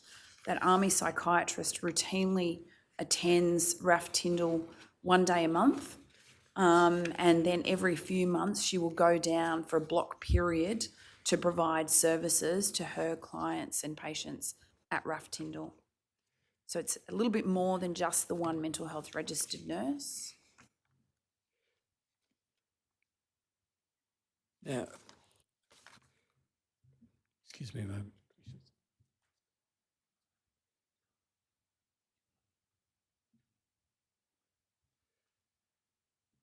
Commissioners, I note the time. It may be convenient if I allow some opportunity for the commissioners to ask questions. Thank you. Commissioner Brown? Oh, you've taken me quite by surprise, Mr. Connor. I wasn't really. Could I perhaps just ask, you mentioned the periodic, or I think Mr. Connor mentioned the periodic mental health screen that you were engaged in implementing in one of your roles. I just wondered whether you had, you seem to have a favourable opinion of that. Do you have any concerns or reservations about the periodic health screen? The periodic mental health screen? Yeah, sorry.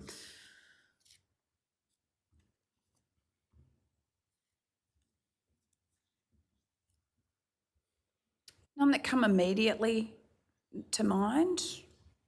I mean, it's very reliant, as are all mental health services, very reliant on enabling the member to to engage with us and to develop a rapport with whatever health professional they're engaged with, and to be able to essentially speak their truth about how they're going at that point in time.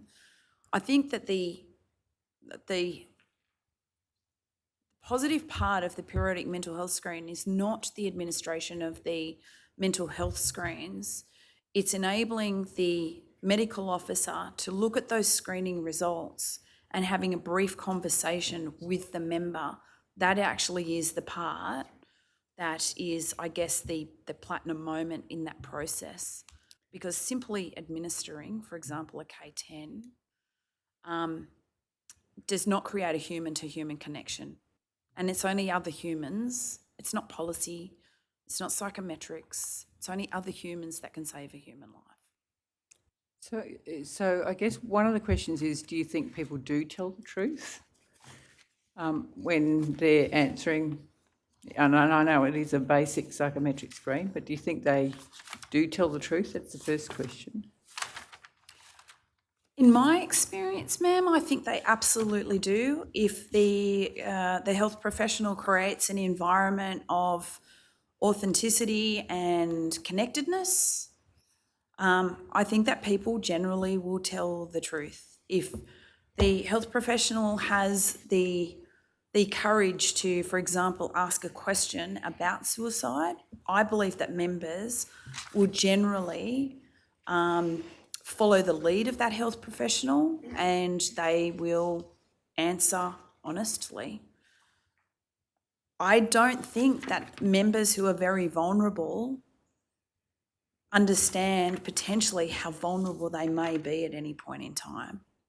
I think that sometimes members don't understand how, I guess, close they are to the edge of the cliff, so to speak.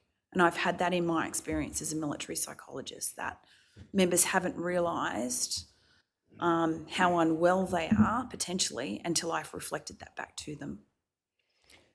Do you believe that the medical officers who are going to be doing this engagement with the members have the time to do it well, to actually engage them in that screening conversation with good effect?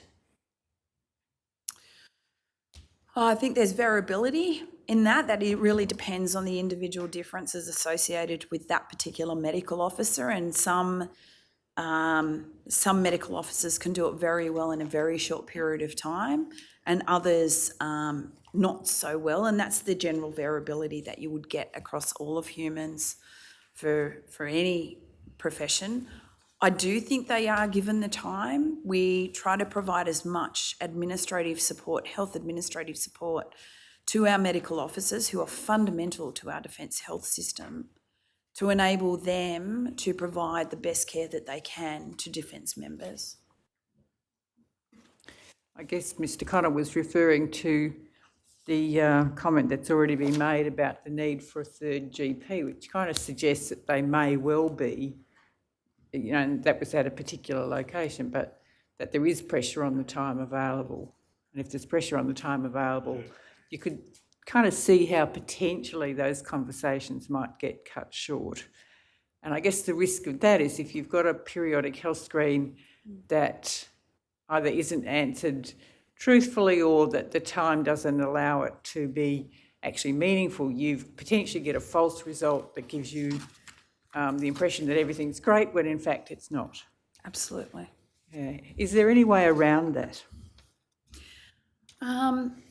We don't, I think it's important to note that we don't have KPIs for medical officers for daily appointments, that we try to provide them with as much time as possible to do the best work that they can, but we also need to balance that with, the cost of the defence health system and the amount of government time, the amount of money that government provide to Joint Health Command. So we don't analyse or look at rates of efforts of medical officers, and if we do determine that there is a problem or an issue and they are getting behind, then we try to pivot assets to support them. So a recent example is we noted that there was a trend in my unit for the doctor who was on call on the weekends where they were asking for overtime over a couple of weeks, and that was happening as a bit of a trend. So we actually increased the time that that doctor was in the health centre on weekends, rather than them having to jump through the hoops of asking for overtime for the time they actually spent there. So we try to support them as much as we can. However, it would be not good use of taxpayer dollars to allow a medical officer to spend all day with one person, for example. That would not be particularly helpful. So I guess it's a balance, and we try to support them as much as we can. If they're feeling the pressure of their clinical load, then we have a network of senior medical officers that they can discuss that with, and we can adjust that. I have the levers to adjust that within the joint health unit if need be. I mean, I hasten to, I guess, respond to your comment. I can't imagine any medical officer would want to spend the whole day with a particular member. But I'm also mindful that what you were essentially intimating, there are caps, there are finite constraints on what is available within Joint Health Command for resourcing. I guess we've been reminded this week on a couple of occasions, people are Defence's greatest asset. Yes. And we are spending multiple billions of dollars on lots of new assets. So I guess the question is, have we got sufficient resourcing in our health services to achieve the best health? Or do we in fact need to rebalance something there? I hear what you say, you can juggle. Yeah. But the question overall is, do you have enough to do the job properly?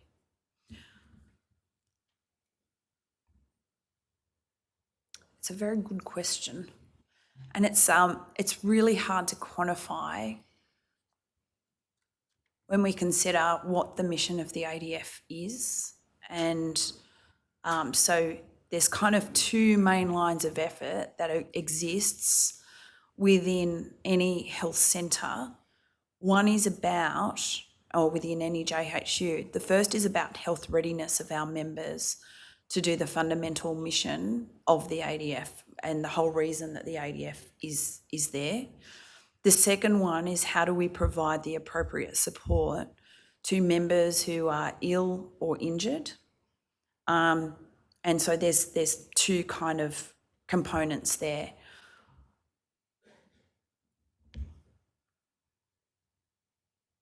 I would always take more resources if I was given them, because I think I can provide a better health service. Do I think that we're meeting our obligations as a joint health unit? Yes, I believe that we are. And I'm very fortunate in my JHU that within Darwin, I have 3 health centres within close proximity, that if one health centre is being effectively, I guess to put in a military term, overrun at a particular point in time, I can pivot from another health centre that doesn't have that. In fact, I've got that happening at the moment in Darwin, where we're pivoting assets and resources for medical officers to a particular health centre to enable them to do the job that they need to do at the moment.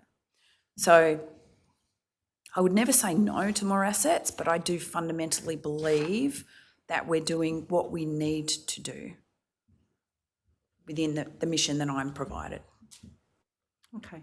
So we heard, just changing tack a little bit, we heard that you, as part of that restructure, I don't think it was anything you did, but Army has had a restructure and that they effectively took 33, if I understood what was being said correctly, 33 positions that were formerly providing clinical services to become organisational and occupational services. Was that effectively what you said? Effectively, the organisational and occupational component is a little bit broader than that. And the capability statement of the Australian Army Psychology Corps doesn't just speak to organisational and occupational resources, it speaks to things like resilience, command decision support, to a whole range of things that we need to achieve as a corps, and leveraged through the 2nd Health Brigade. I guess my concern is that brigade resourced to deliver what the Chief of Army expects it to deliver at this point in time? And that's evolving, it's new, etc. But yeah, Army basically took its assets back, and we have since, in Joint Health Command, applied a contracted solution, noting that some of the work was shifted from Joint Health Command back across to the single services, particularly in the organisational and occupational psychology space. So it's not that the capability was removed from that function, it's just it's reorganised. It's organised in a different way. That's right, ma'am, yes. But it's also going to make it much harder to know whether or not it's being met. Is it going to be clear what's your role in Joint Health Unit and what's single service? I believe it's quite clear, ma'am. And in Garrison Health and the Joint Health Units, the remit is to deliver mental health services. The key component that was taken away at the direction of CJ Health was the organisational and occupational psychology. So that was occupational selection assessments. It was also assessments associated with suitability for retention, suitability for training, colloquially known as command referrals, or the dare I say it, dreaded PM8. And one of the reasons that was provided to me when CJ Health made that direction was that we need to get back to delivering mental health services to members without there being almost an elephant in the room that a psychologist or a mental health professional within a joint unit can subsequently write a report to effectively end a member's career. That we needed to be able to be delivering mental health services and to be very patient-focused and patient-centric about what the needs of that member was at that particular point in time. But have you got the resources to do that? So as part of that review and part of the process of gaining additional resources, I requested an additional 57 mental health professional positions across the JHUs. So we lost 33 and then we gained 57. So we actually have more positions. So you requested 57 and you got 57? Well, it's still an ongoing process, ma'am, to recruit to those 57. Well, that was going to be my next question. How many of them are filled? In my region, I think that we're still running with about 3 or 4 vacancies that are not permanently filled, but on occasion are filled by an interim solution via locums, etc. I have determined that if we need to pull services back, it needs to be that the hill that I need to die on is a mental health coordination cell and the intake worker within my 2 large health centres to enable members to walk through the door and see a mental health professional in the shortest time frame possible, or to ring up the coordination cell and to talk to a mental health professional on the other end of the phone, or to even send an email to a group inbox that multiple mental health professionals are reviewing on a daily basis, so that we've got multiple avenues. A member does not have to physically walk into a health centre to receive mental health services. They can make a phone call, they can send an email.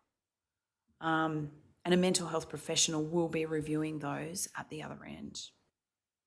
So if we need to provide ongoing support, we can still leverage off the external provider network if we don't have the resources internally to provide the services that they need at that point in time. I might just change tack again in the interest of time. The Individual Welfare Board, it was interesting to hear your comments, one being that the members, it's essential really from your point of view that members participate. Absolutely. And the second is that they consent to who else is in the room.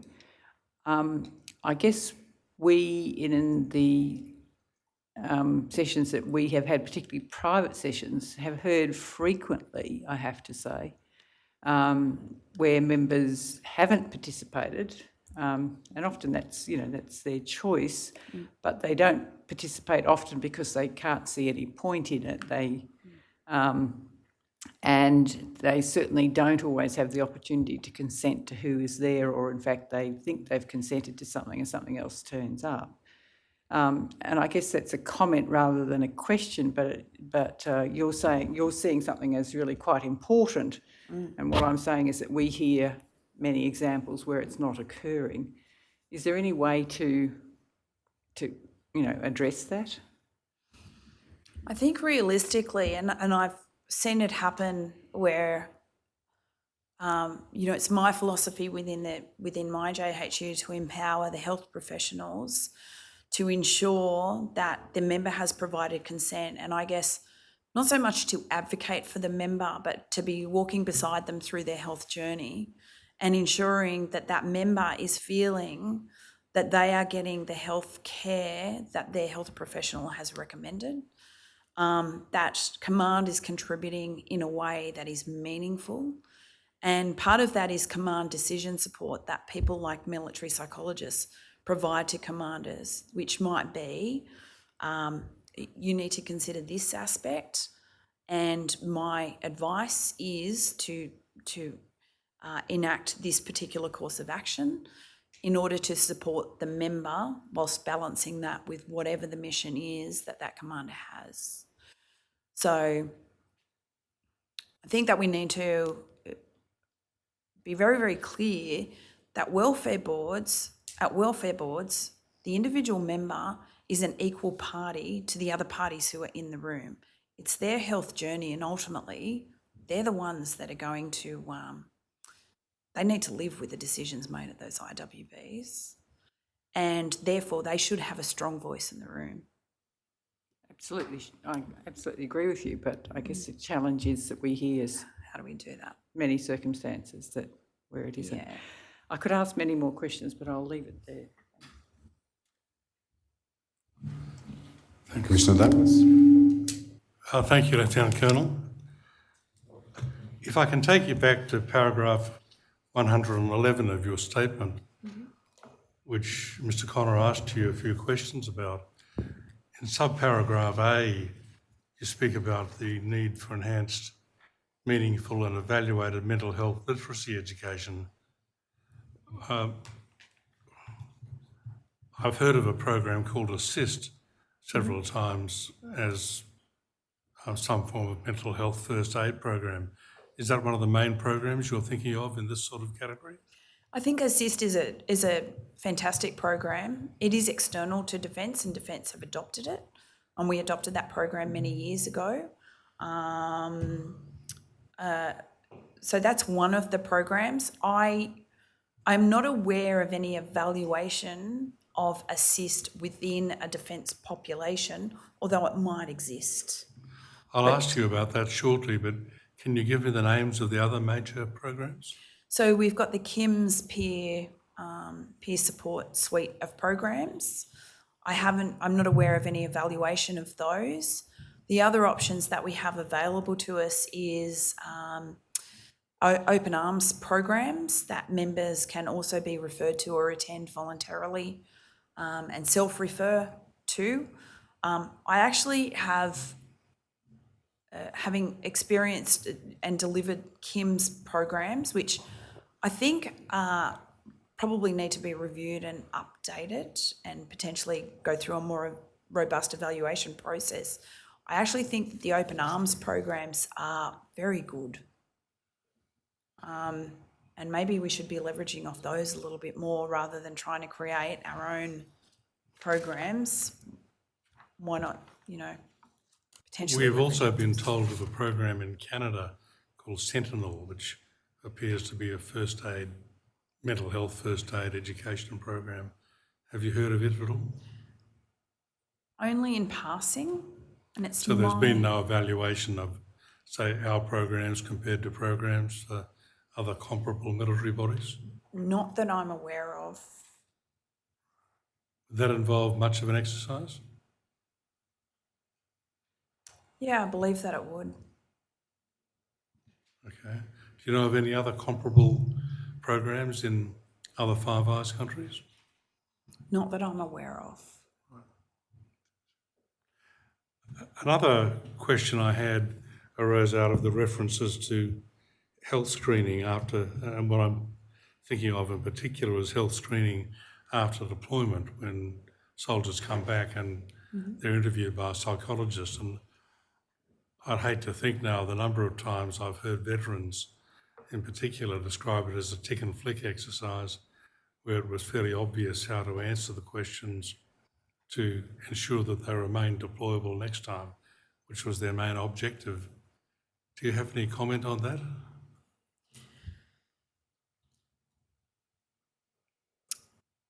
I guess you only ever get out of something what you put into it.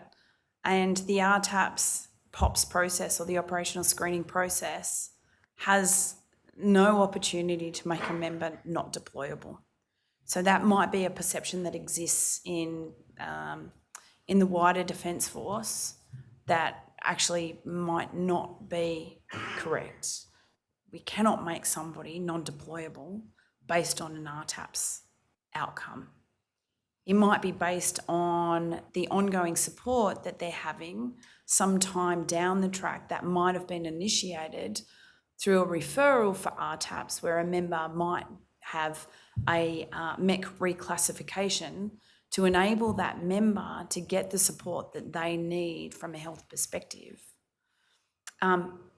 I believe that the mental health screening continuum, which includes operational screening, it's quite unique to Defence, and I actually think that it provides us a fantastic opportunity to understand how members are travelling over time where we can compare results.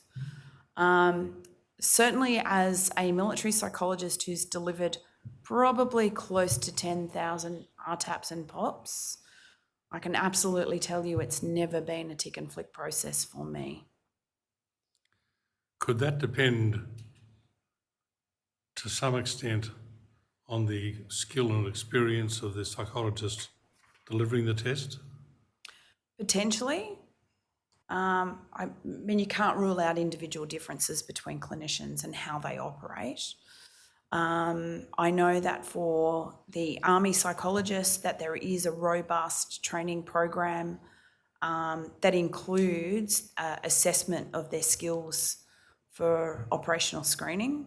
And that was part of my job when I was at the Army School of Health, to make sure that the junior psychologists who left or completed the Regimental Officer Basic course, that they were proficient in the foundational skills of operational screening, noting that any psychologist who walked out of that course, a training liability went with them.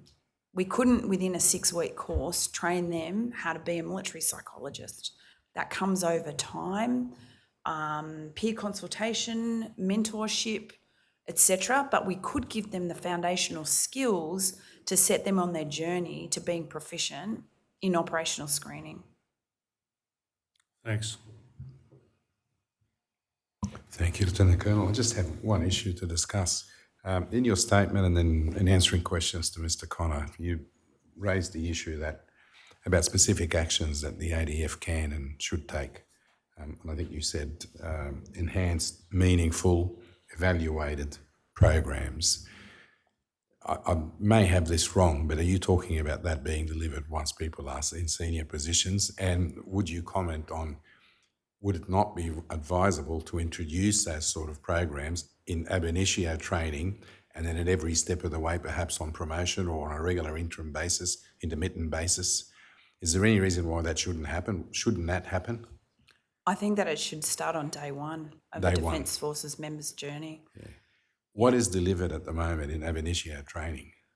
So I believe that that Battle Smart is delivered during recruit training, and I believe that's delivered on or about day 3 or 4 of them being in the army.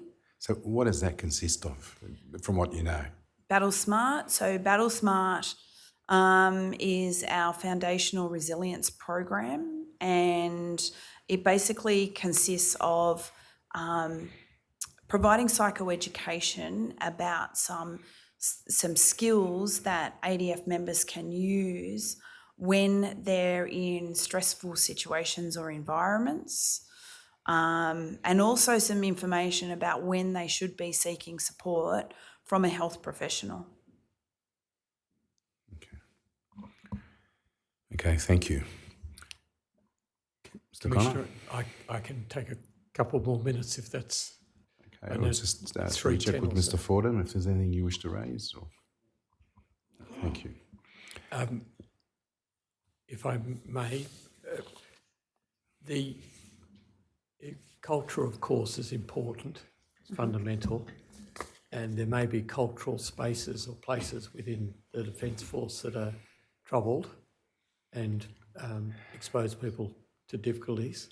Do you see any role for the joint health units in picking up problems there and being able to take it to another level, to a systemic level, aggregate the information, and then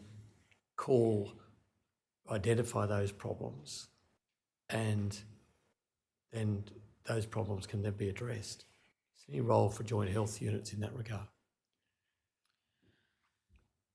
We have in Robertson, at Robertson Health Centre in Robertson Barracks, we have what's known as habitual relationships between our medical officers and the units at Robertson Barracks, where essentially we allocate units to medical officers, and those medical officers over time develop a greater understanding of the culture of the individual units. And they also develop a relationship with the command elements. So if something is emerging, they can talk to command about that. They can talk to members about that. They can raise those issues with their peers and discuss if there is emerging issues. I think that at the individual level, we need to contribute to the greater system. However, within the bounds of the mission that we're given for the joint health units, which is delivery of health services, I guess we have limited opportunity and are definitely not resourced to do that surveillance level observation across the units. So when issues are becoming evident, or we're seeing multiple presentations or frequent presentations, there's been times even within my tenure that I have had conversations with my fellow commanders and to say, hey, are you aware of what's going on here? Do you understand what's happening? Over to you to do whatever investigations you need to do. So it's, we do it as much as we can within the bounds of the remit that we have. And then following up on that, so for example, suicidal ideation, and I think I was asking this question of some of the commanding officers earlier today. Joint Health or Garrison Health is in the position to, you're delivering the health and mental health services. You will know whether there are people presenting with suicidal ideation that may not otherwise be coming to the attention of command. Acknowledging suicide attempts probably will, depending on, I guess, the nature of them. But do you, for example, monitor or pull out periodically aggregate data around suicidal ideation, how prevalent it is, whether there are individuals who are having repeat presentations? Do you make any assessment of that? from the data that's available to you and then provide that onto command? The short answer is not in a systematic way. The bigger answer is the health professionals within each of the health centres obviously work within a multiple disciplinary team construct and talk frequently. And so if there's issues emerging and kind of, I guess, bubbling above the threshold, they will certainly take that to command wherever possible. And having the habitual relationship with units facilitates that process. There is other directorates within Joint Health Command where their remit is about surveillance and it is about research. I don't get any feeds that I'm aware of from those areas. And so I'm not sure what's going back to command from those specific areas.